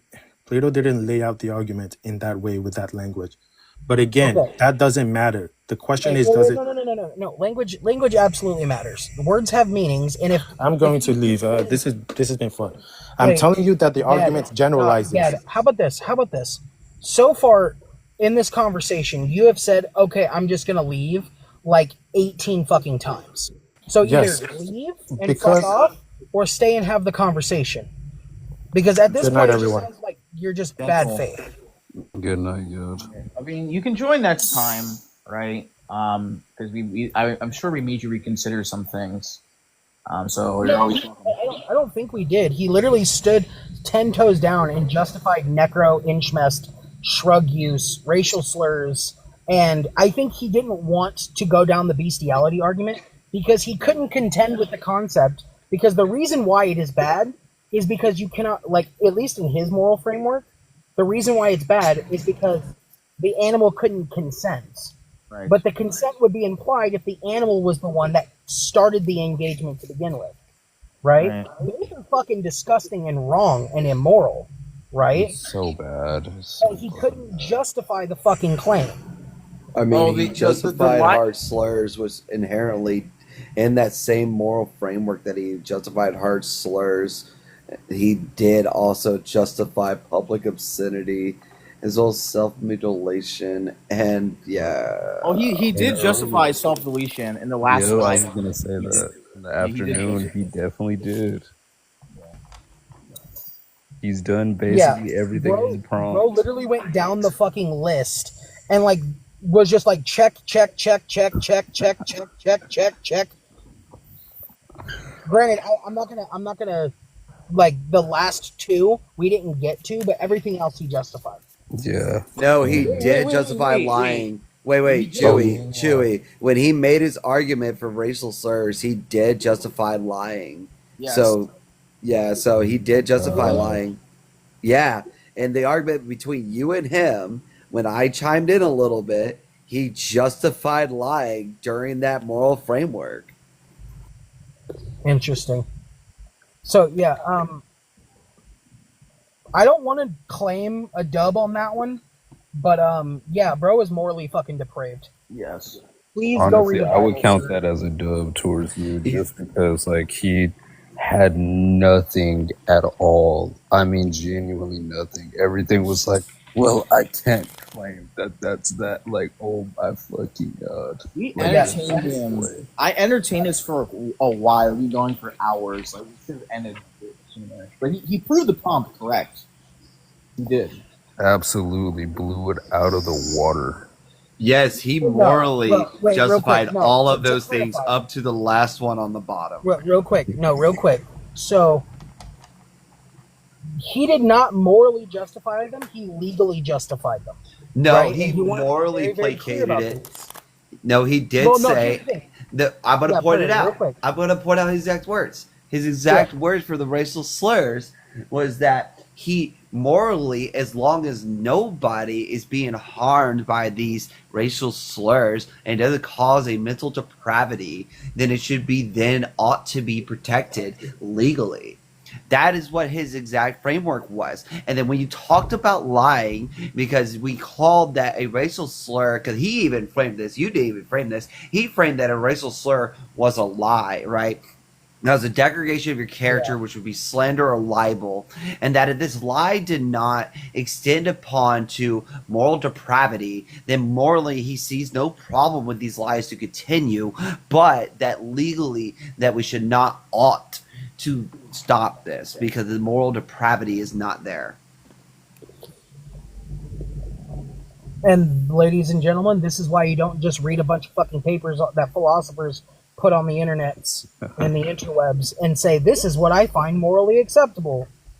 Because then that's how you end up with people like fucking Sigmund Freud who are out here saying, yeah, it's like boys are the way they are because they're sexually attracted to their mothers, and this is something that should be encouraged. Yeah, and on top of that, he even argued when you said that exactly what you just said. He literally tried to push back on it like there's no way. He's over here like, when I hear two things, I only think about the two things and not what I think. Like, what the hell? Oh my God. So basically he's just claiming to be an input of data at that point and has no opinion or free thinking thought, aka a simp. That's like NPC. Like, that's like Phil, bro. It was legitimately, and this is something I was trying to prove to him previously, right? Because all of his argumentation was just what he heard some motherfucker on the internet say, right? And so he's like, he read it and was like, that makes sense, and then proceeded to parrot it without actually doing any critical thinking as to why it made sense. Chewy, it's people like that make me wonder if I should actually release my saga or not. Because I will fuck with your little minds. Like, if somebody is that penile in their brain that they cannot understand these basic moral and legal frameworks, if I release this saga, there's gonna be people like him that are gonna watch it and be like, oh my god, this should be true. Right. I honestly, at this point, I'm waiting for somebody like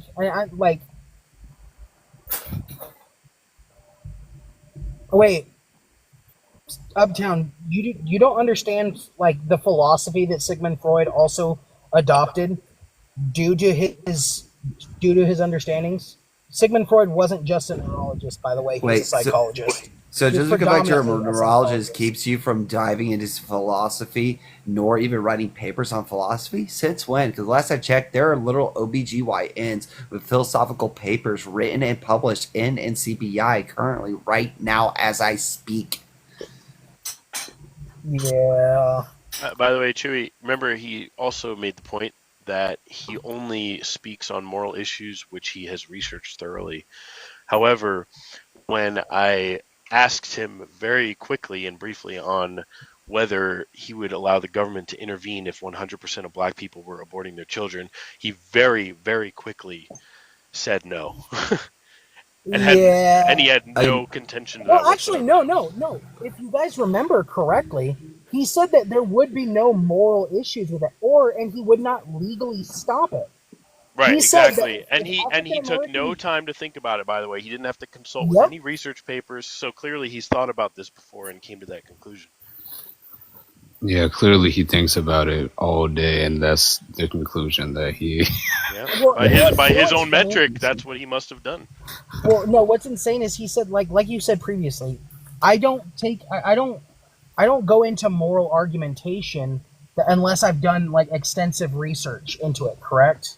This is something that he said. Yes. Mel, you just So, missed it. which Mel. means, based on his own stance, based on his own argument, he has done extensive research into cannibalism, necrophilia, incest, hard shrugs, racial slurs, right? Public obscenity, self-mutilation, self-unaliving, and lying.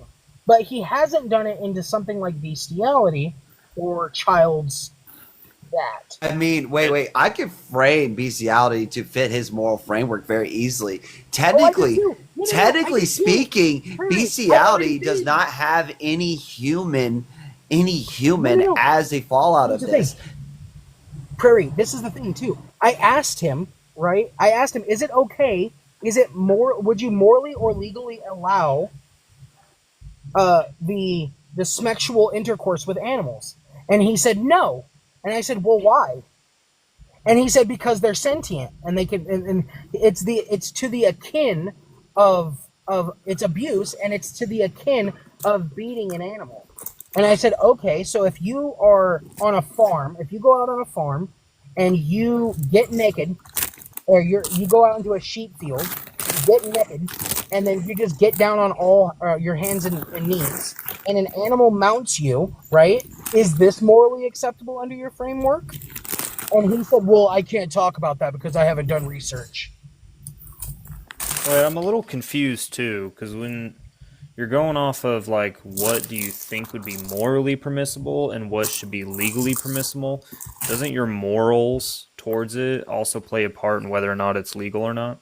According to him, Because morality and legality are supposed to be synonymous. Yeah, like you can't really separate the two, right? Well, no. Wait, what happened? I missed all this.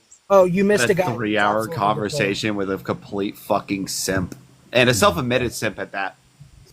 Oh. He literally justified the whole prompt, almost every single Yeah, that's the short way to say it. He justified basically the Wait, response. are you guys getting a lot of like really gross people? Because I just dropped from the last panel I was in because this guy stood 10 toes down on unaliving Trevor, and it like really icked me out. Well, we didn't get to that, but he justified necro, incest, cannibalism, self-deletion in a previous live. Yeah. Drugs, racial slurs. Yeah. There's one more thing I was a little confused on. Did he say that he was getting his morals based off of science? No. That he derives these through research. Because science would be like what is, right? As where morals is like what ought. Real quick, in good faith, right? He was very, very adamant on saying that legal oughts and moral oughts are two different things. He was like, however, I do not his think these are morally derivative for acceptable. legal odds. However, his derivative for legal odds were moral odds, Every single time of Yeah. his legal odds, he drove back to his moral depravities and based his moral depravities and foundationally set up his moral depravities. So to put it simply, if I'm going to make a house, right, and the end goal is for legal odd, I'm not going to start with, if I had his position where two are separate, then I'm not going to start on a moral depravity as the foundation. But that's exactly what he did. He would start with a moral grounding and then build up to a legal causal. So therefore, yes, his morality was strictly and fully derivative from scientific origin, because he was trying so hard to just separate the two that his morals were from research. So, Prairie, real quick before we continue, have you heard the numbers guy? Like the Gary. Oh gosh. No, the guy that does the YouTube videos where he goes through all like the scary like videos. You know, the number 15. Yeah, isn't that like Gary, the numbers guy, the numerologist? You like the way I speak? I was gonna be honest. I was like Prairie. Like I can't, every time you were talking, it was almost monotone. It was just like he kept saying it was moral, right? It wasn't moral, but it was. We're he thinking said of it was someone all else. based on legal. Yeah, no, different guy. He's a YouTuber. He does like videos describing scary like videos he saw on YouTube, and he like puts them in like on a list, and like says which one's the scariest and which one isn't. You know, You gotta go watch that freaking Gary's the number dude. He's insufferable, dude. He's like completely. You know where his original lore comes atheist. from, right? Where? It comes from Fallout. Look into No, the it Gary Vault. doesn't. No, Yes, it fucking does. doesn't. That's where his lore comes Dude, into. the dude was already in. The guy's like atheist and all about numbers and snake ears and crap like that. But he like preaches it, which is really. Why do you fucking think he weird to calls me. himself Gary, though? He eventually, like, this guy is so depraved, he was the entire world to literally live Stormtrooper Clone Wars. Yeah, the dude's insufferable, man. I'd fuck up some clankers. I'll be honest. Same. All right, so if you asked how these things lead to these things, now you know. Yeah, I'm completely convinced. Honestly, I didn't have much doubt, but this is like I'm 111% sure that everything on this prompt is correct. Voiceless, you got some wild lives, dude. Well, even the commenter who tried to say that self-deletion was wild needs to be removed, that's pro-life. It's the easiest fucking reductio that you can make. If my body, my choice, then I should have a choice over the matter if I continue to let this body continue to be in either a undestructive state or in a destructive state, which the ultimate destructive state is self-deletion. Therefore, I should have the choice in the matter of how I exit this world, and my body is to be presumed once it exits. Bro, I literally the last guy. I literally asked him something along this line, like because his whole argument initially was bodily autonomy, right? And then he tried to bring up sentience. As I asked him, I was like, "Do you have a cutoff point?" And he tried to play a semantics game on what I meant by cutoff point. And so I clarified it for him. I was like, "Okay, so what is your cutoff point? When is it no longer permissible legally?" And he said, "Oh, well, sentience." And I was like, "Okay, so then." You've contradicted your own stance. And he was like, no, I didn't. And I was like, yeah, you did. You can't hold a sentience and a bodily autonomy stance at the same time. They contradict one another. You were saying that you lose your bodily autonomy at a certain point during pregnancy. Yeah, that's what they don't get. They just compile things that sound good together. Like, it sounds good to say I value bodily autonomy and sentience, but it's like, by the way, it's bad. Two good news for the trailer, if you guys have watched the trailer yet. So I have the same developers of PUBG backing the animation, and I have the original composers for Halo, the first Halo, doing all the sound effects as well as the soundtrack for the series. Oh, nice. You're making a game? Eventually it will be, but it's going to be a TV series first. It's going to be a saga first, and then it's going to turn into a game. I've argued to Cranton as well as Arcane that whoever does the best animation thus far wins the video game rights. Oh shit! So real quick, we homies, right? We homies, right? Because So, the moment you hit first league, bro, money. I'm a broke bitch.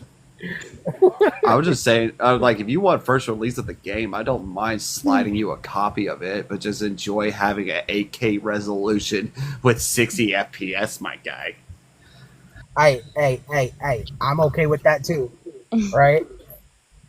I'm not saying it's morally obligatory that you give me money because we're friends, but you know, maybe a little. So, and it's got to be a collaborative effort between Arcane and Cranton. Arcane just hasn't formally responded yet, but I have now had formal response from Cranton, and I do have formal response from the original Halo composers of the actual series, and they all said, "Yep, we're good with this."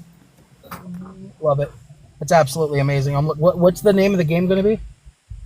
I mean, it's still going to be just like the series. So right now, it's the Atlantean Legacy. The first series is going to be a Memory Republic.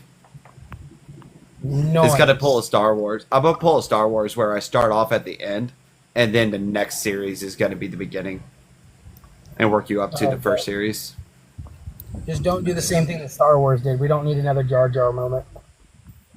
Hey, there's a couple of Jar Jar moments in this. I'm not going to lie. Hey, actually, you know what? No, never mind. I take it back.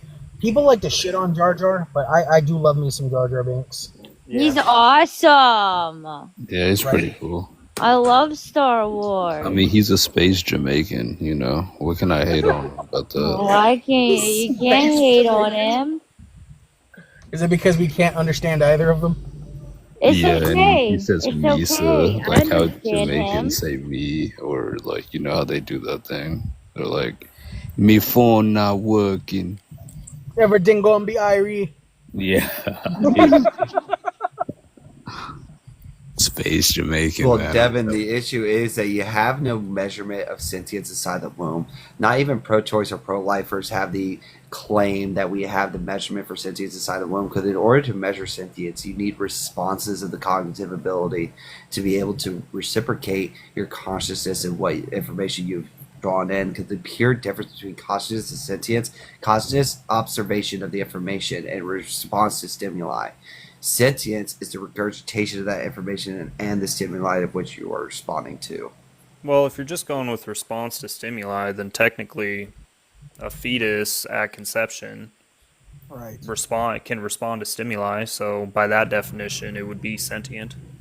Yes. No, that's conscious. It's actually hilarious. Because consciousness is the response to stimuli. Oh, well, then maybe conscious. Wait, it depends on Either what, way.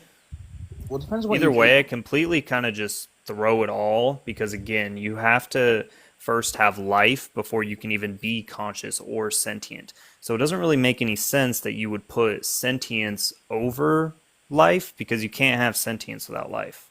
Yeah, I've had this argument. It literally involves- adds up all together. Wait, hold on. What was Baby Chewy saying?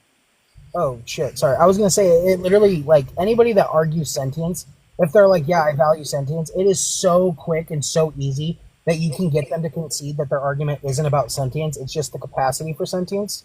Yeah. In which case, that opens the argumentation up so wide and so, like, makes it so easy. It goes so far and deep.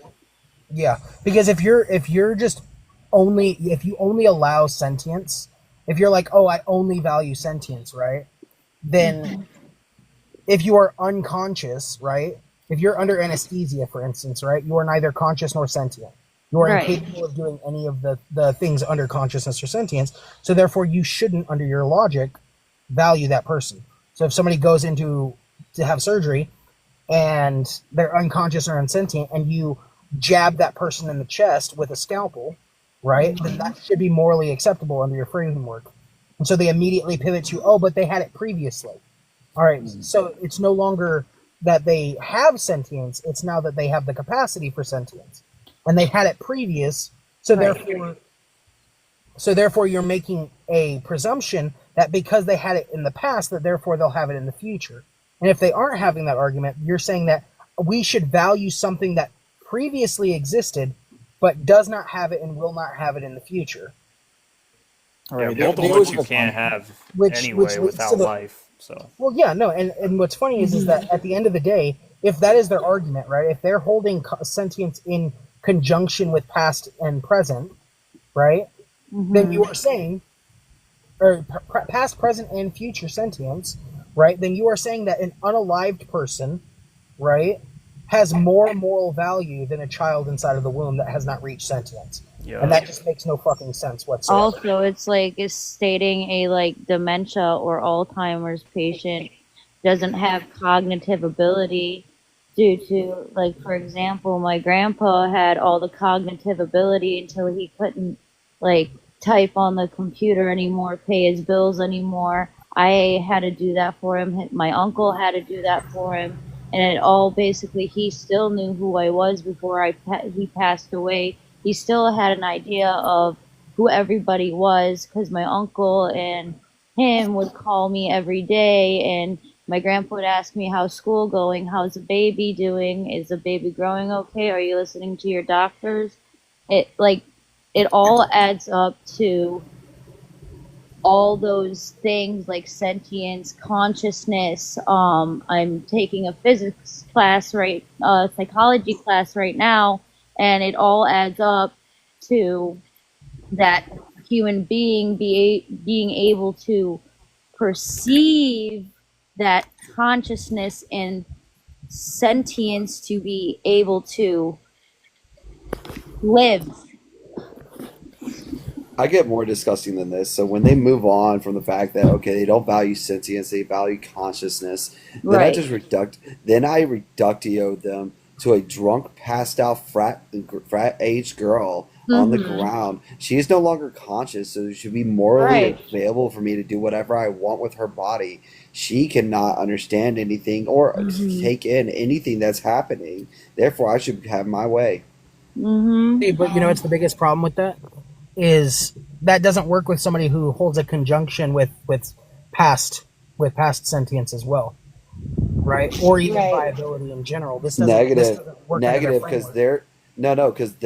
because their monitoring and their value is of current and of holding current. Once you lose the sentience or consciousness, they're okay with pulling the plug on somebody on, let's say, life support or even brain unalivement, right? Right. But it's the fact that they do. It's not the fact that they value the previous consciousness. It's the fact that they value that current consciousness, and that therefore, because of the fact you've lost the ability to have consciousness, and without conceding that you value potential for regaining of consciousness, then you would have to concede that I should have my way with this drunk, passed out female, unless you're going to tell me that you value the ability for them to regain consciousness. Then, if you admit that, it's an easier thing to get you to become pro-life because it's very simple. I purely value the potential for sentience and consciousness, and that is what makes humans in ourselves unique. Therefore, if you value the potential of the drunk frat girl to regain consciousness and sentience, then you have to concede that you also value potential consciousness and sentience. Because it's not a guarantee this woman will wake up from her drunken stupor. However, it is a probability. Real fast, guys. I'm gonna head out, hang out with my lady a little bit. Chewy, big W, man. Oh, thank you. Voiceless. It's always fun to be on your lives. So I'm gonna head out, guys. Yeah, the prompt was Yeah. proven. Alrighty, sir. The prompt God was bless. proven. Have a good night. The Later. prompt was proven. The prompt was Voiceless. I'm Yeah. still surprised by the fact that you're black. I'm not gonna lie, that threw me off. Yeah, we I'm get, gonna be honest, yeah. get that a lot. I'm not surprised. No, well, you know what's actually the greatest thing is throughout this whole debate, I love it when when Protect sees something that he doesn't like and his head just peeks out into the bottom right corner or the bottom left. Oh yeah, and He's he's just something. It on a Oh live yeah. It's like the black version of fucking what is it called? The fucking Goonies. If the little chunky motherfucker from the Goonies was black. You mean Chunk? Yes, he's the black version of Chunk. Rude. Yeah, notice I'm right here. Notice I'm still here. I will say I do not care. That's why I'm saying it. If you were not here, then I would not be saying this to Chewy. But because you are here, hi Chunk, how are you doing? Yeah, hello. Yellow. Right. And like with like the sentience and the consciousness thing, for example, I was under anesthetic due to they were going through my stomach for my endometriosis, and I wasn't conscious then. I regained my consciousness when I hit a bump going into the recovery room, and I was conscious and I wasn't in pain. That was awesome. That was just awesome. Cave in. We don't cave into negotiations with T group individuals aesthetic. So wait, what? We have an op. We have an op. We have an op. I think. First of all, what is wrong with being a cannibalist? I You mean, couldn't even continue through it. You are a crack. L no, troll. I just don't think. Yeah, we're just gonna drop them. Ew, rage bait. Well, that was terrible. It wasn't rage bait. Literally, the last guy proved almost everything on the prompt. It's literally accurate. It couldn't be any more accurate. No, Ivy, once you go unconscious, you're no longer in pain. This is why some humans, due to the fact of overwhelming pain, enter into an unconscious state. There's actually, that's what shock is. That's literally what your body's response to pain is. Overwhelming pain, your solution is to go unconscious. Therefore, you cannot receive the pain or understand the pain. Therefore, you don't feel pain. I didn't feel that pain due to they had me under the anesthetic and they pumped me with a medication called Demerol. And Demerol is a very heavy painkiller that takes all that pain away. There's women that go through that every day, Ivy. It's called a cesarean section. Yeah, you're fully awake during the cesarean section. I saw a video on it, and basically they inject you on the bottom half of yourself or inside your hand, and all your lower half goes numb with an anesthetic that keeps you awake for the whole entire C-section. You know what? At the end of the day, you know what's the best way to counter a sentience argument? What's that? It's a 3-letter word. Why? Why? Literally, it's the question is like, okay, why do you think this is permissible? Because I think abortion should be permissible until sentience is achieved. So, you only like that because you saw me Dr. Phil an op with it for fucking 2 hours. No, I'm going to tell you, it wasn't you that I saw do it. It was actually Andy. Andy took it from me as well. So Andy watched this. This is the same live. Andy. What happened was it was me and Andy on panel, and there was an op.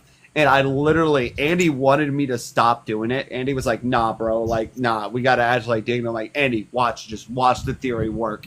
And I just kept on asking him, why? Why? Yeah, why should I value sentience? It's like, okay, because that's what makes us human. It's like, why? No, you're human even without sentience. No, so I just why asked. Do you value sentience? Don't explain anything. When they say that they value that fact that you're human and only humans have sentience, why? Okay, and then they explain that why, and you continuously do it, and eventually they'll overlap themselves, and you can prove the inconsistencies. I usually only let it run for like maybe 20 minutes max, and then I prove the inconsistencies. But on that specific live, it was literally 2 fucking hours.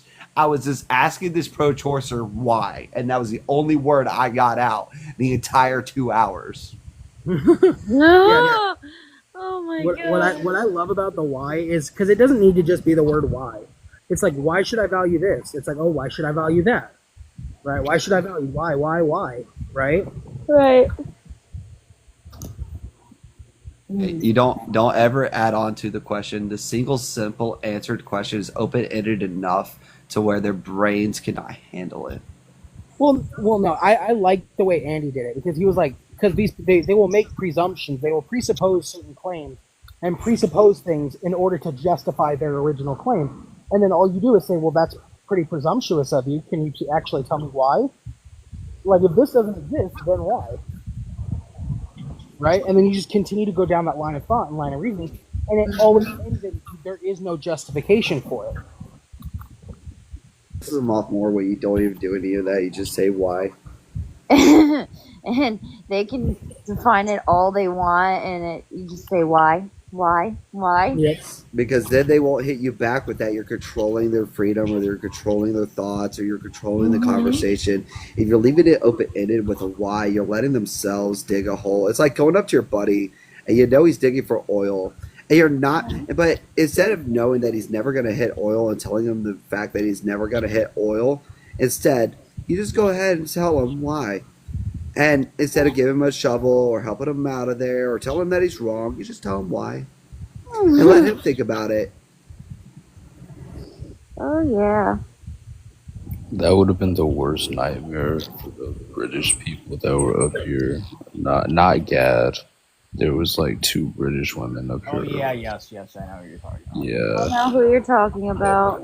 Hefty Harris, like Hefty Harris. We had her on the panel before, so Yeah. Also, you know, it's my favorite argument too when people say that. So you guys have heard the subjective moralism claim, right? Yes. That morals are subjective, and they say that it's okay because there are morals that are subjective, or morality is subjective, but there are certain morals that are objective based on the subjectivity. And I'm just like, no, it's either subjective or objective. It cannot be both. And then get him down that line of questioning. And I was fucking around with Chat GPT, and I asked Chat GPT this question. I was like, can you give me an argument for like morals not being objective?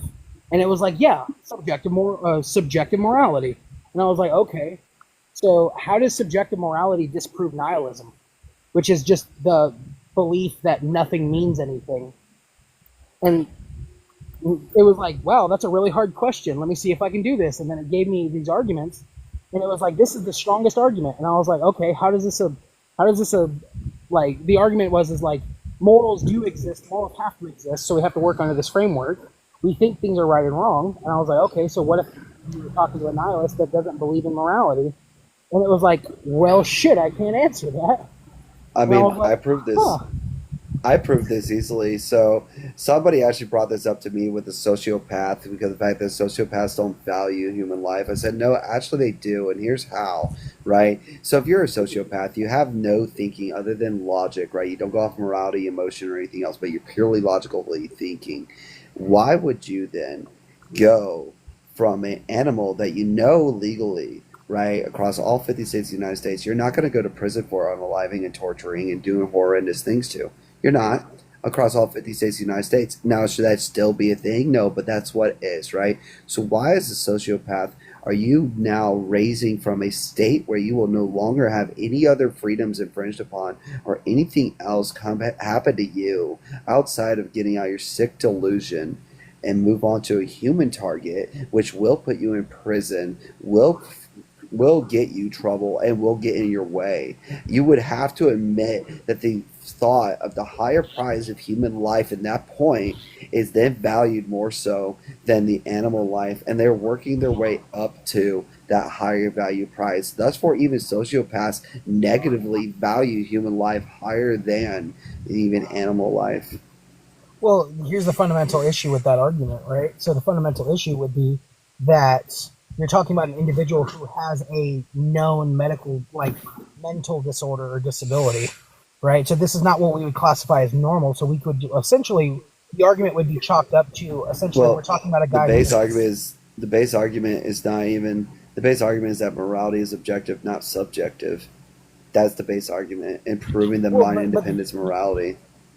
Well, no, the point I'm trying to make is that all that person would have to do to argue against this is say that the person is freaking mentally unstable. This person is not of rational mind or of a rational mind, and then they would just debunk it based on that. But in the case of somebody like a nihilist, because the whole purpose of this is that I'm proving that this is mind independent. It doesn't matter if you're a rational mind or rational mind. I am proving that the value of human life is greater than any other life in both irrational and rational minds, and that in any mind across this whole entire earth as it stands in human existence, you value human life either on a negative higher plane or on a positive higher plane. I know, but it's still the concept of objectivity or the concept of logic, reasoning, right? All of these require you to be of sound mind and body. Nobody is ever going to look at somebody who's schizophrenic or bipolar and say, wow, this person is like a logical genius. We're just going to say, oh, that person's But schizophrenic they and brought bipolar. up they brought up the psychopath and how do psychopaths value human life. That was their reductio, and that's Oh, where this I is something went that with you've it. heard somebody say? Yeah, they reductio Oh, down I to thought you were saying that sociopath. this is So your their reduction. no, so their reductio was that okay, well, if everybody values human life, mind and independent, and morality is objective, then why do sociopaths, right? They don't care. They unalive human lives. And my response to that reductio was that they themselves value human life because why would they move on from an animal to a human being when logical, rational, sound mind would say that if you continue on, if you're only using logic, that if you continue on with the animals, you will not have any interference with you yourself. But if you move on to the humans, they will interfere with you. But however, somehow they have found in their mind to value that human life higher than that higher than the repercussions that they could experience through unaliving humans. That's for even psychopaths value human life over animals. Right. People. I know what you mean. It's proving that human life valuation is still a mind independent thing. Got you. It's beyond a mind independency. It does not rely on your mind. Everybody values human life. If you try to deny it, you're only lying to yourself. Gotcha. Alrighty. Well, Protect, thank you for letting me come up and cook the supposed lawyer. Oh yeah, you tolerated that for quite a while. Yeah, no. Yeah. I thought it was so absurd for him to try to inject the fact that he was a fucking lawyer into this. He's like, I'm not going to argue with a non-lawyer about this, implying that he would argue with this if I Like, was indeed a lawyer. lawyers don't write law in legislatures, so that would be an overreach of I power. know. You can refer him back to the bar to get his bar license revoked. Well, no. What's actually funny is that like he was trying to make an argument that he wasn't going to have a moral discussion with me, like about morality and laws, unless I was a lawyer, because he himself was a fucking lawyer, and I got really pissed off, and I was like, I don't give two shits if you're a lawyer, But bro. here's my reductio to him though. As a lawyer though, you do not control the morality and law in the subtop frame of morality and law unless you are a part of the Supreme Court, and that's not even made of lawyers. It's made of judges, right? The people that are bestowed upon in this country, and any country actually, are going to be legislators like myself that are a senator, right? That's first off. Second, people that we bestow upon this responsibility are going to be judges in the Supreme Court. So, him as a lawyer has no guardsman, oversight, or even opinion on the matter of law and morality. However, those that are higher than him do. Therefore, he himself is just as much of a peasant as you are when it comes to law and morality. Yeah, no, I know. I immediately shut down the argument to begin with, though, in the very beginning. Like, I shut it down and I called him out on it really quick. And he's like, oh, I'm not saying that you can't have a discussion about it. I'm not saying that I'm right because you're not a lawyer. If you took offense to it, I'm sorry. But I was like, bro, you're having a discussion about morality, and he kept making it about legality, right? And so I played into his argumentation, right? I played along with him the whole time saying, hey, all right, so you don't find it morally acceptable, but you would find it legally, like you said you don't find it morally permissible, but you would find it legally permissible. And for like, I want to say it was like 10 minutes straight, bro was like, that's not what I said. You're saying that I'm saying it's permissible. And I was like, yes, you are. And he's like, I'm just going to leave because you're not having a discussion. I was like, bro, We have another simp opposition in the comments. So, Elpeds, what words have I used to make me feel intelligent? What words have I used That because in order for me to make me feel like I am intelligent, that would insinuate that I don't understand the meaning or the justification of these words. I am not appropriately using these words. It'd be like me using automatopoeia randomly throughout the fucking conversation and have no grounding of that word. So please explain to me what words in my arguments and my articulations, right, are very dumbed down for you, seeing that apparently big words scare you. In my speech have I used that are not accurate or useful in this context? Please. I'm not gonna lie. I was gonna ask like why are you saying all that, but I read it and he called you out by name. I'm not gonna lie. You have every right to respond there. So Yeah, so I mean, I I just used it to respect you prove a for doing point. so. Wait, No, I wait, respect you Wait, for responding. I use automatopoeia to prove a point as an example, my guy. So No, he feel literally free. said like prairie, like he literally called you out. Like no, so I respect you for responding. Like so I just wanted to comment that. That's all. But Wait, yeah. but like, what, No, what is your age and like, what is your stance? What is my age and what is my stance? I'm 24 years old, and I agree with you on most of these. I think a couple are a stretch, but I'm pro-life. I want to make it very, very clear. I'm pro-life. I think there's only 3 exceptions that I would put in place. If you want me to list them real quick, Yeah, just rapid fire. I think I already know.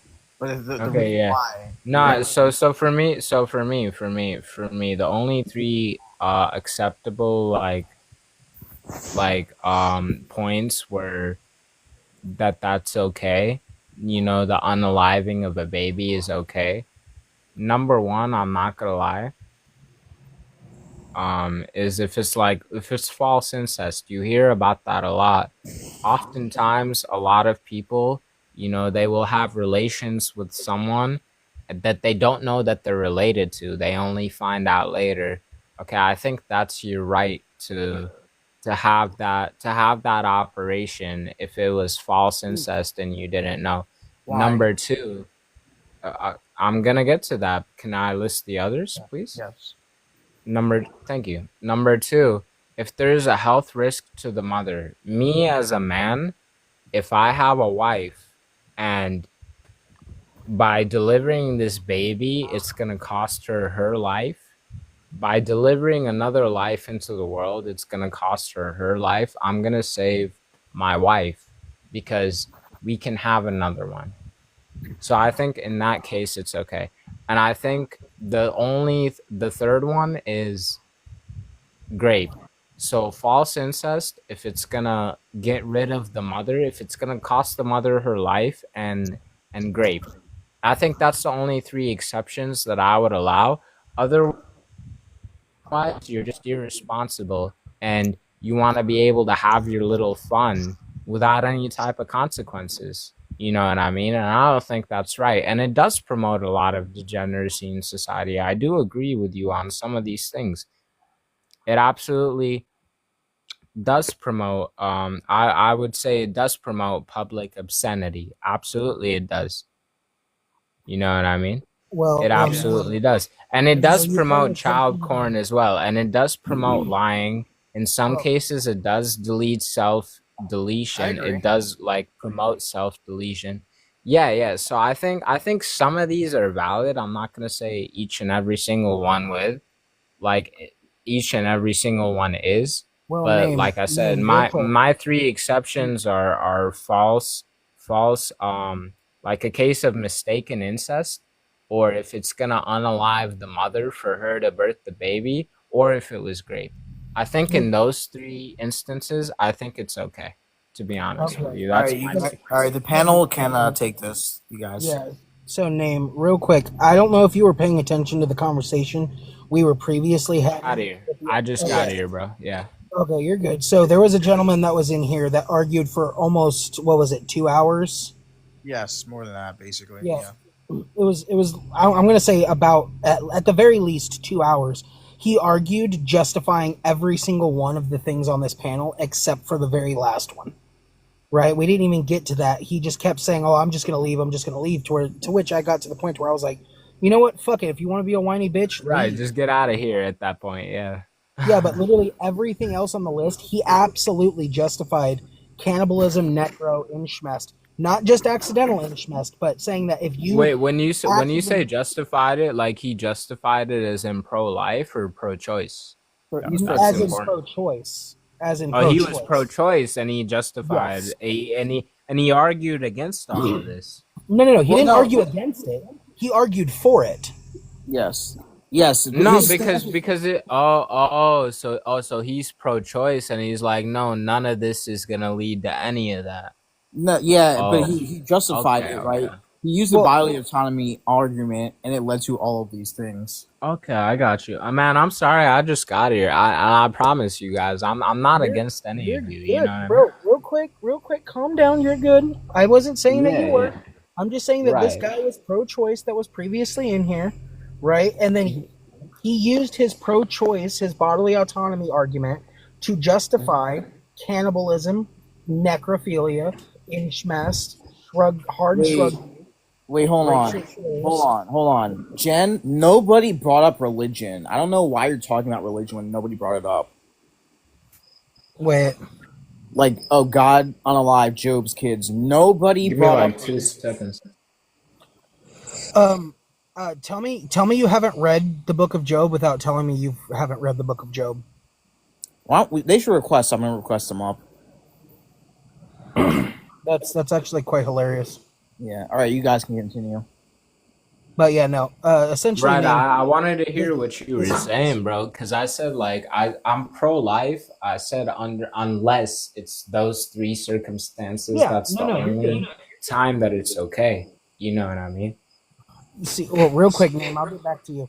So, Jen, yeah, we don't talk about war zones the same way that if we're having a conversation about whether or not corn should be allowed, right? We're not going to talk about fucking war zones.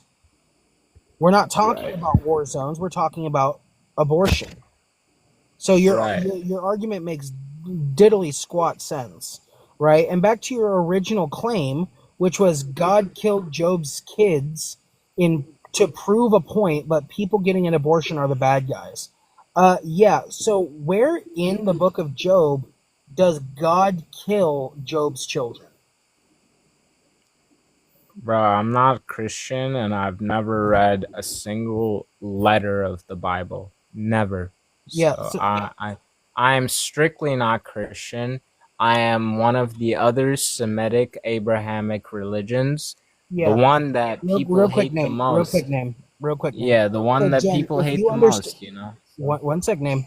So, Jen, again, go back and reread Job, because that's not what happened. The devil is who unalived Job's family, right? God did not intervene because it is not his place to step in and control our lives. No, and I'm not gonna lie to you, Therefore, John. It's they- very ignorant of you to suggest that just because we're pro-life, that we're pro-war. Nobody here is pro-war. No one here is pro-war. I promise you. And you're weird if you're pro-war. If you're pro-war, you're a weirdo. No one is. Well, here's my option. Either Jen requests up or Jen gets muted. Oh, I think she ran. Oh, the yapping. Sheesh. Yeah. So, But man, yeah. So you and I were talking about that. I'm pro-life, bro, and I don't think. Listen, like it is not. No one should have to get unalive just because you wanted to have a little bit of fun. Because there's so many options, bro. I'm not even gonna lie to you. Like I dated this girl. Her older sister got like pregnant a little bit too early, and she couldn't handle it. She gave it away to her auntie, right? You could give it away to a relative. I'm sure there's many aunties and grandmothers and mothers who would love to have the joy of a child or a baby around in the house. I'm sure it would make their day. It would give them some quick name. sense of Real quick name, stop. fulfillment. Real You quick, know what real I mean? quick. Real quick. Yeah, yeah. Real quick name. So, yeah, L-Peds, you haven't said jack shit in the comment section. All you've done is what we would call an ad hom, right? You're just attacking her, or you're attacking Cat for the sake of attacking Cat. You're not Dog, actively going against it. ignore them Name, for a can you second, not bro. interrupt Just me real quick? Wait. I mean, if she's they, trolling you. I mean, I'm they saying can. she's trolling Yeah, you. we agree. Or I that mean, he's trolling you, I bro. mean, I invited them multiple times. They can either join or also get muted. I mean, they can. They're all trolls. I'm saying just ignore them, bro, and focus on the conversation that we're having. I'm saying there's so Let many me address options. that. Let me address I that. but am an I would equal like to finish. time. Can I and you finish? can Can go I get finish, back. please? Time. Can I Hello. finish? Hello. No, because I've been Name. constantly getting Name, interrupted. real I've been quick. constant. You Wait, see what I guys, hold mean, on. bro? Who's Come just talking? on. Who's just Can I talking? just finish? Yes. Can Yes. I just Yes. finish? Is that okay? Yes. Thank you. Appreciate that. There's so many other options, man. You could put it up for adoption. You could give it away to a family member. Those are perfectly viable options, and you would still have a relationship with the kid. You could pull out, honestly. You could use a condom. There's so many ways to have relations without this risk. Like, honestly, like, and I blame the Yo, what females the that be hell is your prepared. thing say? Shut up, bro. Yeah. Shut the fuck Oh, up for a yeah, shut second. the fuck up, Shut bro. up for Yeah, a I'm really second, invested yo. in this Yeah, exactly. Good for you. Good for you invested in that this you. Good for conversation, you man. that you're invested. Good for you Yeah, I'm that you're super invested, buddy. invested, dude. Yeah, that's why you're here. That's why your name is Yapper. Good job. Like, Jesus. Oh my God, bro. So here's the thing, like, you could do all of that, or you could just practice safe sex. There's pulling out, there's contraception, there's a plan B. There are so many options to where you don't have to actually abort a child. There is no reason to be like, and it's like my body, my choice when it's convenient for the pro-choice people. Yes. That's my thing with it. So, and thank you for letting me finish. That's all I had to say. That would have taken a lot less longer if people weren't acting all crazy. Thank you so much. You guys have the floor now. Yeah, I mean, they clearly don't care about my body, my choice when it comes to the draft. They have no problem forcing men to fight and unalive for them in wars. So, I mean, this is just a bumper sticker slogan. It's not an argument to justify abortion at all. It's just something that they hear from other people and they run with it.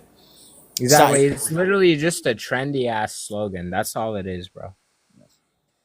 Yeah, no, it's actually ridiculous. I think, or did you mute all of the dumbasses in the comments section? I think it just left. Got you. Yeah, because they were absolutely brain dead. They didn't actually know what they were talking They're about. all brain dead, man. No, But you're absolutely correct. They are all brain dead. You and I were actually having an intellectual discussion. You feel me? But I got a question. Yes. Do y'all think that the people that identify as men will go into the draft? I think they will not. absolutely should. No, If they you won't. change, I think if you change your sexual identity, right, then you should have. If you are going to be a man, then you have to sign up for the draft. Well, No, and that's what I'm saying, because the military actually used to do it properly too. We used to have a don't ask, don't tell policy. They used to be in there. The Brother, that has fact nothing to that do with you're now exactly infiltrating society. No, it does. It does have to do with the question. No, the don't ask, don't tell has nothing to do with transgenderism. No, at all. it does. Don't ask, don't tell. Because here's the thing, because now the new policy, now they've all gotten taken out of the armed forces, correct? But the policy of don't ask, don't tell, it's becoming relevant again. It's becoming relevant again, my brother. It hasn't. So real quick, Just hear me out. Just hear me out for just a second, my guy. One at a time. Just a second, bro. Like it's relevant now because of all of the stuff that is happening in the mainstream, like entertainment and media and sports industry, to where they are getting an a disproportionate amount of representation.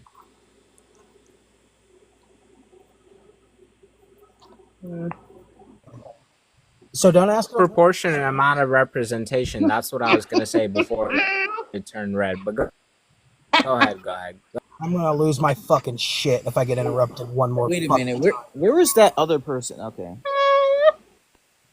I'm gonna lose my absolute fucking shit if I get interrupted one more time. All right, I didn't interrupt you, bro. So, I didn't don't ask- interrupt you. don't ask, don't- My shit went red. I'm sorry, and that's not my bad. God damn. Okay, so don't ask, don't tell has absolutely nothing to do with transgenderism. It was specifically for homosexual individuals in the military. Same shit. It was saying Same if you shit. are.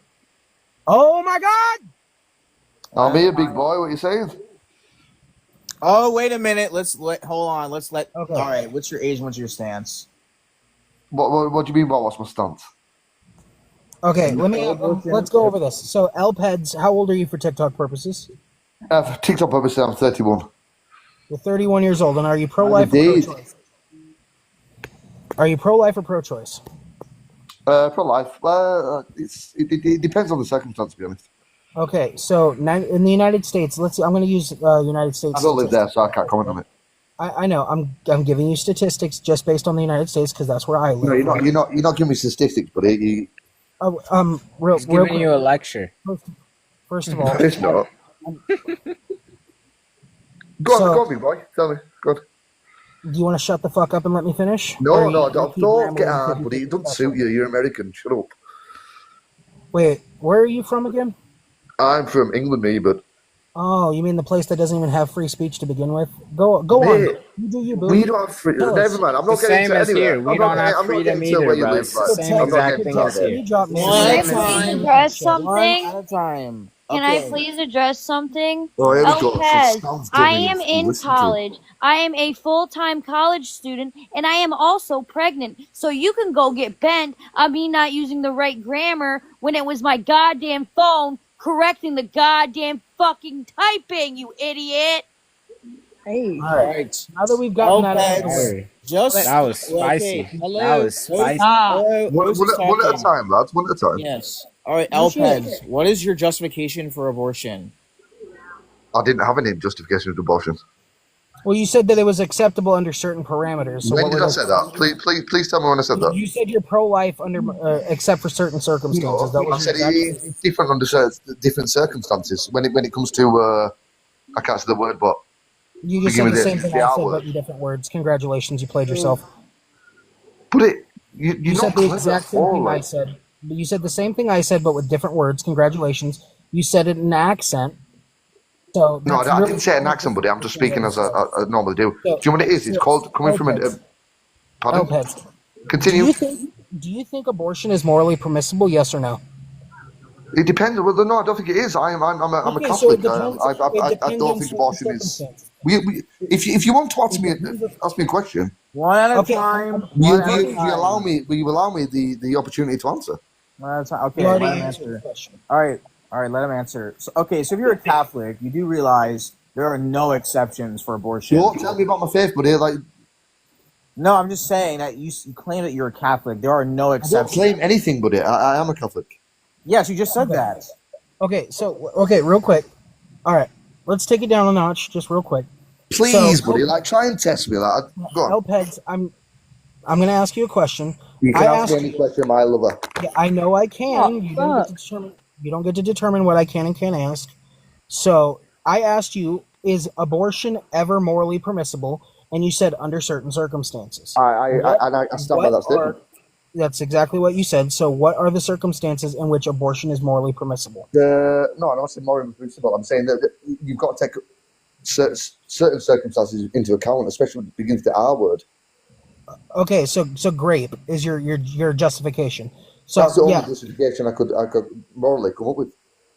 Okay, so under your worldview, right? Under your moral framework, if a woman is raped, then it is now morally permissible for her to get an abortion.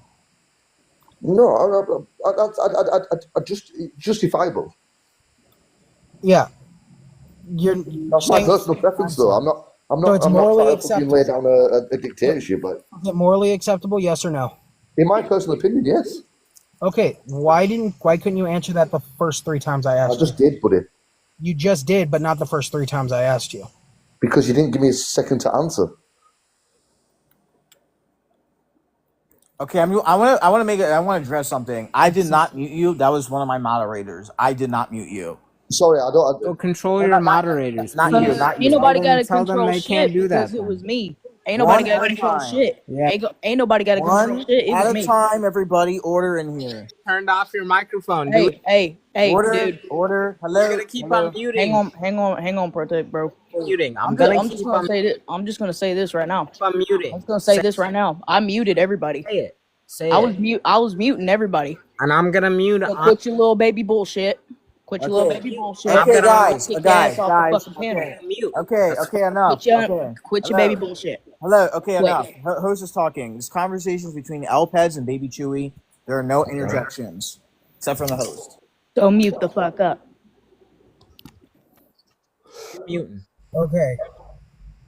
So, Elpeds, under your moral framework, Yes. abortion is morally acceptable if the woman has been raped. Yes? In my personal preference, I believe so. Okay, very simple. Right? Do you think there is under your moral framework there are no But you're asking the question that under my moral framework, it's my personal preference. Okay. As an intelligent, smart, That's normal irrelevant. thinking, forward thinking person, I'm allowed a point of view. Okay. Did I say you understand weren't? me, buddy? Did I say you weren't? Well, I've just answered the question, have I not? No, you didn't. You're trying to contradict me, and you're trying to go. No, I'm not. You kept interrupting me, and you didn't let me finish. I was going to ask you. I apologize.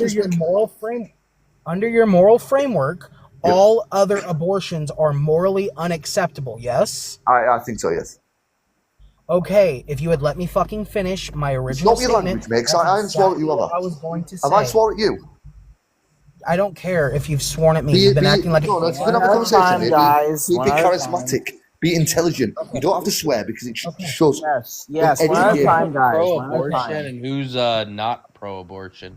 Yeah. Okay. We all hold on, Alex. This conversation is between them two. No, come at me. So, I don't give a shit, man. I'm ready for you. Elpeds, real quick. I'll give you my Christian name. My name's Luke. You can call me Luke. Okay. I'm gonna call you Elpeds because that's your username. So I was doing that a respectful thing. I was giving my first name. Wait, hold on. Elpeds, hold on. We don't want your, because this is gonna be on other platforms. We don't want your first name. We do not want your first name to be just out there, right? Personal information, you know. Okay. There's another question. Are you going to backtrack to the same one you were? Okay, oh my gosh. Order, everybody. Continue the conversation. So I'm going to reiterate what You're you asking said. the same question again, which I've just answered. I'm. You're boring, mate.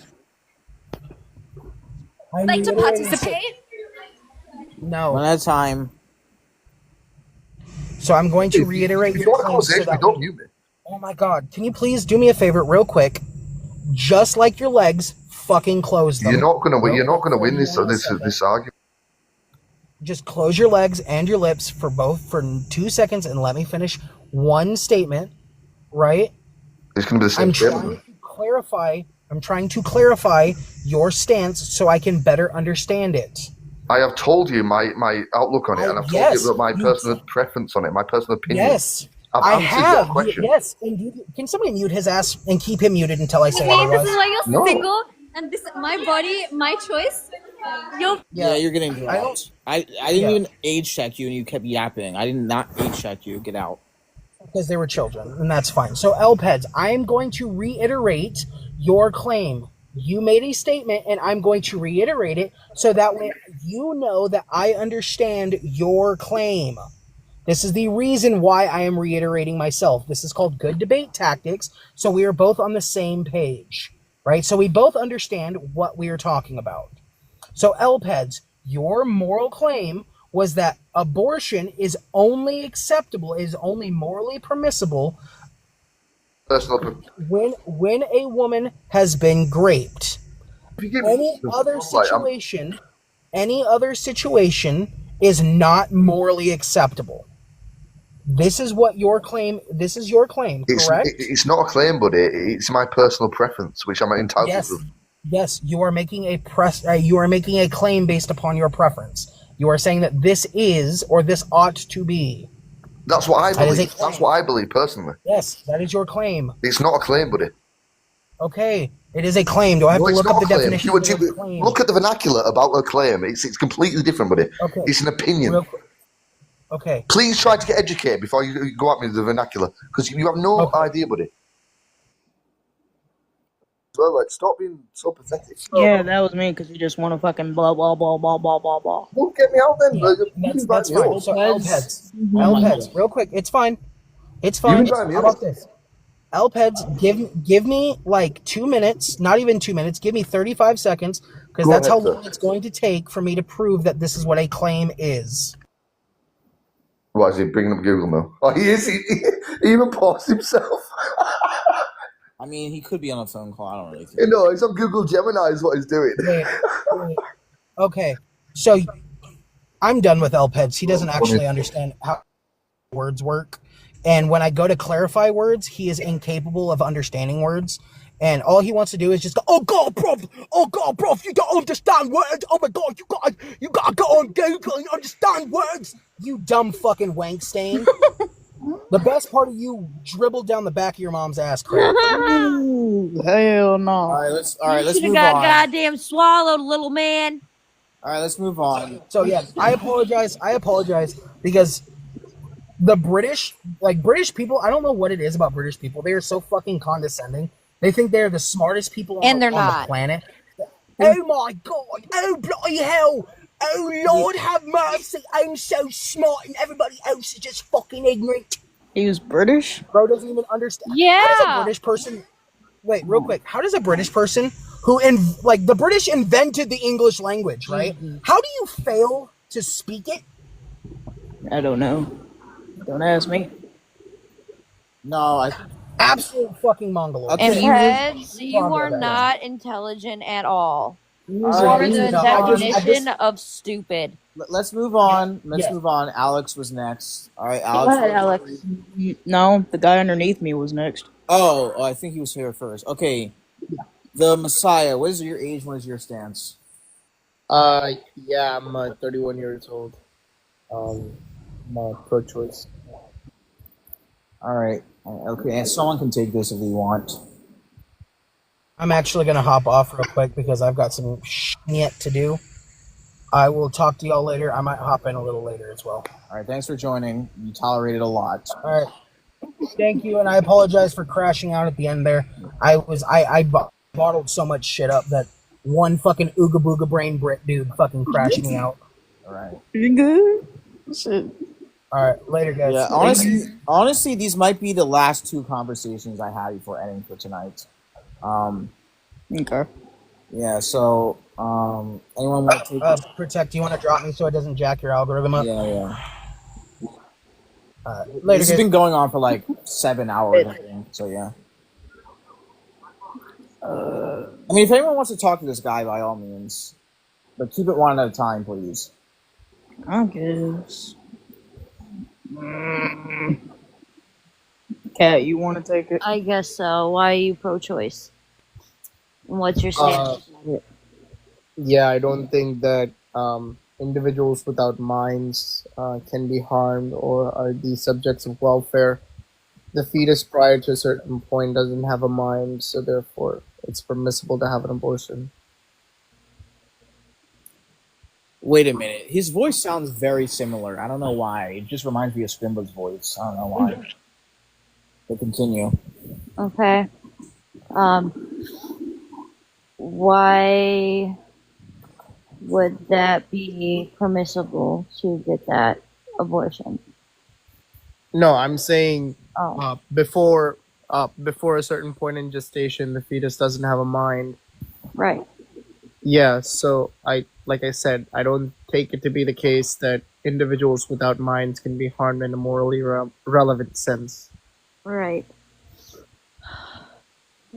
I'm so tired. I'm trying to think.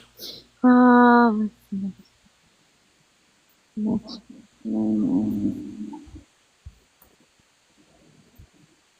Wait, what'd you say? You said individuals without a mind can't be harmed? Yeah, that's what he said. Individuals without minds cannot be harmed in a morally relevant sense. Yeah, what's the argument for that? Yeah, if I didn't have a mind, I would be. If harm were done onto me, I would feel pain. I do have a mind. Conclusion, you know. Yeah. Would you still be able? Would you still have harm? Right. So you said pain. If you don't have pain, would you still have harm? No, I give a hypothetical syllogism. So I said, if it were the case I did not have a mind, I would not feel pain. I do feel pain. Therefore, conclusion. Did you understand the hypothetical syllogism? Yes. Yes.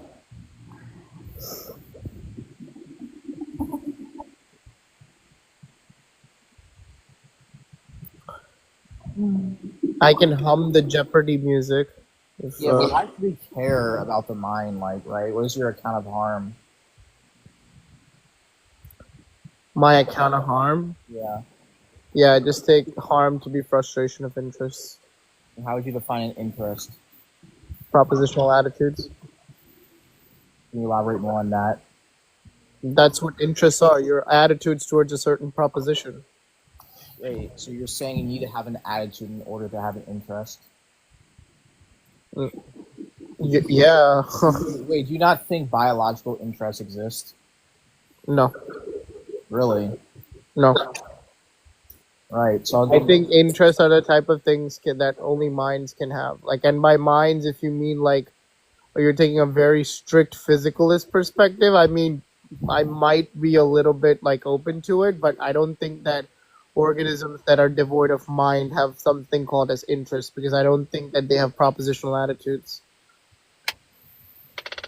Right. And how would you define the mind? Yeah, I can just take like a substance, material dualist kind of a perspective. I'll just take mind to be an emergent property of the underlying structures of the brain. Right. And I would say they would have a biological interest, right? Just a being, right, has this nature to achieve this thing, right? Like I would say. Yeah, what's the argument for that?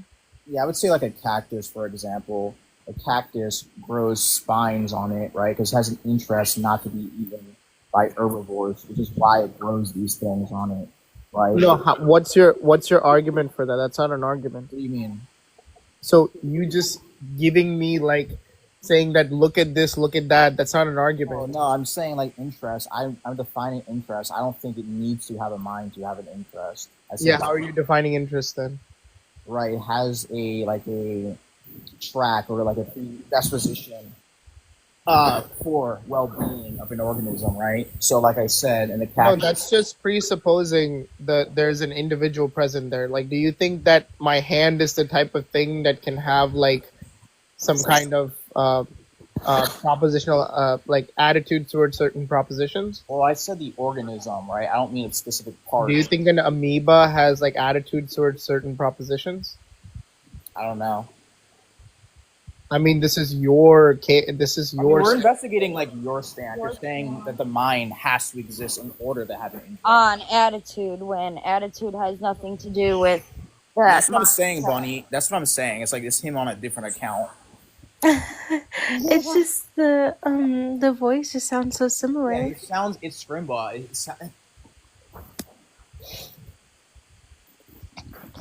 Think you wouldn't know? Think going on a different account means you wouldn't know? What was that? You're the one who's arguing that you need to have a mind in order to have an interest. This is your stance. Or an attitude at that point. Propositional attitudes. Like, if you're, like, I mean, do you want to get into the metaphysics of the argument? I mean, we can do that, or else we could just stick to the We're gonna go for like 10 hours. We're just gonna assume. I mean, if you're doing an internal critique, you would have to accept that. Yes. Let's say Yeah. So I don't know why you were asking me all these details about like. I mean, because I just want to understand why attitude has to have a significant play in one's growth. What? No. Or that So mindset. no. What I'm saying is that I don't think that organisms are the type of things that have like a specific kind of like. For example, my attitudes towards something can be true or false. Do you think that there's a condition a truth condition in which an organism can grow and not grow at the same time? I don't. Yeah, so that just doesn't make sense. That would be a category error to say that organisms are the type of things that have like desires. Well, wait, hold on. We didn't say desires. We said interest. We don't think they're the same. Interest Desires and on the attitude position that you're trying to uphold. Yeah, what do you like? How are you using the word desire? yeah, wants. I don't see how. I don't see how like a tree has a want. Yeah, so you're saying that so you're saying organisms have desires? No, I just said no. I said humans specifically, but not all organisms have wants.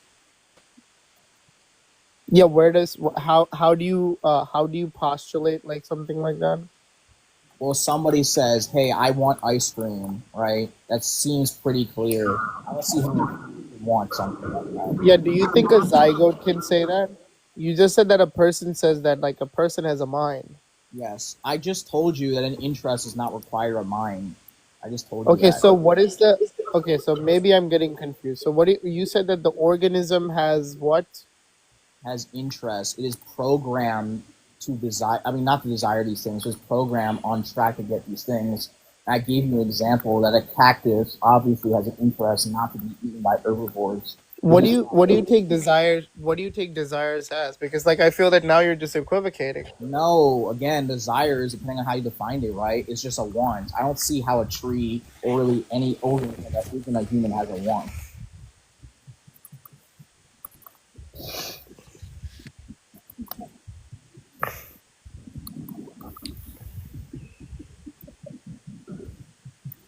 Haven't been tracking, but I fail to see the relevance. I just I mean, will. a newborn doesn't know what it would desire. Right. You know, they just sit there and form in the mother's womb and Wait, what's your argument for like a newborn won't have desires? Well, I didn't make that claim. I mean, like I said, maybe I missed part of the Whoever said conversation that. or I wasn't tracking. Wait, But no, in the comments. Yeah, probably. Wait, hold on. No, I didn't say a zygote has a want. I never said that. I specifically said that. But continue. Okay, what is the attribute that you're associating with organisms? What do you mean?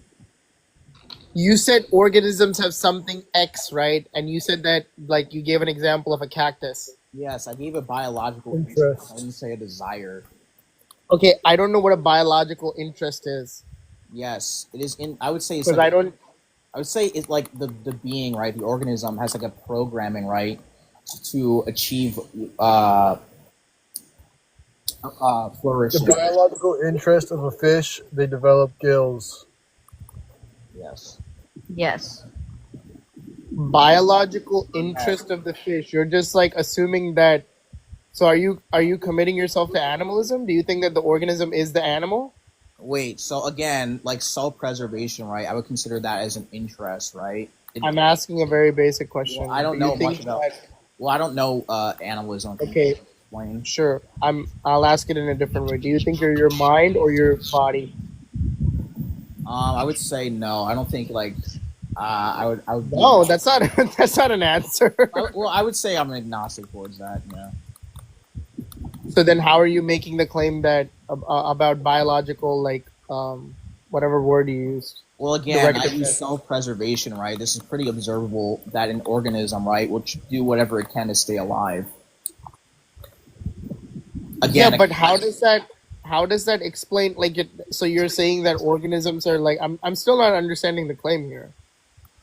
I think we've derailed the. I mean, again, we were investigating his stance, and then he pivoted on to me. Yeah, and I was trying Messiah, to. can you I restate was trying to yourself? Can you critique restate why his you're putting stance, Yeah, and I didn't really understand the attitude part in a fetus's being on growing inside the woman's womb, and how can that attitude have anything to do with the growth of that child? The wants and needs of that child is basically the mother sitting there feeding herself, giving that child nutrients, and like with the newborn baby thing was basically that baby doesn't understand, but it's still getting taken care of. Like what? Oh, What exactly was that supposed to answer? anything, God, anything. It's the Oh. Messiah. Can you just please restate your stance? Yeah. Just a simple summarization. I can give more details when you want it.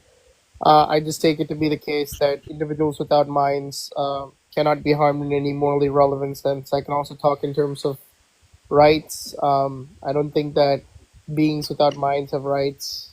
Um, yeah, and since the fetus doesn't have a mind prior to a certain point, you can have like abortion prior to that. Okay, do you hold that stance with all non-sentient life forms that develop into what we are or what is to be? But I'm sorry. What are you saying that I hold to all sentient beings? Yeah. Okay, so where does the moral value for babies start with you? When they develop a mind? Yeah. Okay, when can you define mind in your words? It's just an emergent property of the underlying structures of the brain. So essentially, when they can start receiving information. No. Okay, well, can you elaborate on that? Yeah, what I mean by emergent property, and I think I can give an example to demonstrate what I mean by that. The movement of molecules is basically called as heat, right? Temperature is the representation of those movement of particles. So take it to be the same case. The underlying structures are just like that give the emergent property of the mind.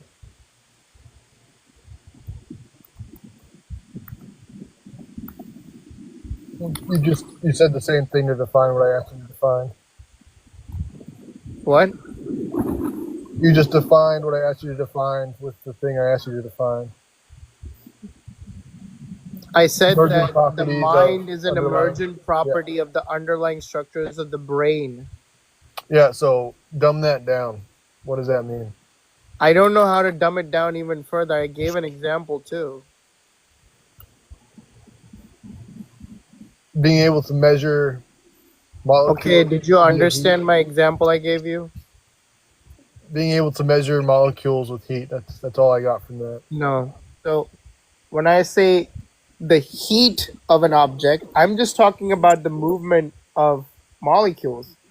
In order to quantify that, there's an emergent property of those moving molecules called as temperature. Does that make sense? Yeah, I mean, probably to a scientist or biologist, yeah, it probably makes sense. I mean, what part of it did you not understand? I can give a different example. Yeah, so Let usually me people like to define where they're, where they think life starts with by like stages, right? So like, does it start when they're a zygote? Does it start when they develop? And are you talking about human biological life? Yes. That's Yeah. yeah. Yeah, I think it begins at conception, yeah. But you don't think their moral worth is developed until they Have a mind? Yeah, I just said that. I give moral consideration to beings with minds.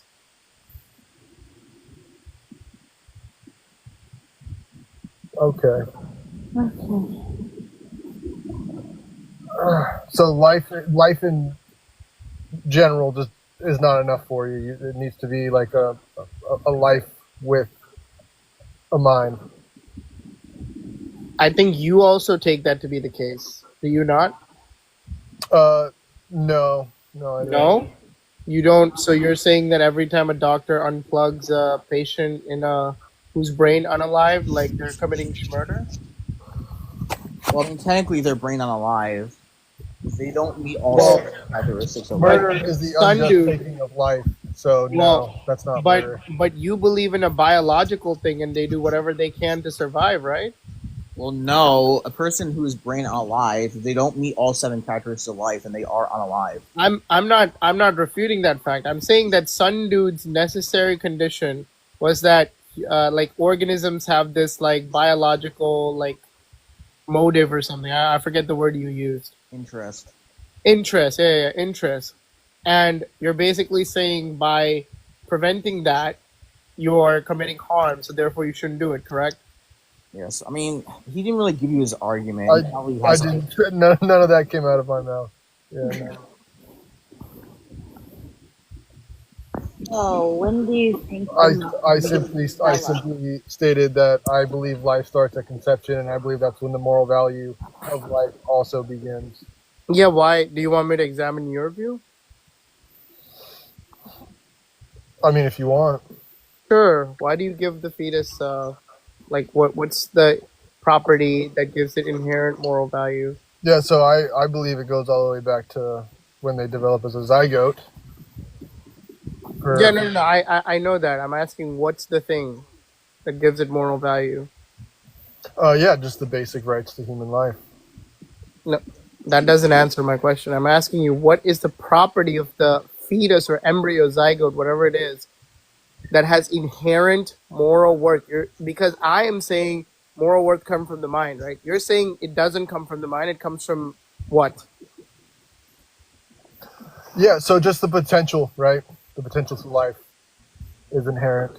Anything that has the potential to life should live. What are you against? Like, so potential to life, and by life you mean just like the 7 biological characteristics? I think he was referring specifically to humans. I mean, that would just be special pleading. I don't think he wants to say that.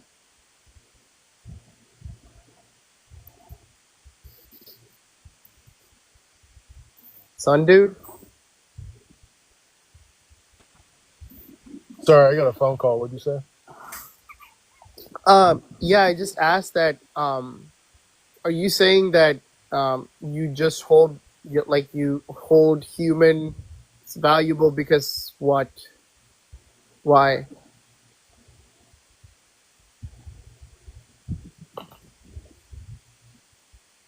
You got a phone call again or something? Or? I'm sorry, dude. It's not intentional. I'm at work. I'm getting calls. mean, It's like crazy. I mean, you could just argue he values them because of the nature of humans, not necessarily because they're humans. Yeah, what's the nature of humans? Basically, capacity of human life. What? The capacity of human life. I think she meant reason. The nature of humans is capacity of human life? No, I think what she meant is capacity like for reason. I think that's what she means. Yeah, that's what I meant. So, so you value the capacity of life. So do you value are you a vegan? I'm not a vegan. Okay, so then you would just be special pleading then, right? I'm a flexitarian. I'm not special pleading. I am an anti-abortion person who believes that every human life is valuable. Well, you're just saying but your claim was you value the potential for life, right? Yes, I value the potential for life, and I consider it to be a human being, and it's not special pleading. It's called that. Okay, so let me womb will be a person. Okay, let me just give a mind, that has a capacity, that has everything that we have. Okay, let me just run you down through your logic. So your necessary condition for having moral consideration is the capacity for having life. Yes. Human life. Yes, human life. So then you automatically are special pleading then. How is that special pleading?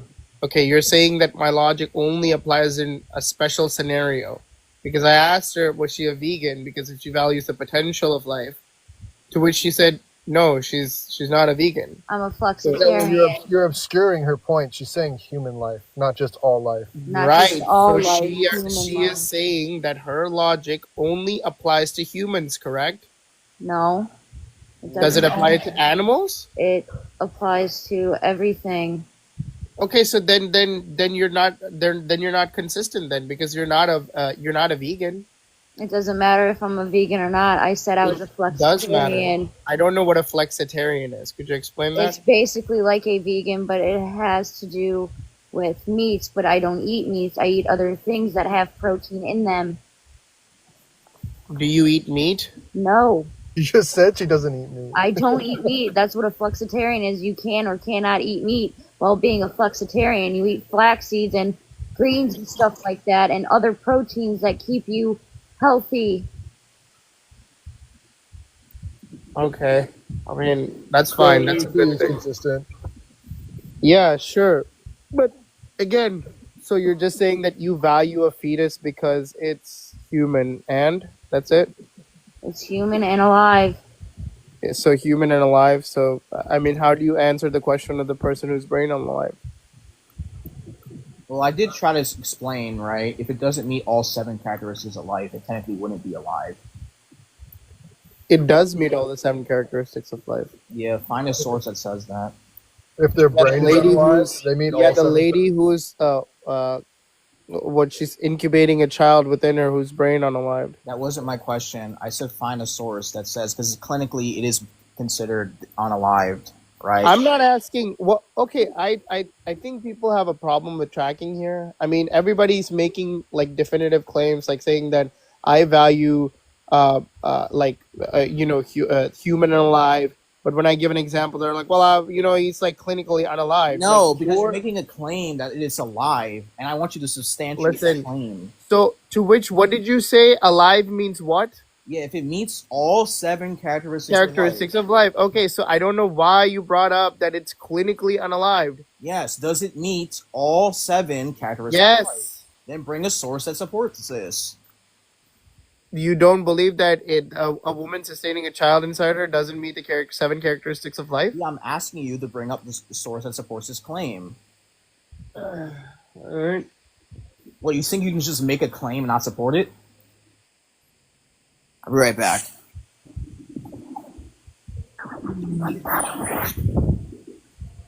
Because we can look it up and say the exact opposite of that. I'll be right back. Mods, control the live.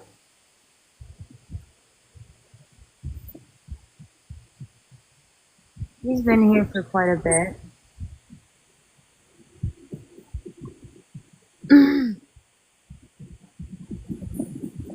Hey, Bunny.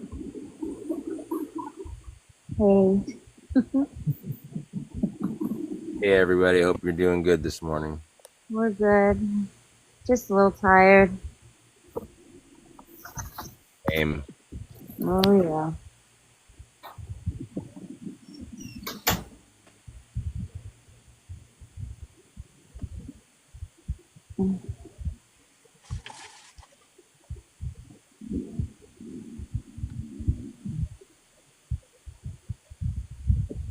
How was everybody's Friday the 13th?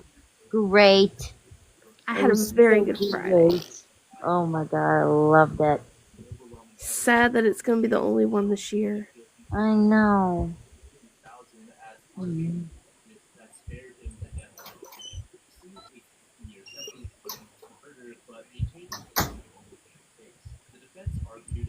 Oh.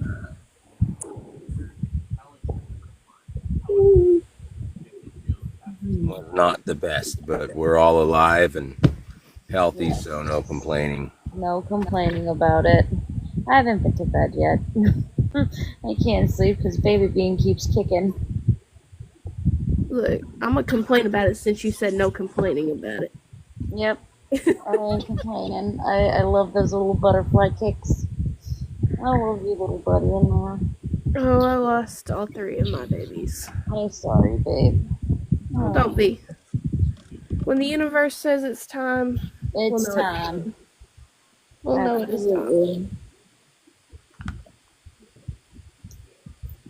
I really have to go to bed, but I will catch you guys next time. Catch you next time. Have a good night.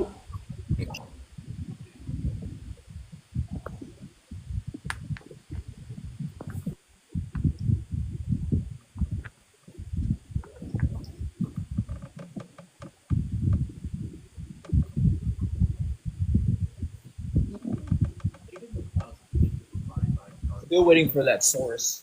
Yeah, he's Yeah, digging deep for that he's source. been. So He's yeah, if you been. don't, He's yeah. looking So through all the Reddit posts.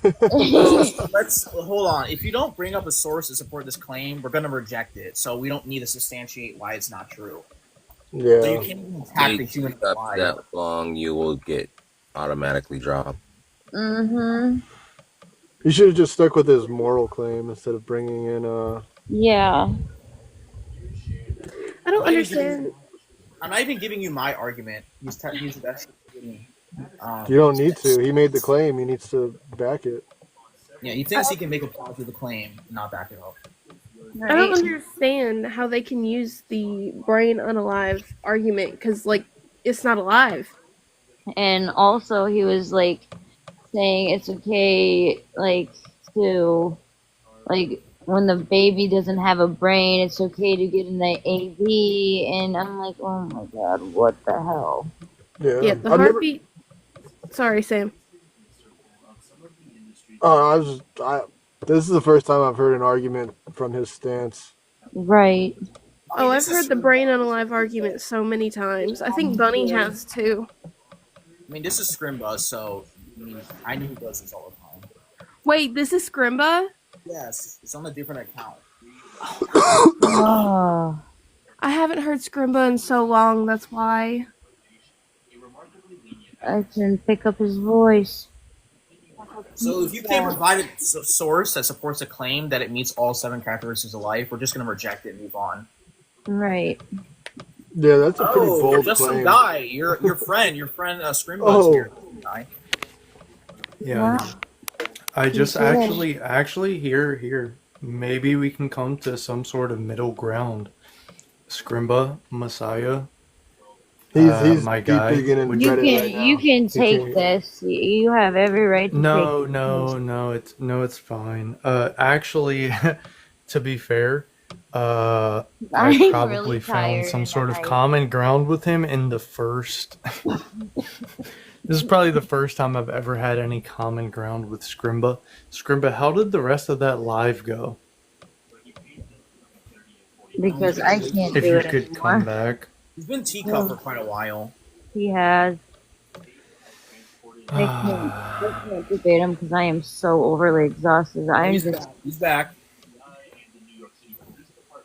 Scrimba, how did the rest of that live go, dude? They were just saying like dumb shit all the time. I'm like, and I was trying to help them. I was like, you don't want to say that if you're like a person who's a theist, that will just lead you to this. And they were like, no, I want to say this. I'm like, okay, all right, fine, fucking say it. Yeah. And like, Did you see how I came in and I was like, hey, I'm trying to help y'all. And they were like, we don't need your fucking help. And like, Because- also, you shouldn't cuss. yeah, that one I was like, what? I was like, okay. But yeah, it was really bad. I think me and Scrimba may have like, a little bit of common ground there. I think I just, I if we literally hated made each other him- 100% previously, I think maybe we gained like 5% respect for one another on that one. I mean, I told him that he was saying that he was Benny, the guy like right below me, or two boxes below me. He was a Calvinist, and like I asked him, so free will doesn't exist, right? They're like, yeah, free will doesn't exist. I'm like, okay, so are you telling me that I just made them? I just proved to them that God doesn't have free will. I said, so how do you define free will? Like the ability to choose like good or bad. I'm like, okay, does God have the ability to choose bad? No. Okay, yeah, God doesn't have free will. God. I'm like, Oh my no, god. I wasn't even you there for that walked part of into it. that Oh my one, like- gosh. You walked into that one. Yeah. No, Calvinism is really, really bad. Dude, I was a Calvinist for like a week, like 3 years ago. and That's crazy. it took me about, I'm not even gonna say a week. It took me about 5 days to realize the Calvinist position is just horrible. But yeah, no. Yeah. Okay, well at least I was Scrimba, just now having now a you know that field I don't care whether or not someone's on my side, quote unquote, or not. I genuinely don't care. If their argument is shit, it's shit. Right? Like Yeah. I mean, I tried helping them. I'm like, listen, like, I was helping them with tag and stuff like that. I'm like, listen, that's not what you want to say if you're running tag. Like, and if you want to run, like, other stuff like Descartes' demon and stuff like that. That's not how you frame it. They were like, what do you take reality to be? I'm Wait, like, whatever I perceive. Okay, so if wait. Did they run tag before I came in there? they ran it right before I think you came in there. They were like, God is like required for like knowing anything. Like, Oh my god, that's and why they tried to let me go at it. yeah, Oh my god. No, here, okay, so Scrimba, I'm gonna be completely honest with you. The only people who can run tag to its fullest conclusion are Orthodox Christians. I run tag only up until the point that I'm able to run it without having to defend the Orthodox Church because I'm not an Orthodox Christian yet. But Calvinists, I've seen Calvinists run tag. I've seen evangelicals try and run tag. I've seen like many different sorts of Protestants try and run tag.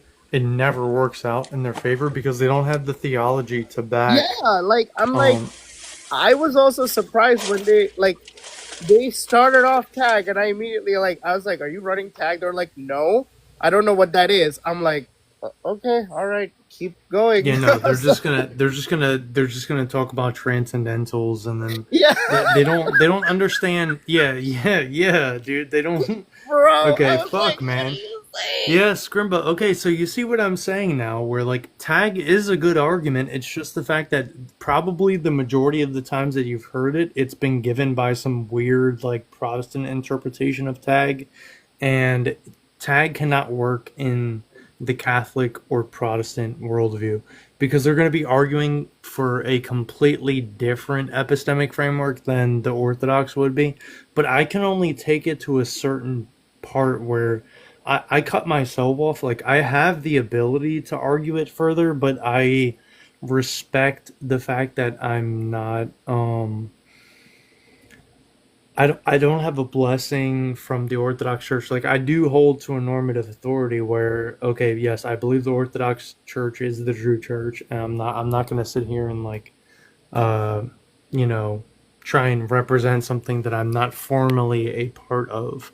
So I'll do it for like the general theist atheist stance, but I don't generally run tag to its fullest conclusion just because of the fact that I don't have a blessing to do so.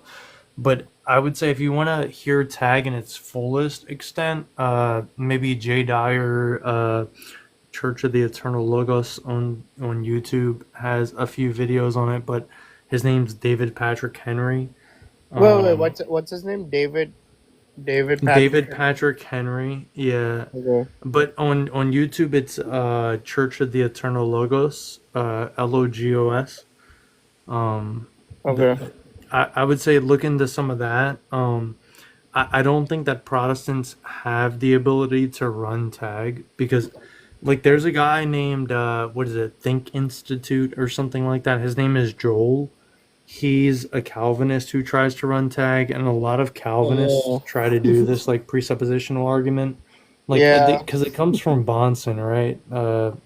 I think his name is Greg Bonson or some shit like that. Yeah. But Bonson there's tried to come up with like a transcendental argument, but it fails because he doesn't have the correct theology in Well- order to posit the worldview as a whole, right? Like, There's this what was his name? I keep thinking Wittgenstein. I don't know why. Van something. Van. oh, Van, fuck. Yeah. Outs? I know you were talking about. Van, Because there are two presuppositionalisms. One is the. I don't know why I'm not remembering his name. no, me either, dude. Me either, and I should. It's I a should V remember it, but N. I can't. I'm pretty sure it's like. Van. Oh my god. Van Hilton? No, I feel like I'm fucking it up there. What is it? Van. You know who I'm talking about, right? Yes. Yeah, that guy. I just feel that for everything, like I don't even think it's a good argument. Like I've seen like I've heard some pretty good tag arguments, but like the specific kind that people run that looks like, oh, you need God. I'm like, why? Because God. Why? Because God. I'm like, they just keep saying the same thing in like different ways. I'm like, that's not like you can't run every argument for like that's not how it works. You can't run Well, tags. yeah, no, I get that. So, like, the argument for P1 that I was trying to give you earlier, it's obviously it's going to be an abductive argument based upon the impossibility of the contrary. But, given any metaphysical, metaethical, or epistemological structure, and like the argument that I was trying to run with you earlier was epistemology is ultimately going to come down to autonomous or theonomous epistemology.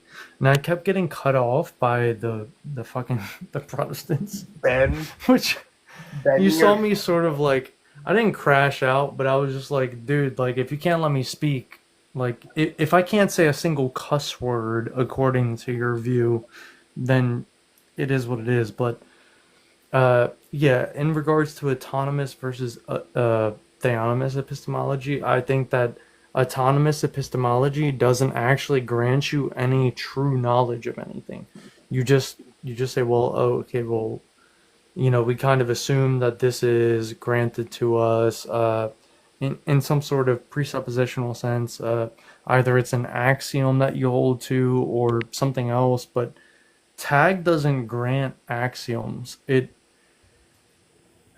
It's really complicated, Scrim, but hopefully, dude, me and you can talk about it more in depth on another live.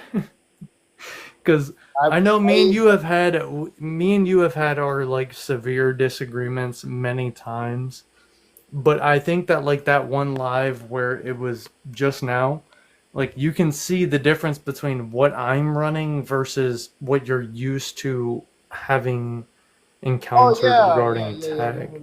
I totally like, and I guess like I gotta apologize too because like in the beginning when you started off, I thought, bro, is he gonna say the same thing that these people are? Because I was already like hearing for the past like 10-20 minutes the same thing. Like, why is this necessary? Because God. Why is it necessary? Because God. I'm like, that's just like you're just repeating the claim. That's not like. Yeah, no, there's a certain level of circularity that comes with. So I would say that there's like a referential like epistemology, right? Where at a certain level you have to sort of like, okay, how do I explain it in really simple terms? Like, okay, if you were to have a debate with me and I'm like, logic doesn't exist, you'd be like, hey, could you give me an argument that logic doesn't exist without using logical principles? I wouldn't be able to do so. And if I tried to use logical principles in order to refute logic, Where'd he go? Who? Could I throw my 2 cents in? Could I throw my head in the circle? Yeah, but Scrimbo left. Sure. Yeah. Hey, Scrimba, it's cool, dude. I think I gave you a follow. If I didn't, I'll follow you somewhere else. I'm sure I'll see you again. Wait, Scrimbo. But- Scrimbo didn't provide that source. We're just gonna reject his claim. So, but moving on. Wait, who was that? Scrimbo didn't because we asked him to provide a source and he didn't. So we're just gonna reject his claim. Wait, I don't know what was. Yeah, he was investigating some dude's stance. He was investigating some dude's stance. And he asked a source that a brain unalive person meets all 7 characteristics of life, and he didn't find that source. So Oh well, yeah. To be fair, just want to make it clear, Scrimba, if you're here, I'll give you a follow. Just hit me up in the DMs. At least now you know that like I don't care as far as whether or not someone agrees with my theistic stance. I'll still debate them.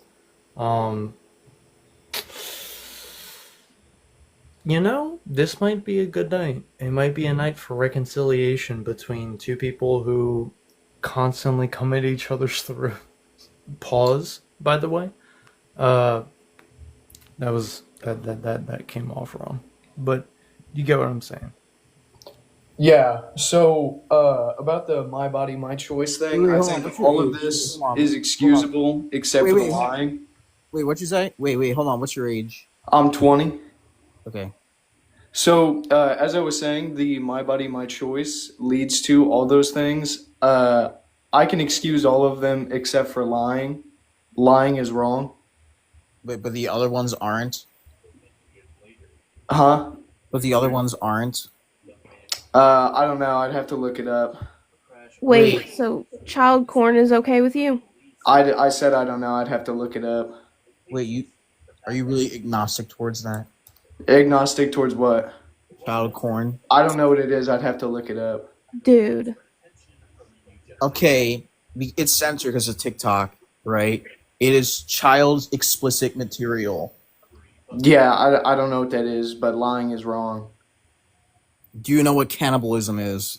Never heard of it. Do you know what necro is? Like necromancer? No, necrophilia. No, I don't know what that is. Is that like fear of necromancers? No, it means having smacks of corpses. Yeah, I don't know what that is. I'd have to look that up. Y'all know he's trolling, right? Yeah, we're just gonna move on. Please tell me. Like, Yeah, please he tell me clearly y'all know he's trolling. Like, yeah, he clearly holy knows what these shit. things are. Oh my god. No way that I was the same age as that dude and I know all of this. All right. I mean, if nobody else is gonna join, I'll just end because I've been going live for just some guy. We debated a guy for like 3 hours. He literally justified the entire prompt except the last one. Like everything on here. Who? Yeah, we debated a guy. His name is Gadfly, right? He's a lawyer in quotations. Oh my god. Oh, I think I've seen him before. Yeah. Yeah, I mean, we went through all of them. I mean, he was really arguing for like the law, right? He said like abortion's permissible in like some cases, right? Minority was definitely permissible for the minority, right? So, but then we asked him, is like, why should these things be allowed? Like, because he used the bodily autonomy argument, and he literally proved the prompt right.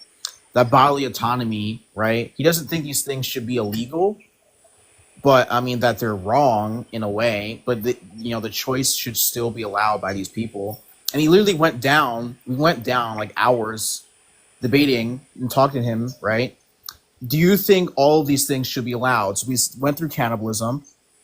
We went through necro. He was okay with that. We went through inchmas. He was okay with that. Hard shrugs. Okay with that. Racial slurs. That was the one he had a problem with. Bestiality. He didn't want to answer that one, but he did justify self-deletion for sure. So yeah, he basically proved the prompt.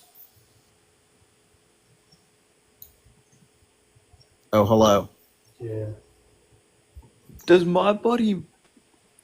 lead to all those things? Because essentially you're saying like, my body, I can do whatever the hell I want with it, so I can do all these things and more. Yes. Okay.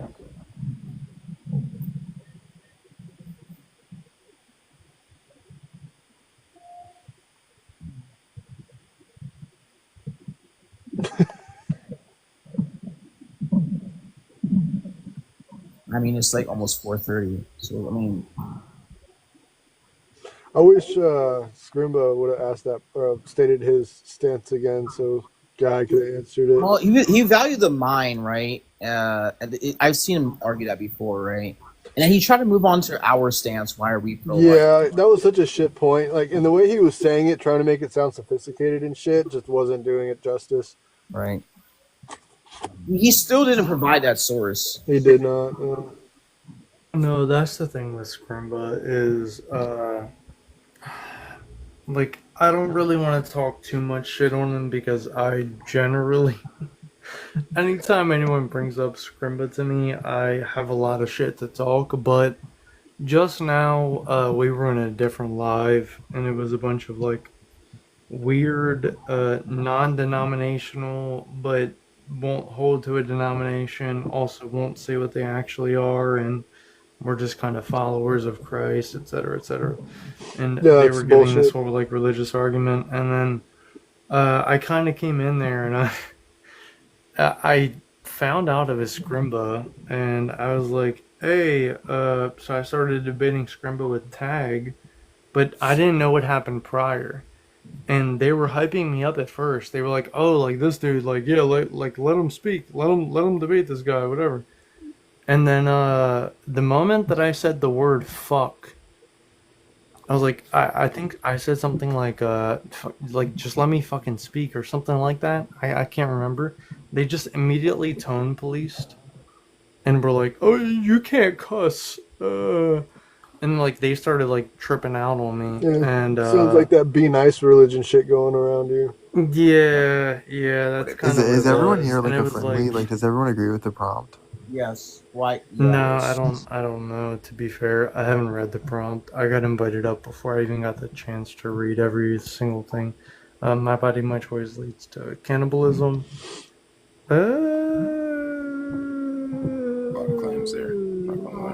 Are Yeah, you they're pro-choice? pretty bold, but Necro, yeah, kinda. And yeah, kinda. Hard drugs, kinda. you really Yeah, I have to mean, think yeah, of the prompt absolutely, as like actually. if you flipped it, none of those things would be like of consideration. Like if you did not have choice with your body, none of those things would be in consideration. So is this like an abortion debate or? Yes. Yeah. So just some guy. Are you pro-choice?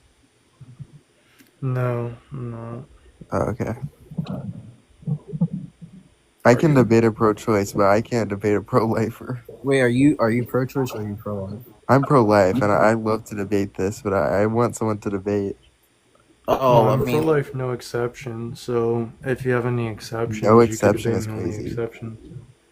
Yeah, no exceptions. Yeah. I'm So not would sure you that I like have to the debate basis to that? argue no exception, but I don't know. Do you have I would exceptions? exceptions. I would exceptions. I have exceptions. What are your I do exceptions? too. Which exceptions?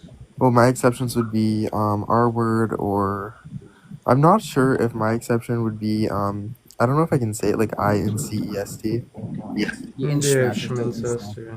I'm not sure if that would be Okay, well, what's the context for our word? well Well, in hold my on. mind. Before you do that, really quickly, why is it that you grant moral consideration to a fetus in any other scenario but grape and Schmincest? That's exactly Well, where the I was reason going with it. that I grant a different moral consideration for a fetus in that situation would be the Well, lack no, of no, no. I choice. just mean like, okay, like let's say that I was a pro-choicer and I was giving you this argument that human life was invaluable. We can unalive it at any point in the womb that we choose to do so.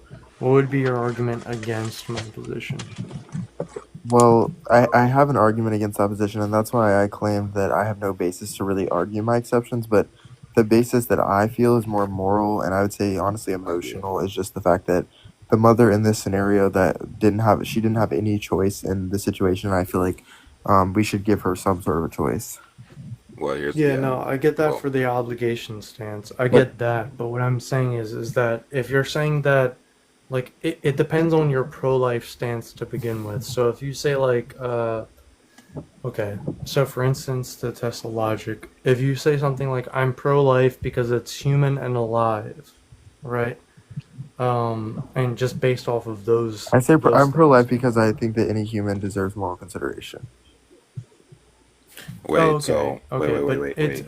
well, no. I'm gonna show him why granting exceptions based upon that premise is completely wrong. So And then if after you get that's the done with what only I was trying to exception that tell you him, hold to, yeah, they what you call it, Jessica. After you get done telling that, I'm also like give him a rundown, like on like with the question the pro-choice will ask, like what's the difference on value? But yeah. So if you're saying that because it's human, it's granted moral consideration based upon the fact that it's human, why would you not grant the same moral consideration to a great baby that you would give to a baby given consensual schmex? Because Given the fact that they're both human. in a consensual situation, the mother had a choice as to whether she wanted to take the risk of getting pregnant and having to gestate this Okay. child.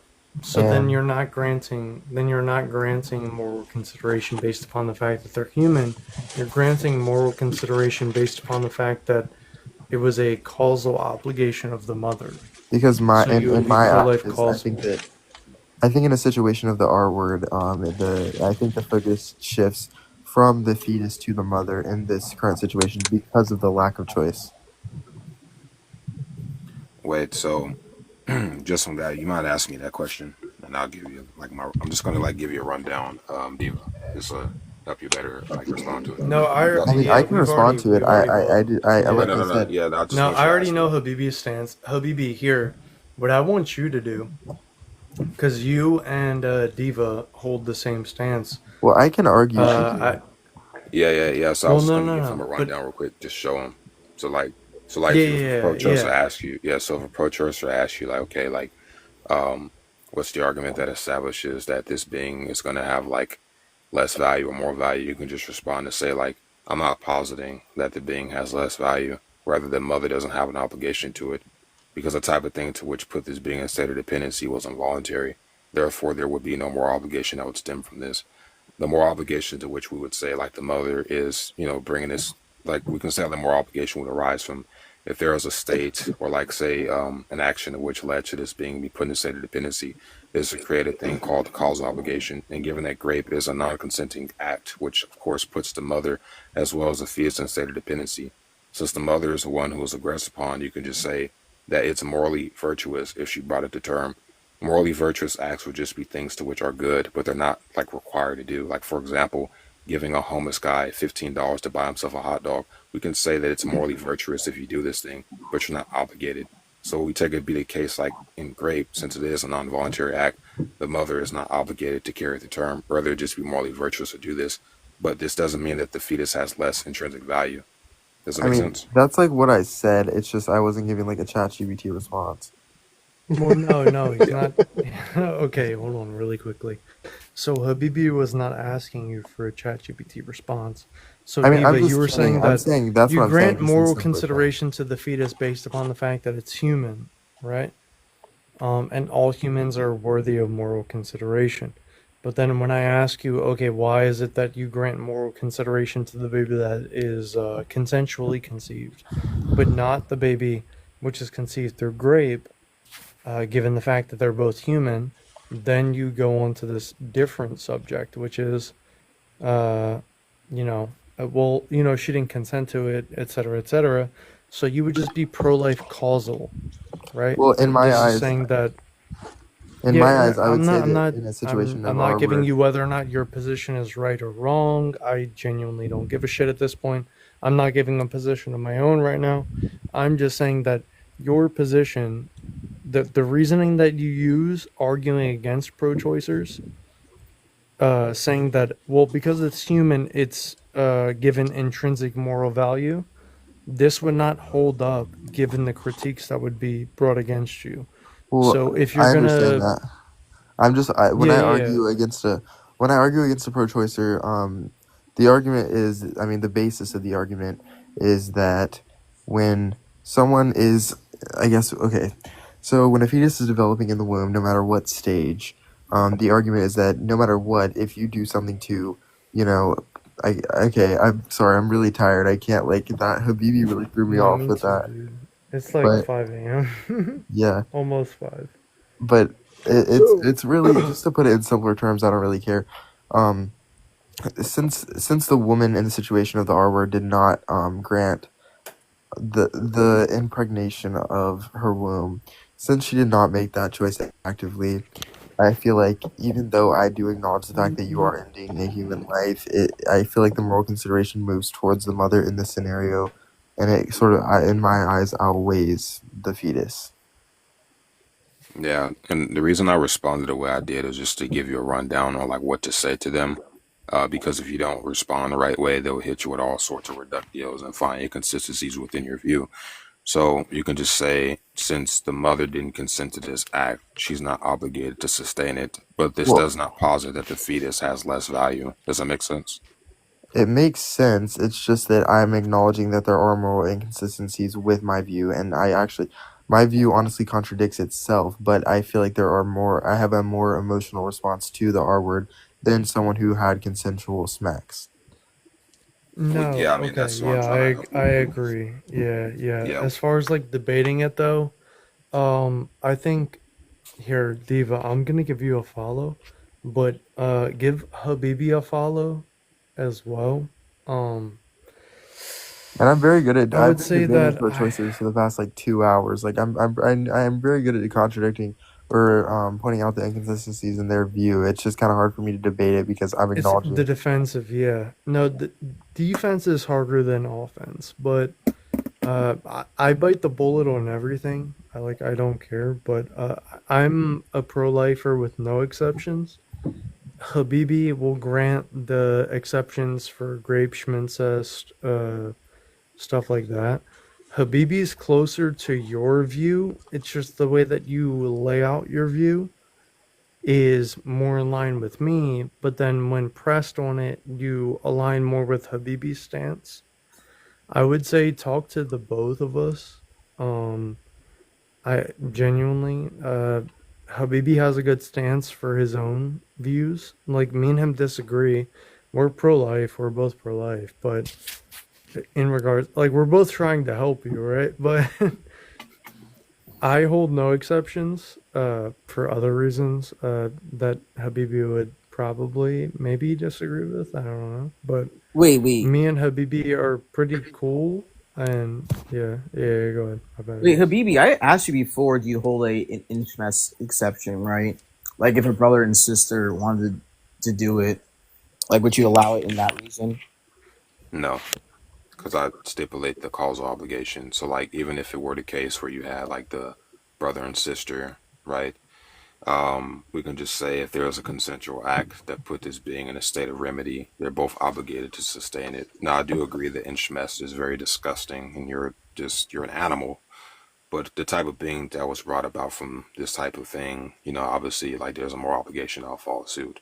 Doesn't make sense, but if it is a case where like the uncle takes advantage of his niece and she becomes pregnant, she should have rights to an abortion. Yes.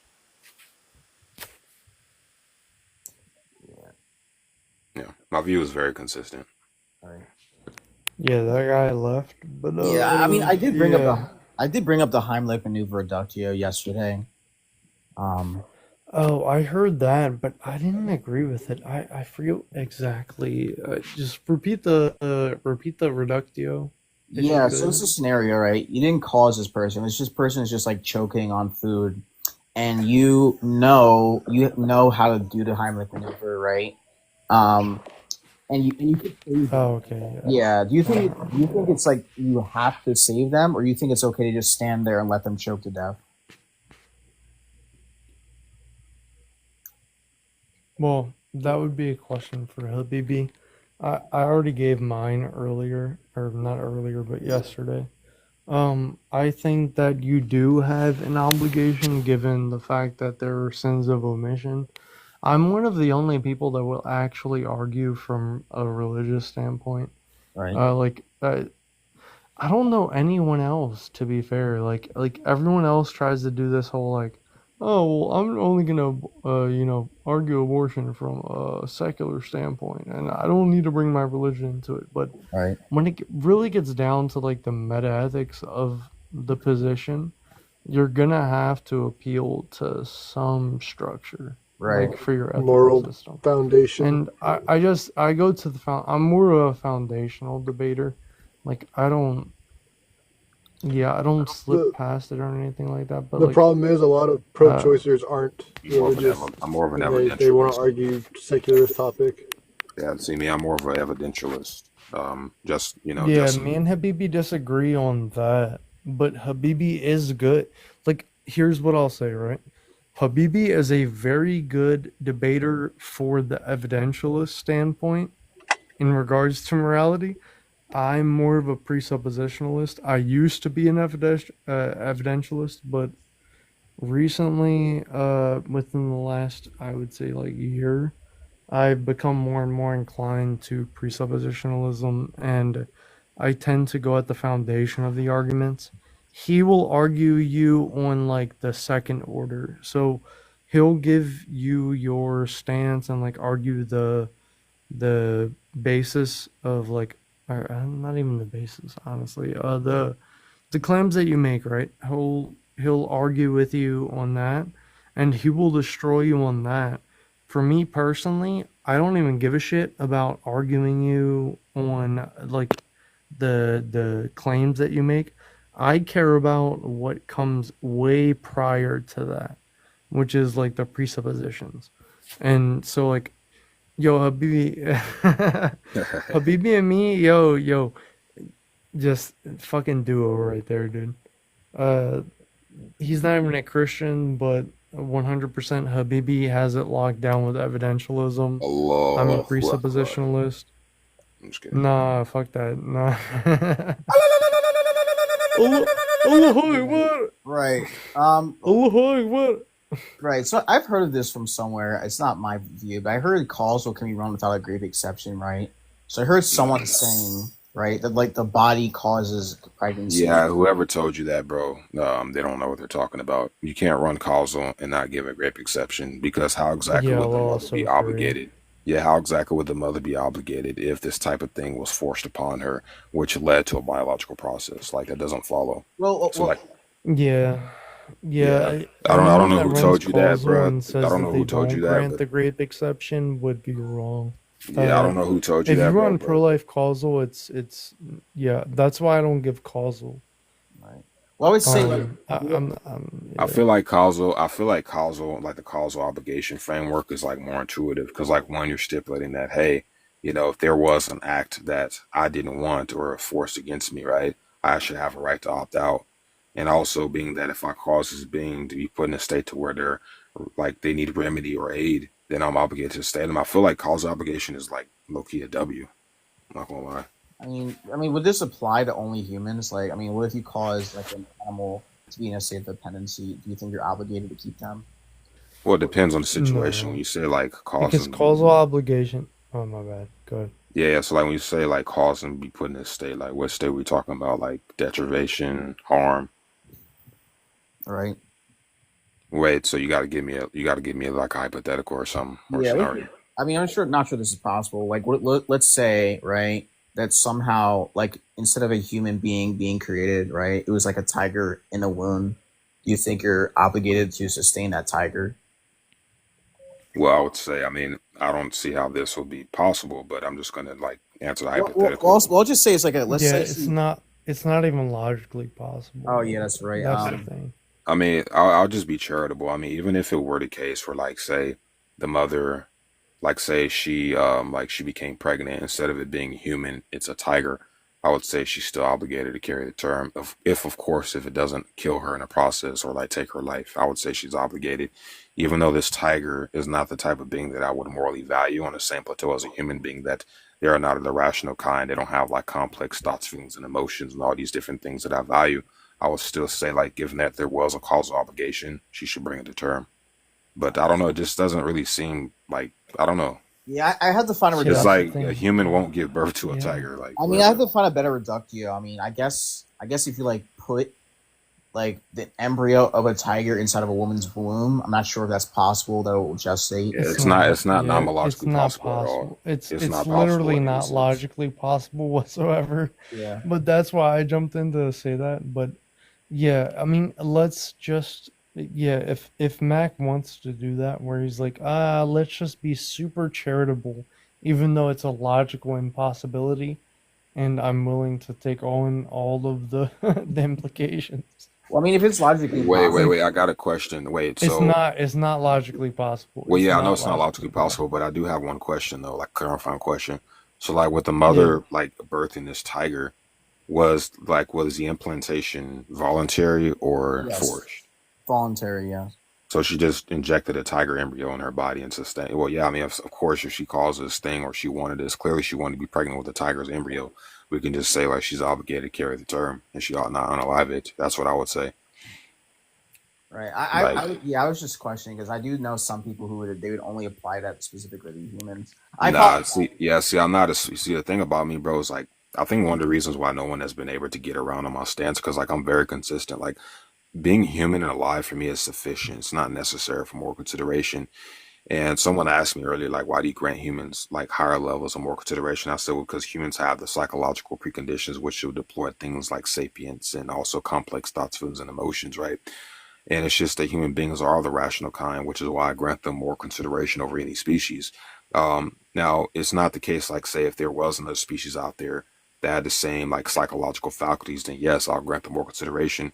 It's not really the species itself that I value. It's more so of like the preconditions that they hold, being like the brain, the subjective experience, as well as like the complex thoughts, feelings, and all that stuff. Right. That's why I grant humans like consideration over like animals and all that. You feel me? Yeah, so do I. I value the nature of humans, not Yeah, I'm not necessarily. a species. I'm not one of those dumbass pro-lifers to be like, it's human and alive. It's human life, so I value it. It's like, bro, no. Right. I value just the nature of humans, not necessarily. It's like I like the Superman reductio. I had to change my opinion. It's like, yeah, if Superman did come to Earth, I would give him the same value as a human. So yeah, I was just asking. It is a pretty logically absurd question I asked. I was just wondering, like, if you did cause another animal to be in a state of dependency, uh, that's why I just asked. Yeah, hey guys, hold on one Yeah, second. I got a no, phone it's call. just No, nobody leave. I'm sorry. Hold on, got a phone call. no, you're good. Okay, But yeah, yeah. BB and me fundamentally disagree in like the specifics of our stances, but I will say that Habibi on the evidentialist side is very good in his he's very logically consistent in his views. Uh to be fair, me and him share a lot of them. Like it This is the thing. Right now we don't have real opposition, so that's the only reason like I'm kind of entertaining it. But me and him do disagree on a lot, and probably a lot more than anyone knows that we disagree on. We've had many calls together where like I talk to him about, my position, he talks to me about his position, and like we kind of just like go back and forth. But uh he's very consistent. He is a very good debater in terms of the evidential side of things. I just um I take a different route where I know it's very unpopular for some reason in the pro-life community, especially. It's really, really unpopular to argue from religion. But that's one of the main things that I tend to argue. Well, I think I know. Based. I think. I think. Sorry. Well, I think I know No, you're why. good. Because if you argue from religion, their opposition is going to ask the argument for God, and I don't think they can Oh, really I can have an get that. argument. What would that be? Yeah, I mean that the argument for God would be transcendental argument for God. That's what I had the issue with Scrimba earlier, where so me and Scrimba have gone on these pro-choice versus pro-life. He's obviously pro-choice. Honestly, I there's a good bit of vitriol between the two of us. But earlier, I think that by the grace of God, and I know Scrimba won't believe this, but I think by the grace of God, somehow we got into a live together where he saw a bunch of random Protestant individuals who were trying to run some sort of tag, and I think he now understands the difference between what I mean by my argument when I give tag versus their arguments, the arguments he's usually I'm given. back. Um he saw me debate them, and I crashed out on them a little bit. Just a little bit. Just some guy But always crashing out with somebody. no, I didn't crash out, but I didn't crash out completely, right? But it was the fact that I was in a, like Habibi, me and Scrimba do not get along, Yeah, I've seen y'all fight right? all the time, bro. And when I joined back up on here, right, on this live specifically, me and Scrimba had already kind of like we kind of like, repaired at least like 5%. I'll say like 5%. Maybe 10, 15%, whatever.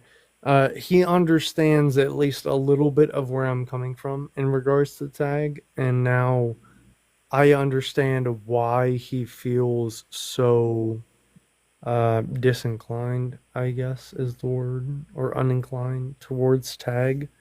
Because of the fact that now I see the type of people that he normally debates against. that try to run tag. And like Habibi, I've talked to you because you're not Christian, right? So I've talked to you about tag, transcendental argument for God, right? And you were like, well, you had your own reservations about it, but I told you multiple times. I'm like, yeah, there have been multiple people that they come up on panel and like they try to debate it, and they always give something that is not actually an argument against tag. It's an argument against some random fucking Protestant or Catholic that runs tag without actually understanding what tag is positing. And I think that's what Scrimba's been dealing with, which is why he's so adverse towards tag. Like he, yeah, I'm gonna give Scrimba like 5% sympathy on my part. Like, sorry you had to deal with that, bro. I don't know if he's here or not, but I'm just gonna say that for the public. Hold on. What the fuck did I just miss? Oh, you missed a whole bunch. No, it wasn't this live. It was a different live. But you said I wish I had it recorded. Dude, I wish I had it recorded because me and Scrimba both were in a live together where I tried to come in and save a bunch of Christians from Scrimba, who was on an alt account. And Scrimba was wrecking them. And I'm like, I came up, I started having this debate with Scrimba. And then immediately I get tone policed because I said the word fuck. I said fuck, and they were like, you shouldn't be using profanity. And I'm like, yo, chill out. Let me just debate him. So I started debating him on epistemology, right? Autonomous versus theonomous epistemology, all this sort of stuff. And Scrimba watched me get kicked from the panel because of the fact that I was debating, but I wasn't debating in a Protestant way where I'm like, oh, I'm just gonna be like super nice. Like it's all about like the cult of niceness, and like you just have to watch every single word that you say, and like it's just got it. So me and Scrimba have had like a little bit of like a understanding of each other now. I think where maybe hopefully the next time we have a conversation, he'll be able to understand where I'm coming from, and I understand a little bit more of where he's coming from because he's probably dealt with a lot of people running tag that don't understand tag at all. Because those people that ran tag on him before I joined, I didn't even know they ran tag before I joined, but they were trying to run it, and they ran it in such a shitty fashion that I was like, yeah, these people don't understand this shit at all. No, it's like if you don't have understanding of tag, like I advise not running it at all. Like don't do it. You're just gonna make yourself look really stupid. Like bro, remember yo Protect, remember a couple of days ago, Scouser, Yes. aka Scouser / Seppi was on the panel, and just some guy absolutely dog walked her. It's so funny because her little minions, like Shark Attack, Jarp, and all the rest of them, it's so funny how much they glaze her. Like, they put this bitch on the pedestal so much, and she blunders horribly. She couldn't even answer the fucking question, and she was teacup for like, I don't know how long, like 5 minutes or whatever, and then she just finally got tapped. And then funny thing is, she was still on the viewers watching. Right. That's why, like, as I didn't really, after she left, I didn't want to entertain Shark Attack. I didn't even want to debate him because it was gonna be the same stuff he was arguing that rights exist. Didn't have. Bro, they're not even, bro. Listen, that whole group. I'm gonna tell you this, bro. That entire group, you feel me? They're horrible debaters, and they sit in these lives or Discord servers. They circle jerk each other all day. It's just. No, yeah, I get it. It's like, bro, she couldn't even answer that. She couldn't even answer a question about her framework because, like, just some guy. What did you ask the bitch?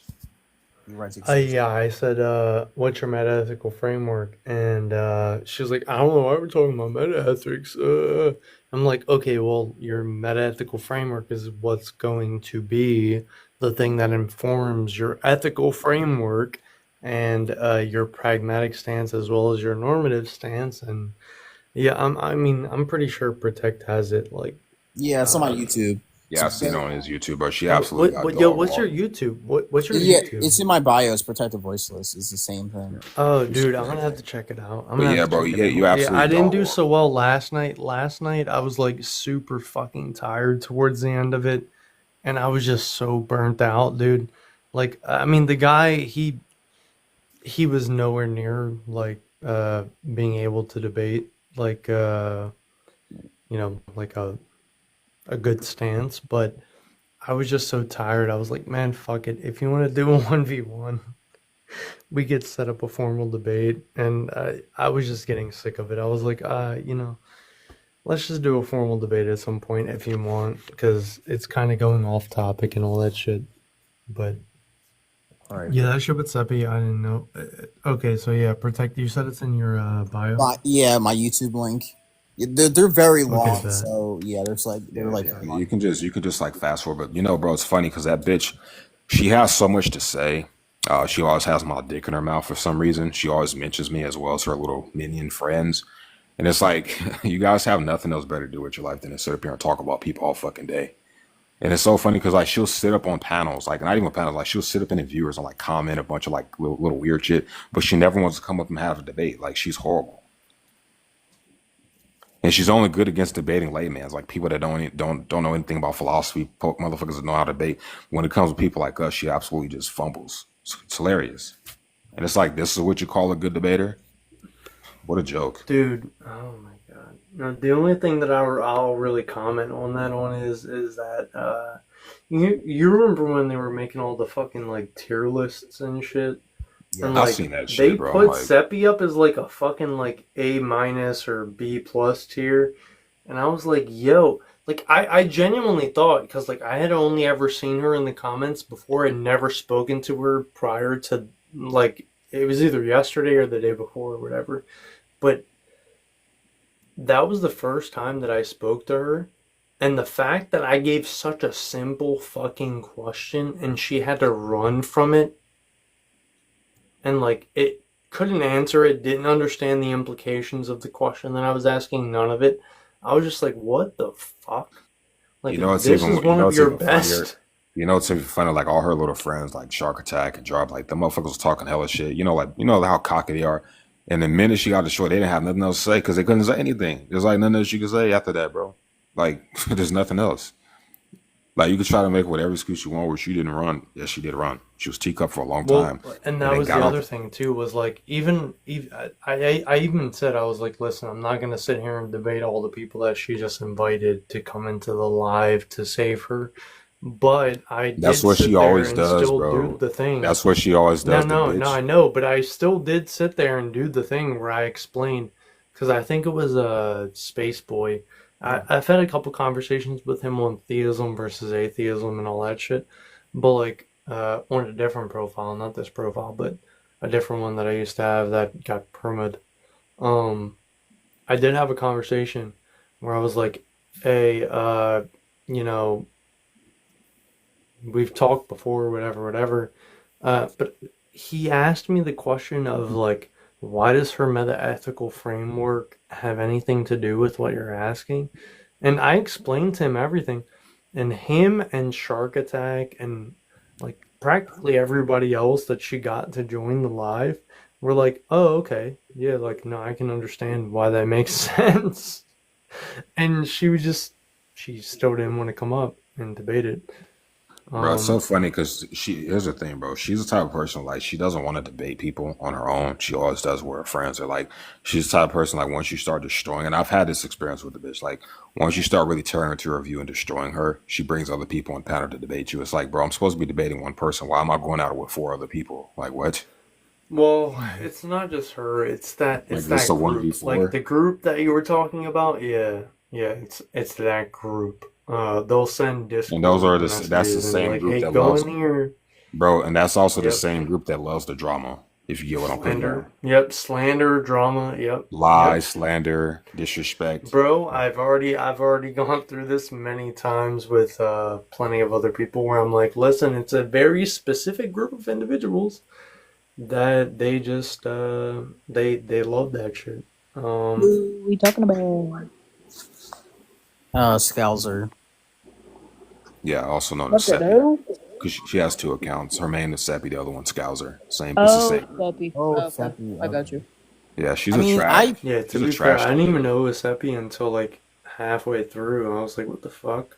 I was like, Well, the thing with Seppi, I heard her saying, right, since all beings have the capacity for sentience, it's not logically impossible for a rock to gain sentience. We have to value all beings. Essentially, what she was insinuating. I've got Seppi blocked, so. Yeah. I mean, there's no other opposition, so I'm probably going to end right now. These are all going to be my YouTube. They're very long, so I mean. Yeah, we can just trim it down or like fast forward. It's not a problem. Yeah. You got YouTube? Yeah. All right. Hell yeah. All right, guys. Thanks for coming. I've been going All right, live. man. God bless. Yeah, likewise. See ya. Bye.